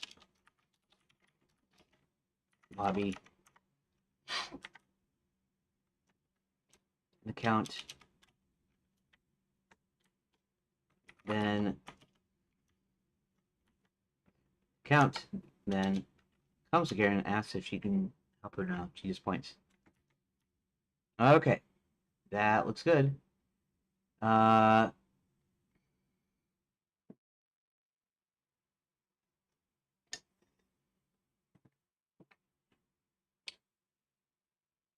This can actually be anywhere because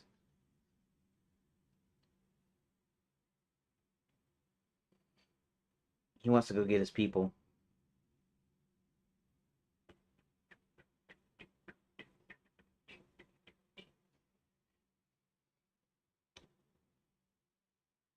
Um,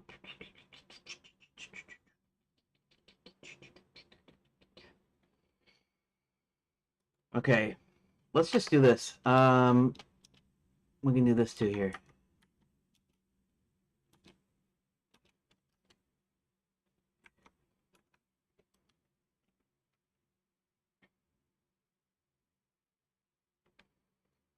In the library, I don't know if I'm gonna make Roland Senior small enough to fit into the hotel. Maybe he's waiting outside. In the library, Roland Jr. tells Hubert him and his dad are going back to the North Country where his people are going to him and his dad are going to get the help of his people.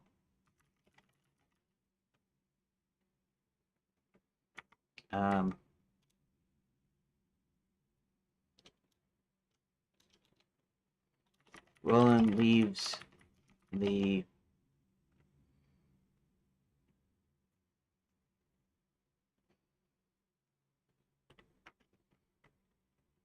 hotel where his dad awaits, and they leave. Roland leaves the hotel.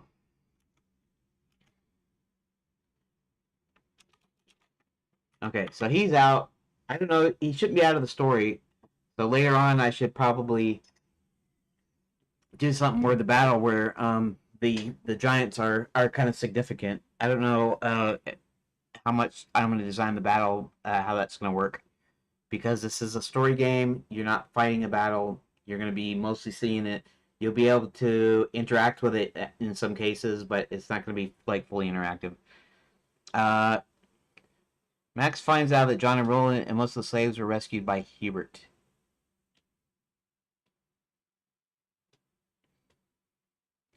Okay. Back in the mines, and the reason he's back at the mines, there's no actual real reason because he was overseeing the machine,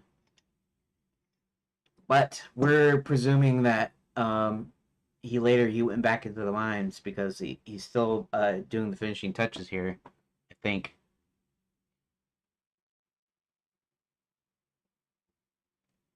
Oh. Okay, not back at the mines. Okay. Back at the castle in the throne room. A messenger.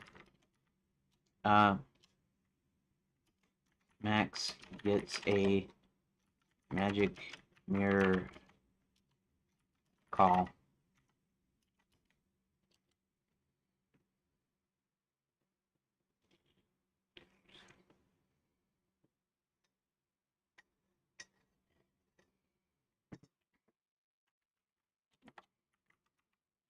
Party, sitting on his squat throne inside the gnome kingdom.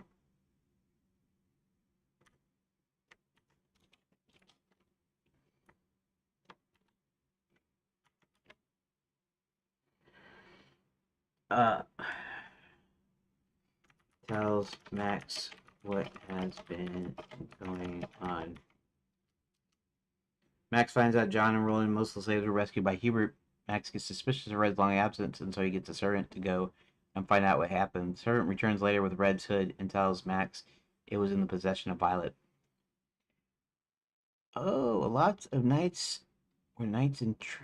Oh, see, I already had this in here, but it was much later.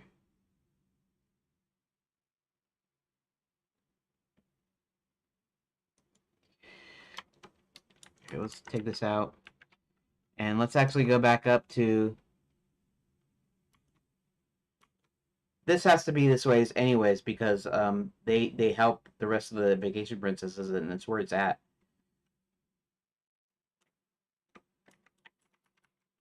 Let's see.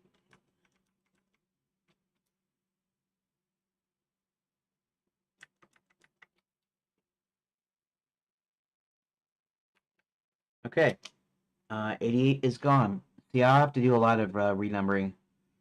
After going to the railroad village with Violet and confronting her, that's good. Runs to the forest, comes back, gives them the totem.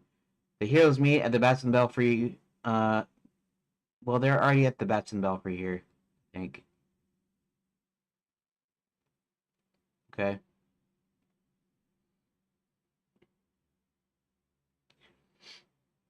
Um, we'll just say at.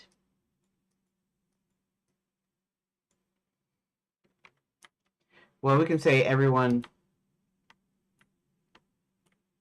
meets. Everyone meets at the Bats and Belfry Hotel.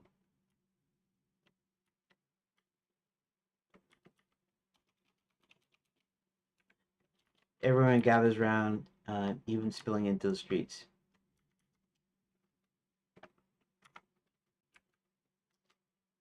Hubert speaks to the crowd,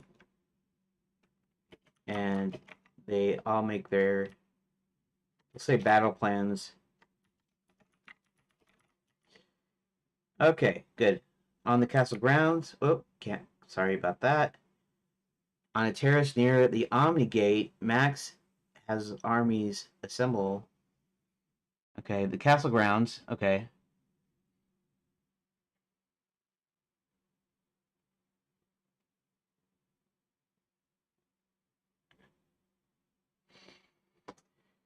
And actually, on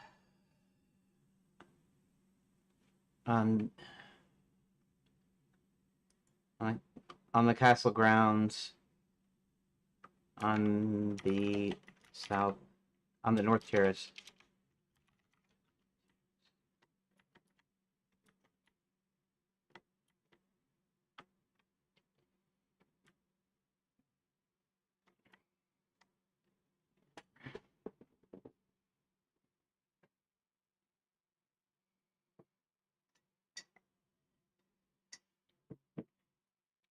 Max and his armies assemble.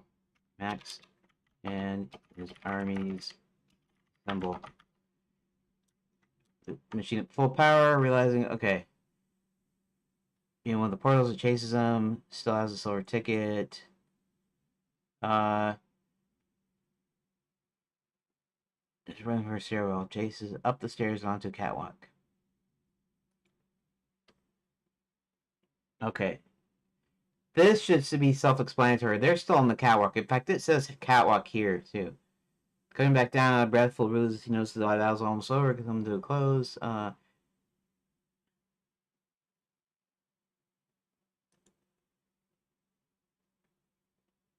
Shuts it down. These are rented up. I guess I'll leave that. Later in the throne room. Okay. So, the next thing I need to do is I need to go through all these numbers. I don't even know where to start here. I need to see if 1, 2, 3, 4, 5, 6, 7, 8, 9, 10, 11, probably out of the screen, 11, 12, 13, 14, 15, 16, 17, 18, 19, 20, 21, 22, 23. 24, 25, 26, 27, 28, 29, 30, 31, 32, 33, 34, 35, 36, 37, 38, 39, 40, 41, 42, 43, 44, 45, 46, 47, 48, 49, 50, 51, 52, 53, 54, 55, 56, 57, 58, 59, 60, 61, 2, 3, 4, 5, 6, 7, 8, 69. I combined a lot of these, but this is because there are a lot of locations. 69, 70, 71, 72, 73, 74, 75, 76, 77, 78, 79, 80, 81, 82, 83, 84, 85, 86, 87, 88 miles per hour, 89, 90, 91, 92, 92. Now we're down to 92 pages. I mean, that's good. I mean, it's good if it's even shorter than that. But yeah, because these are in different locations. Okay, let's update the public gist. Let's see what we got here. And what time is it? 4:30? Shoot, it's about time to go anyways, isn't it?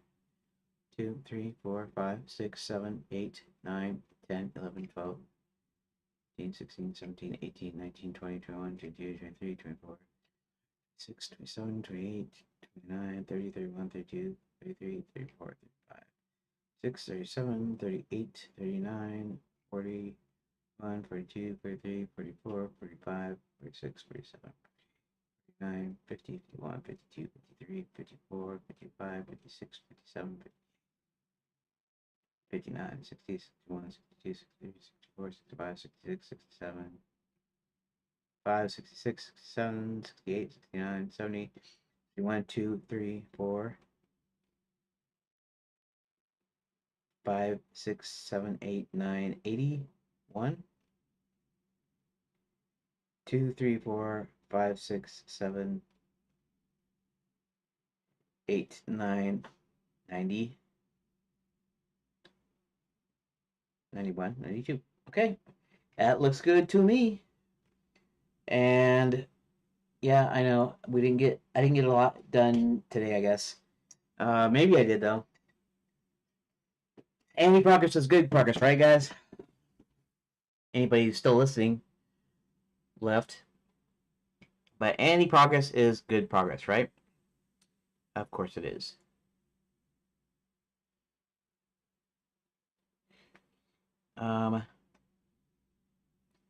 I don't know if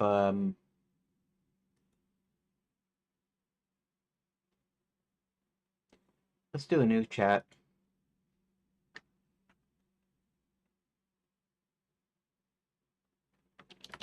Could I give you a URL?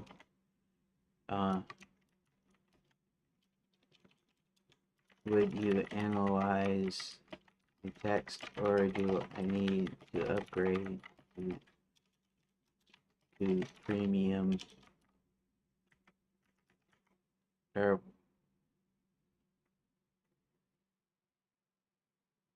to GPT plus?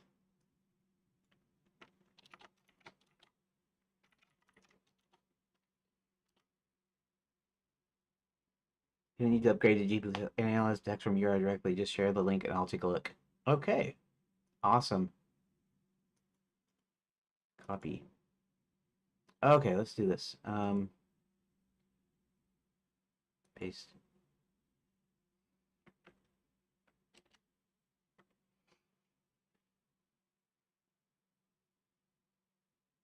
You can. I have to paste the text. Okay, that's fine. That's okay. I was just wondering if it would do it. It doesn't. Copy.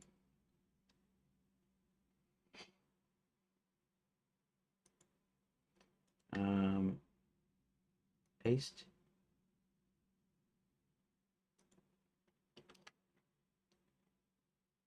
Too long.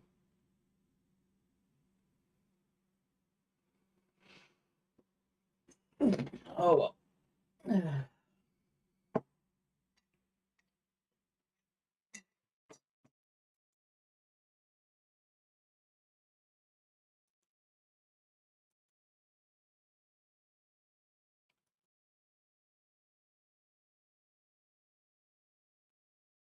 Um.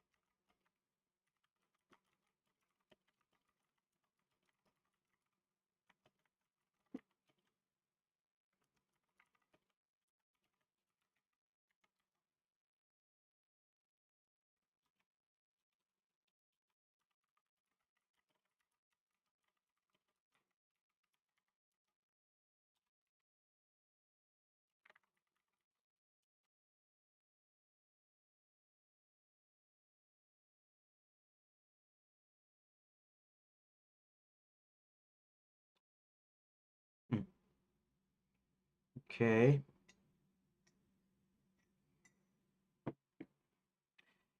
Here, we'll do it. I'll do it this ways.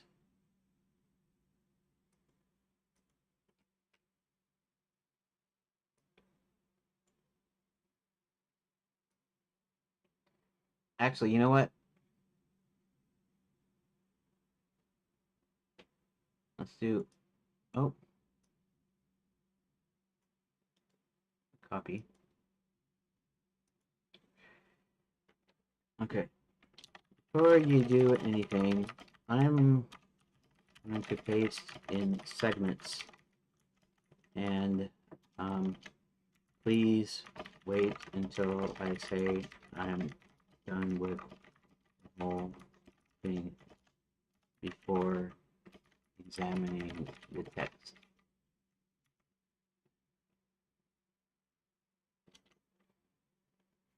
Pre-signal, you're done.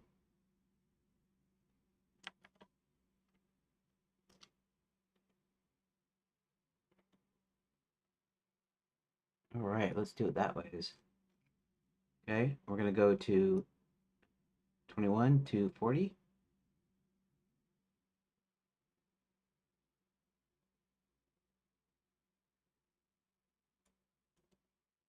Copy. Control V.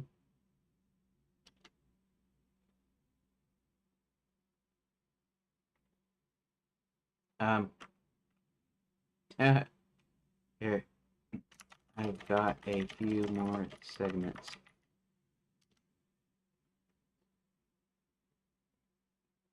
All right. Got a little too zealous there. 41 to 60.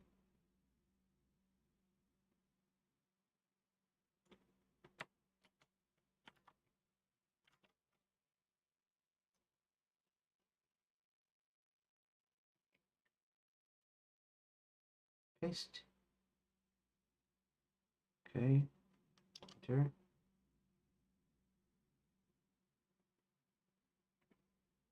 Let's see. 60, 80 to 100. Two more segments to go.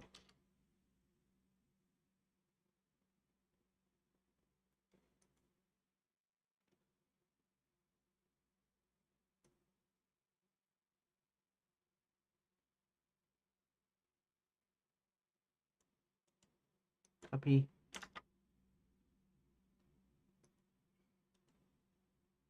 Paste.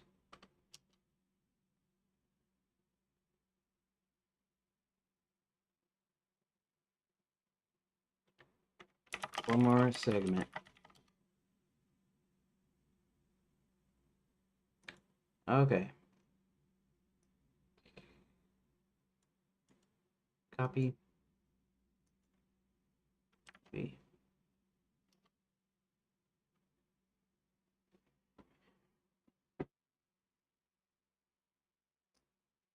Okay.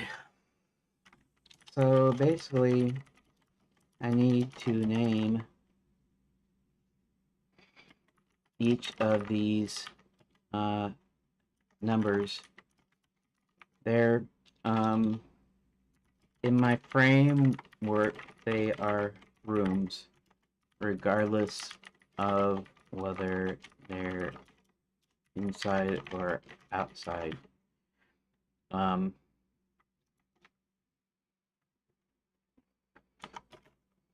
Usually based on the location. Okay.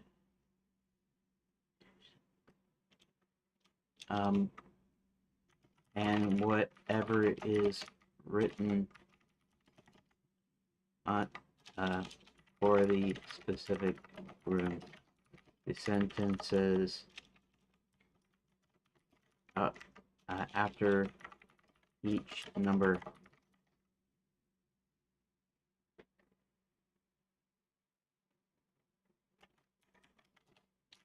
could we do that for the whole 92 item list?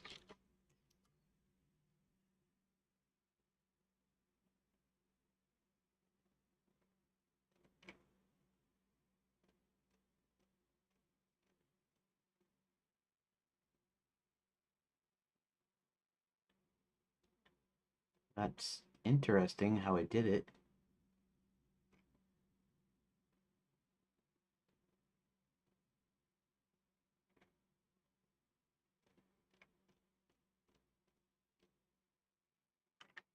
I have 92 items. How come you only displayed 38? Well, let's remain basically 90.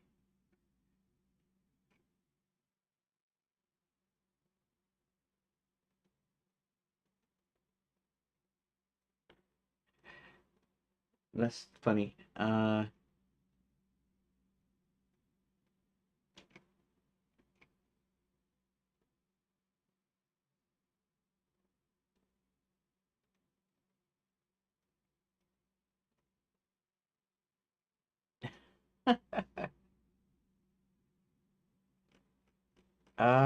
I don't know if that's correct.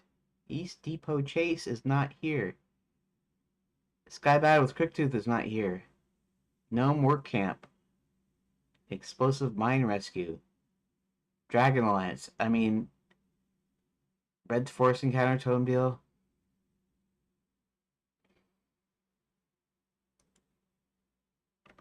None of these seem to be in the correct order.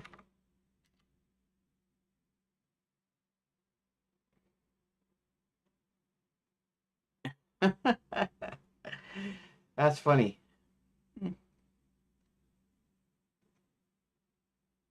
Transformation Chamber. No, that's not gonna fly. Okay, that's alright. I mean, I shouldn't expect. Yeah, that isn't even half right. Okay. Let's see. Now I know that shoot, I know that Grok did sort of get it wrong, but it didn't get like super wrong. Like it wasn't everything was out of order and like, whatever. Copy. Let's go to Grok here. Okay, so here is the current list raw data link.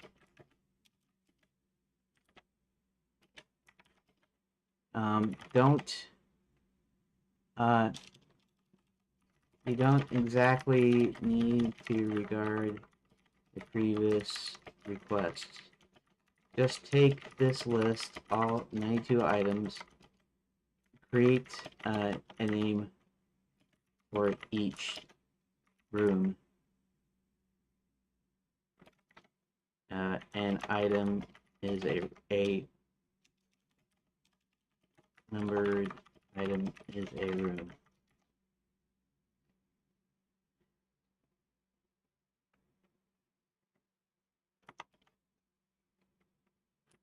Just a name.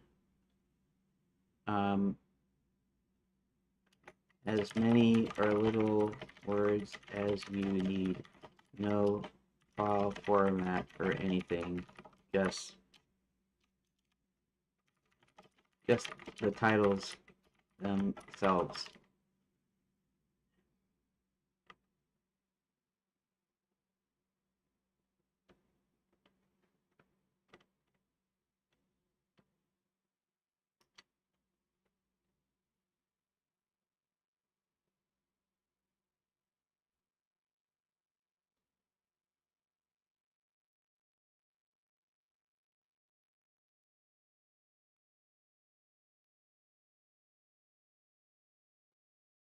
Hubert's home, store, train cabin.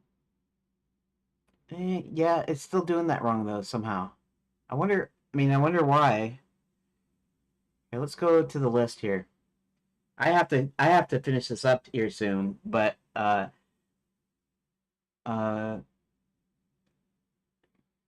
okay, store, that's fine. Store is fine. 4 is Caves of Dragomat is 4. And I don't know why it's saying that.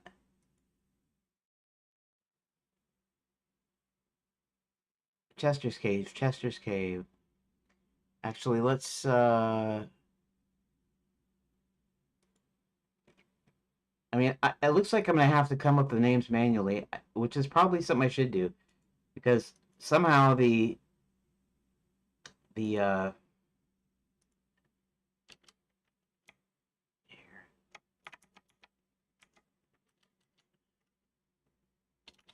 current list. Doggone it! Why doesn't it paste unformatted unless I tell it to paste it formatted as a default behavior? Ticks me off. Okay.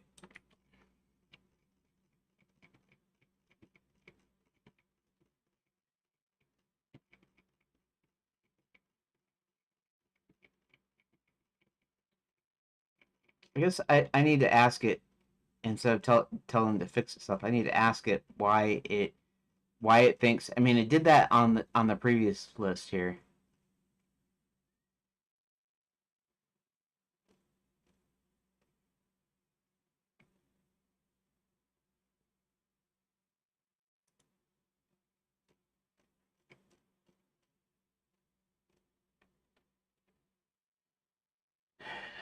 Uh,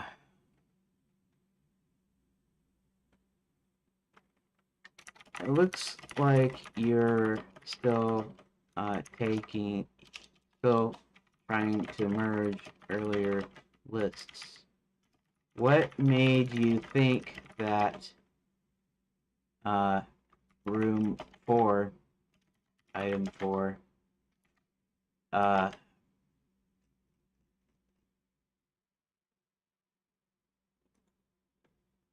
item 4, no, item 5. Wait. Let me do this.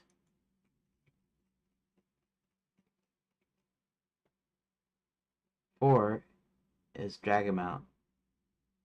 5 is flying around.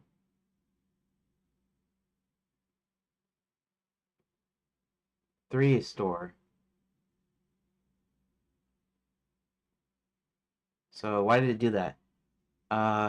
10 lands, Hubert's home. 3 is store. 4 is not train cabin.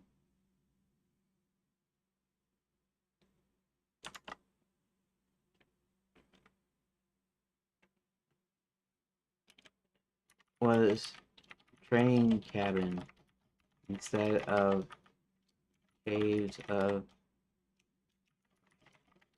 dragon mount.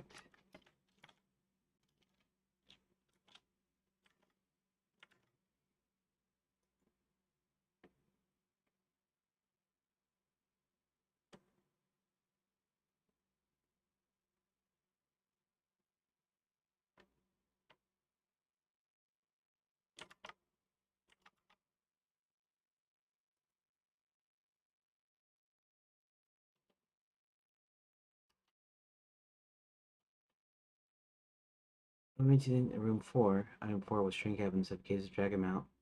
It might just say, my mistake or something, but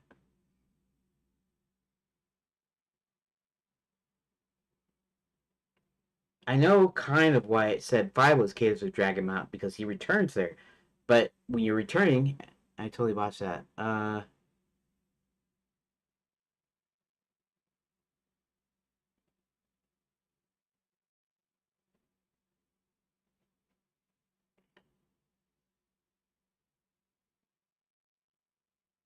Chester's Cave, Chester's Cave. Okay, so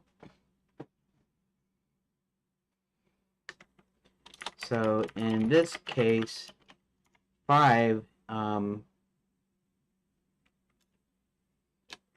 I need you to reread 5 and tell me. Uh,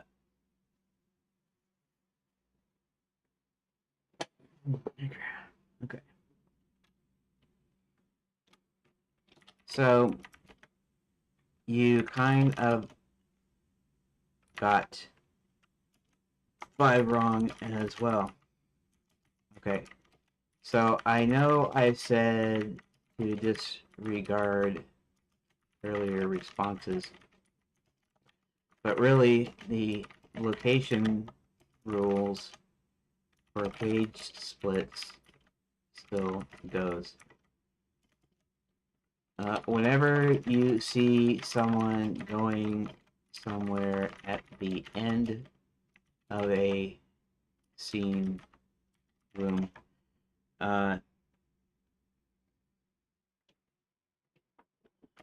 they're not in that room yet.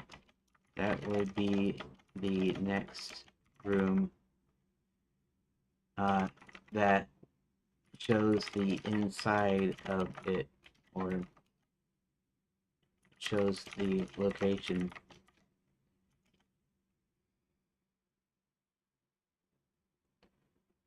So 5 is going to be something like, actually, what is 5 going to be like?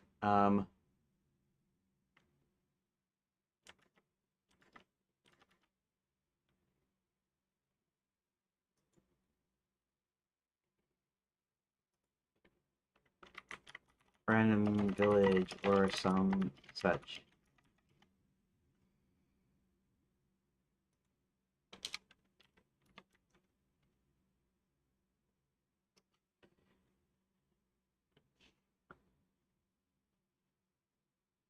Maybe you see someone going somewhere at the end of a scene.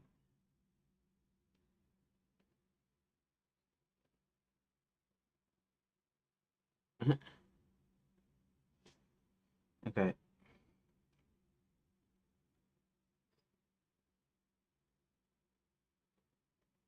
Store. Caves of Dragonmount. Caves of Dragonmount. Nope. It's still showing it. Caves of Dragonmount. And it's showing 6 is random. What? Okay.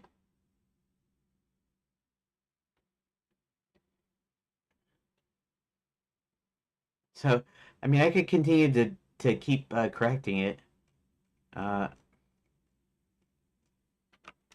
might have to do this manually. Might have to do it manually, so that means things will take longer, but maybe it will.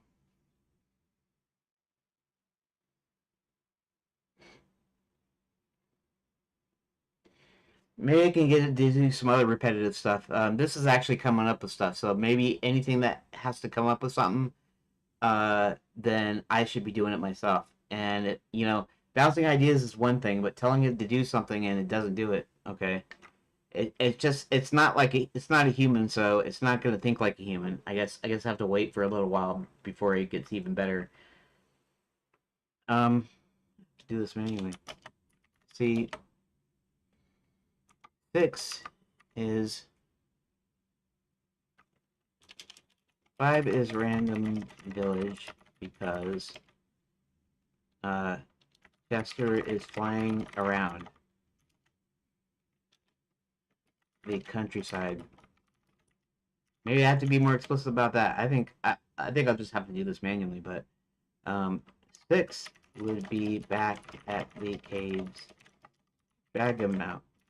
And specifically, it would be Chester's cave, not the whole cave system.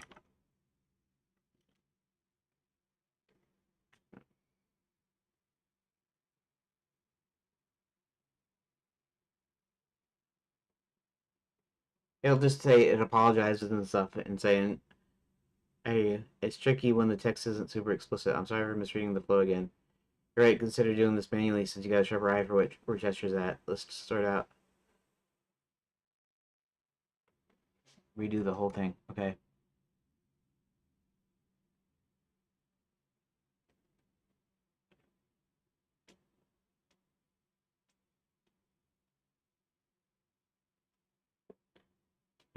So 6. Chester continues to search, finds nothing. He decides to head back. Item 6 text.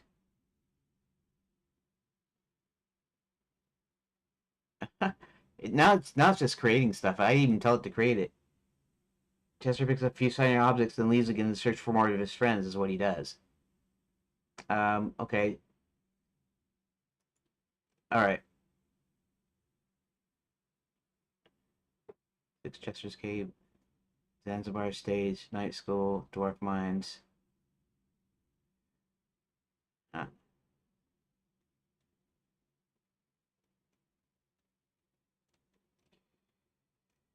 okay.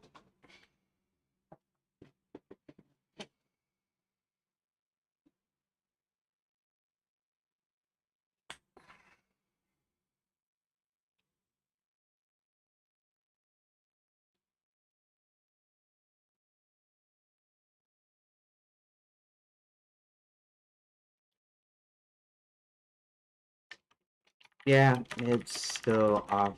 It's okay. I'm just misjudging your capabilities. Um, ChatGPT couldn't do it either. In fact, it was a lot worse.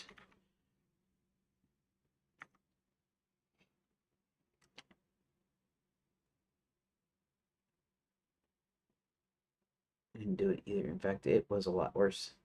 And ChatGPT was a lot worse. No worries, I get it. I'm sorry I couldn't note for you. Uh,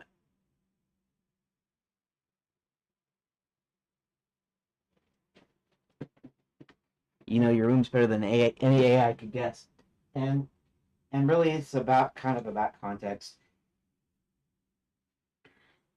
I could upload. I could attach all my notes.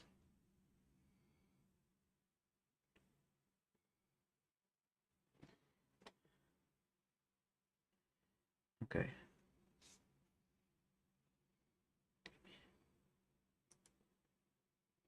All right. Let's go ahead and take this. Chen Lan's design notes.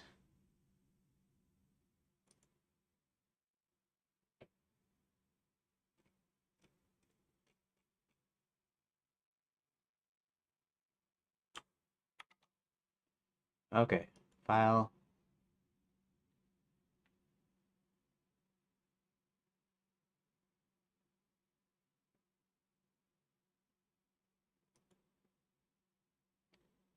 Okay. Cancel.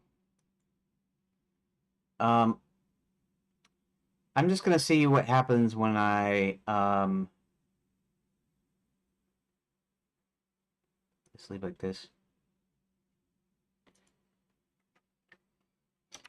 I'm going to attach my notes so that later on you might be able to help with other things.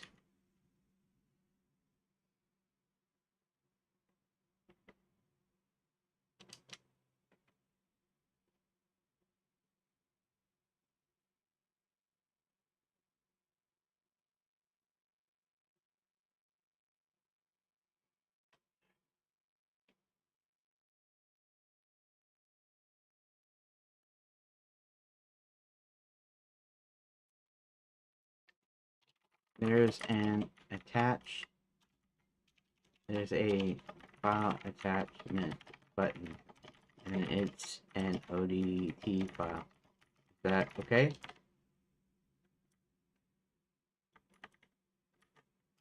Here at the bottom.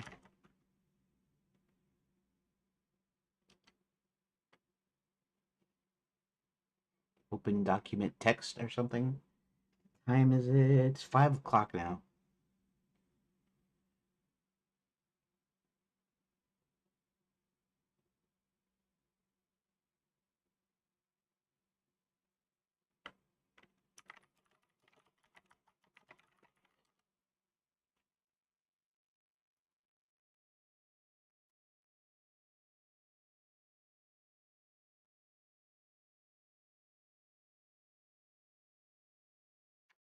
Uh, Dev stuff, projects, and channel lands, intro video notes.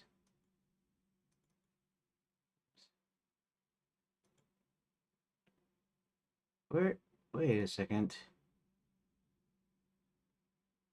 What is going on here? Channel lands design notes file. It has dev stuff projects and channel lands. Projects and channel lands.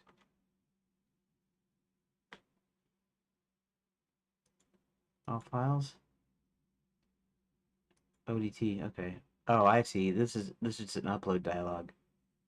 File format not supported.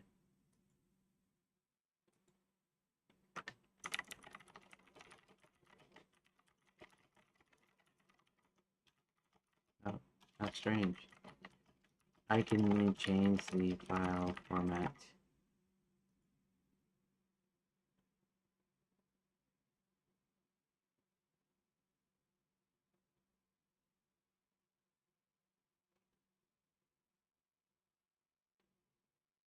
It says open document. You can't do open document.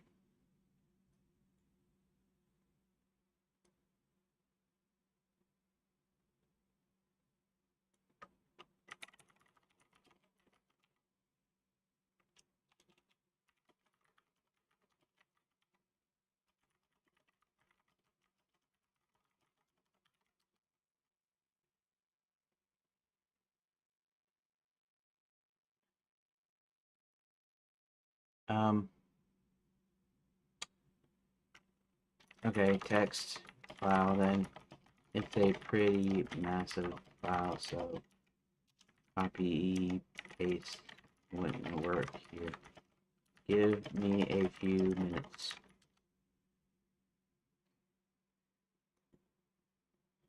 Okay, file, save as.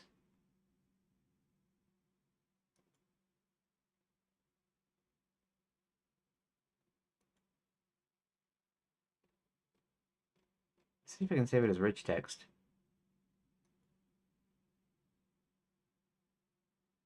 Save.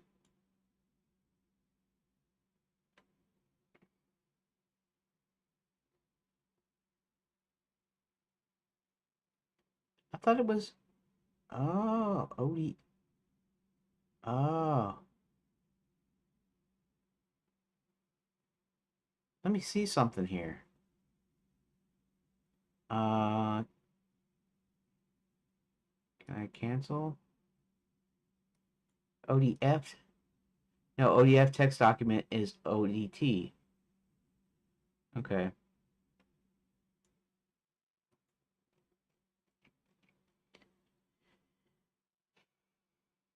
I don't have any. Let's just do it as a straight up text file, I guess. Channel lands, design notes. Let's here. I'm gonna remove that too. We're going to click save. Yes, use text format. Okay, so let's go ahead and attach the text. Dev stuff, projects, Janlands. Ooh, 395K, that's pretty big. Probably not too big for this, but it's pretty big.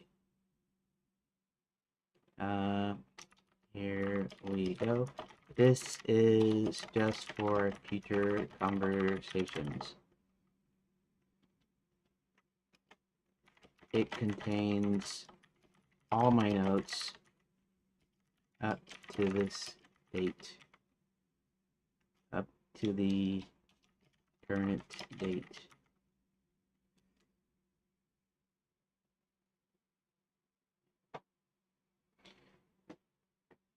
So that way it knows everything that I'm talking about, at least.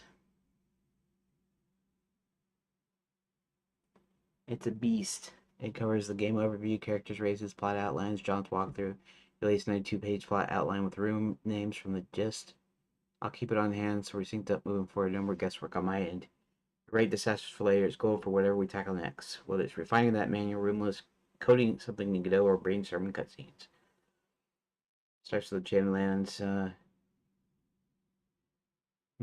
Huge, but no truncation here. You got the whole thing, including your December 23, 2024 edit and possible library poems. Dumping it all, it keeps us on the same page, literally. I won't touch it unless you say your manual list. It makes sense after my naming flubs. Cool if I chill till you're done, or you got a new test. Yes, you can chill. Here, I'll put in quotes, chill. And thanks for the help. Fine to be polite, right? Even if it is just essentially a computer program. You're welcome. Glad I could help, even if I stumbled a bit earlier. It should actually be able to help me.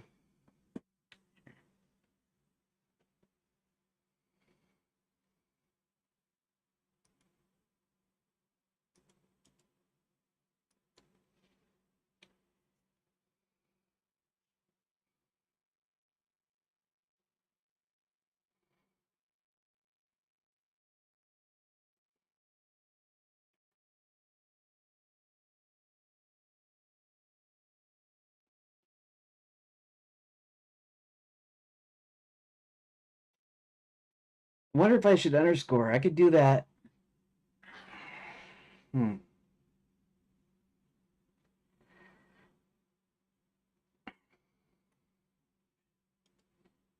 I'll do one more thing here and see. It should be able to do this because this is not some sort of thinking exercise. This is just like an automation task, which should be pretty easy.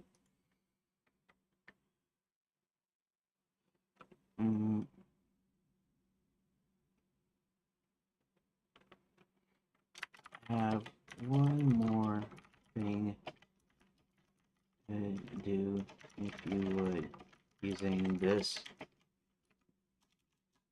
raw just text. My 92 items. Rename. Take all of the numbers with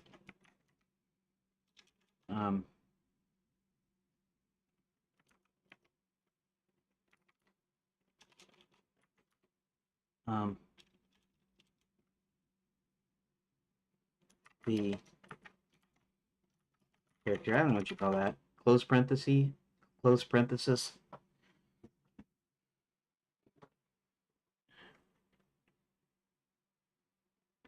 and rename them as RM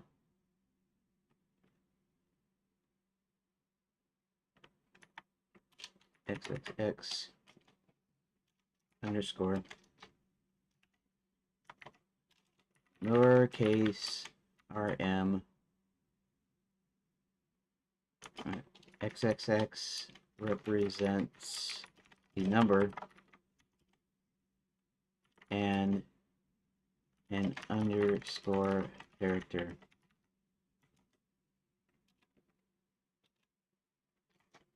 And use the leading zero rule I mentioned earlier. So it looks like this. Instead of 1, 1, 1, 1, 1, 1, it would look like RM 001 underscore RM 011 underscore, and yeah, let's put this in quotes too. This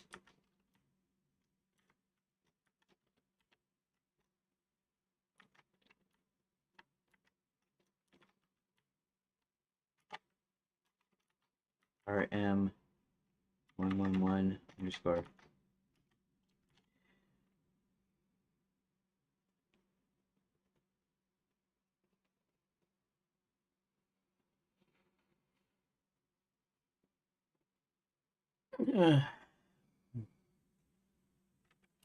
And give me the updated list with this new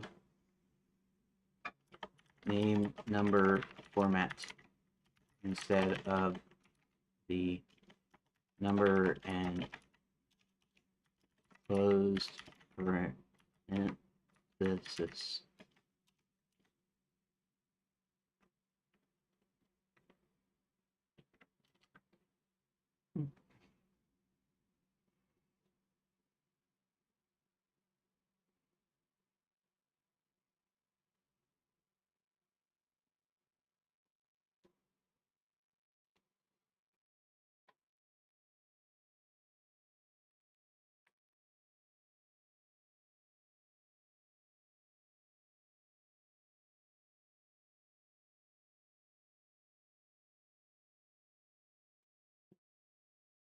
Um,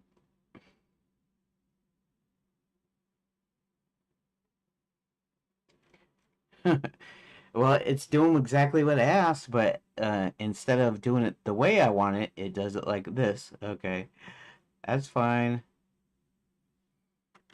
And can you take this and make sure each event, each sentence after the number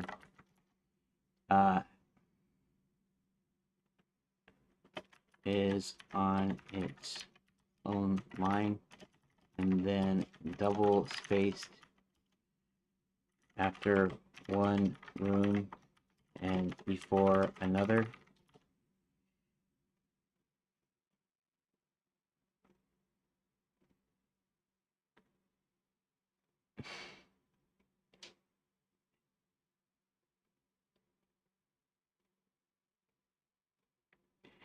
Now this is funny. I know I'm taking too long, Dyke, on it. Okay.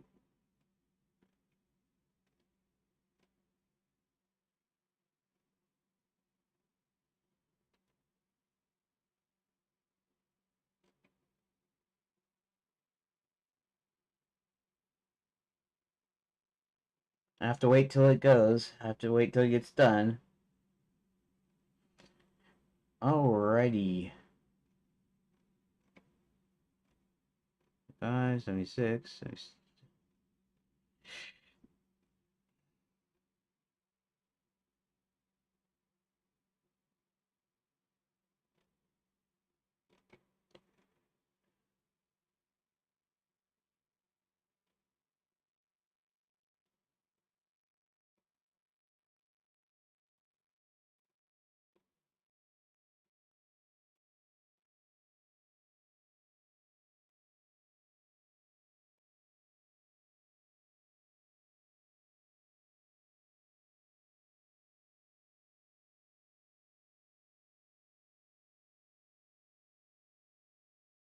You can take this, make sure each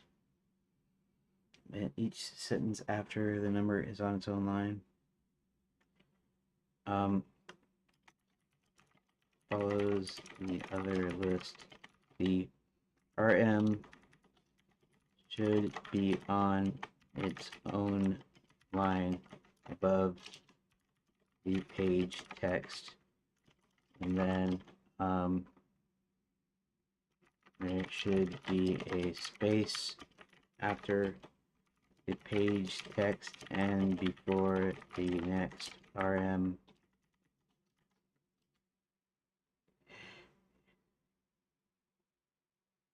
Oh, I reached my limit for today.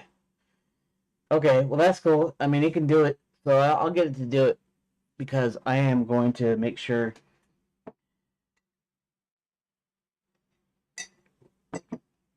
I'm going to have to. And it looks like I'm going to have to be really explicit too. I'm going to have to give it all the text. In other words, I'm going to have these names. I'm going to have this description text, and I'm going to have each of them are going to be file names, separate file names, and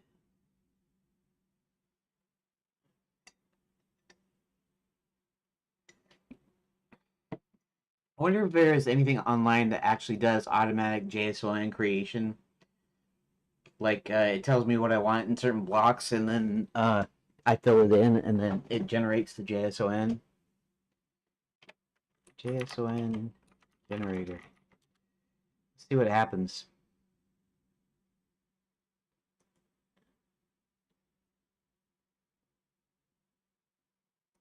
I don't care. I'm just.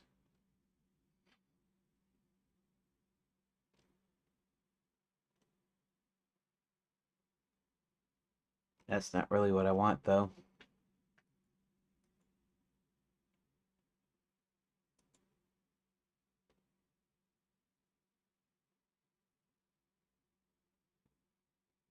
I want to be able to enter in, so like making a database. I want to be able to enter in fields that I put like the my text and stuff in them, and name them, and then have it come up with the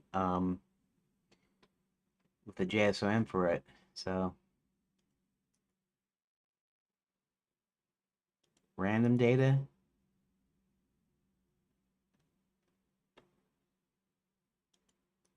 Probably none of this will be anything of what I want.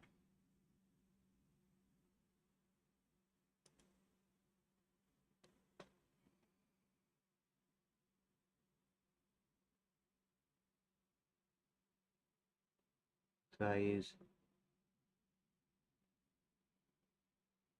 Oh, this is kind of what I'm talking about.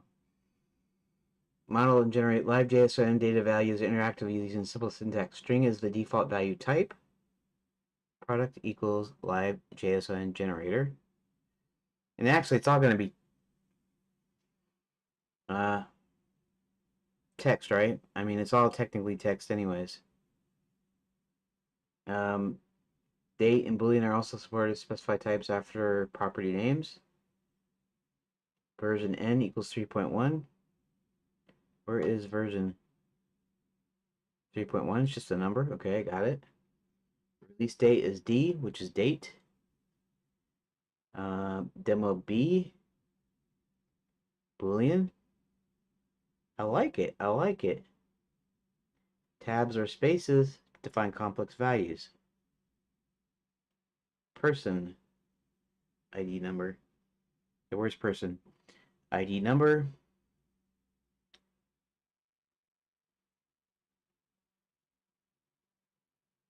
Simple arrays. Oh, I see.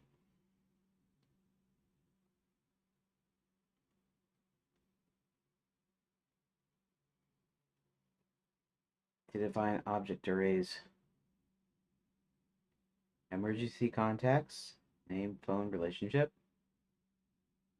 Name, phone, relationship. Parent. Spouse.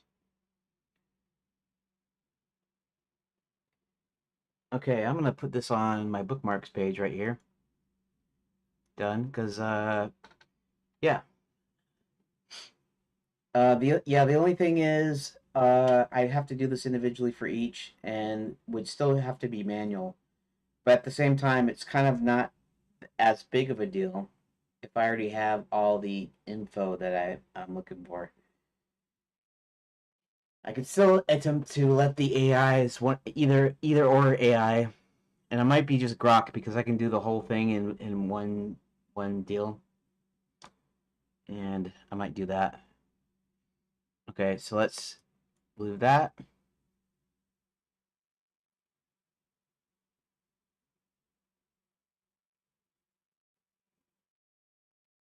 Enum, GID, object ID, first name, middle name, last name, street, city, state, zip code.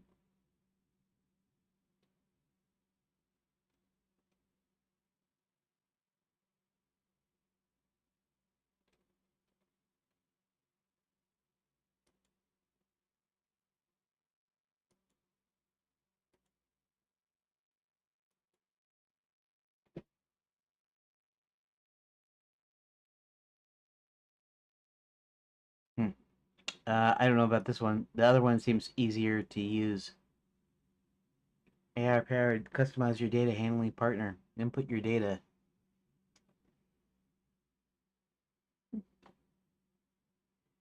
Huh. I might have to put this on here because I might use that instead.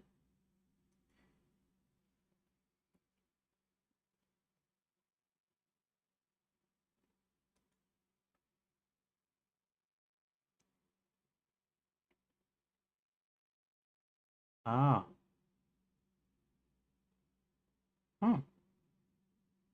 This is actually using GPT, huh? These other ones? Gemini, Claude Haiku, Llama, Mistral. Huh.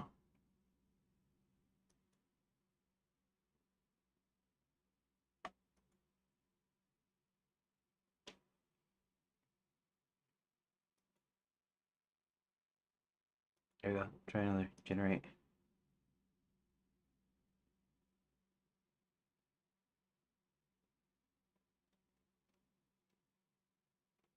Huh. Interesting. Interesting. Okay. Cool. I like that. I think I might even use this. It's an AI, but it's a specific. In fact, the other one, in fact, I like the GPT 4o Mini, which is what I'm using anyways.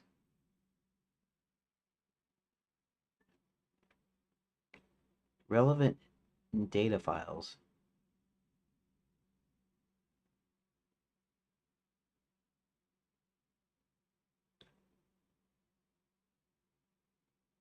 Hmm. What's the pricing thing here? Free. Get free 20 requests first month. 10 free requests daily.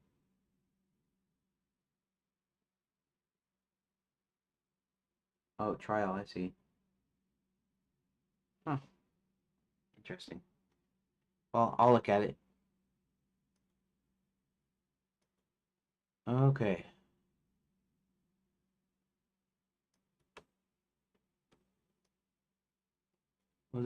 We'll close these, I guess.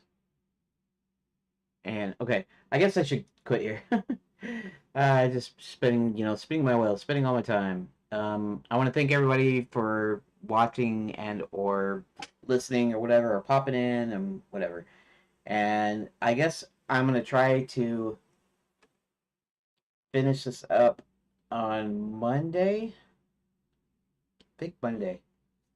It's hoping to be done or be at least on this part here, because I have to create the JSON files.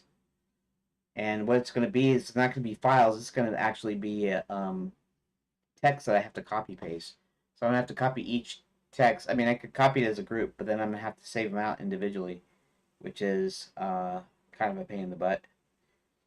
Unless, you know, I can have it generate code, but I don't really have anything set up right now, especially with installing Linux and everything, to actually create code other than in like Redot or Godot or something.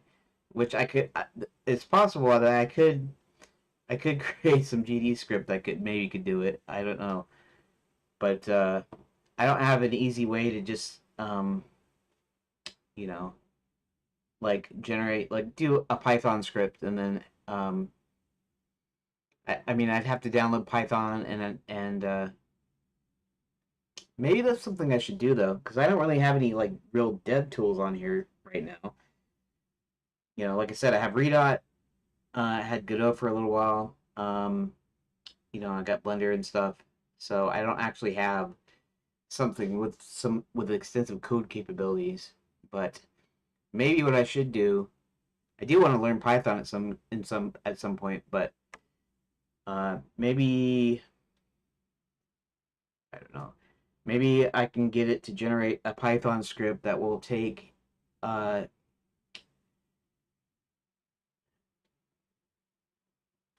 will take the text when I finally got the text and I got the doors in and everything in to take the final text and have it generate the JSON files and then load it up.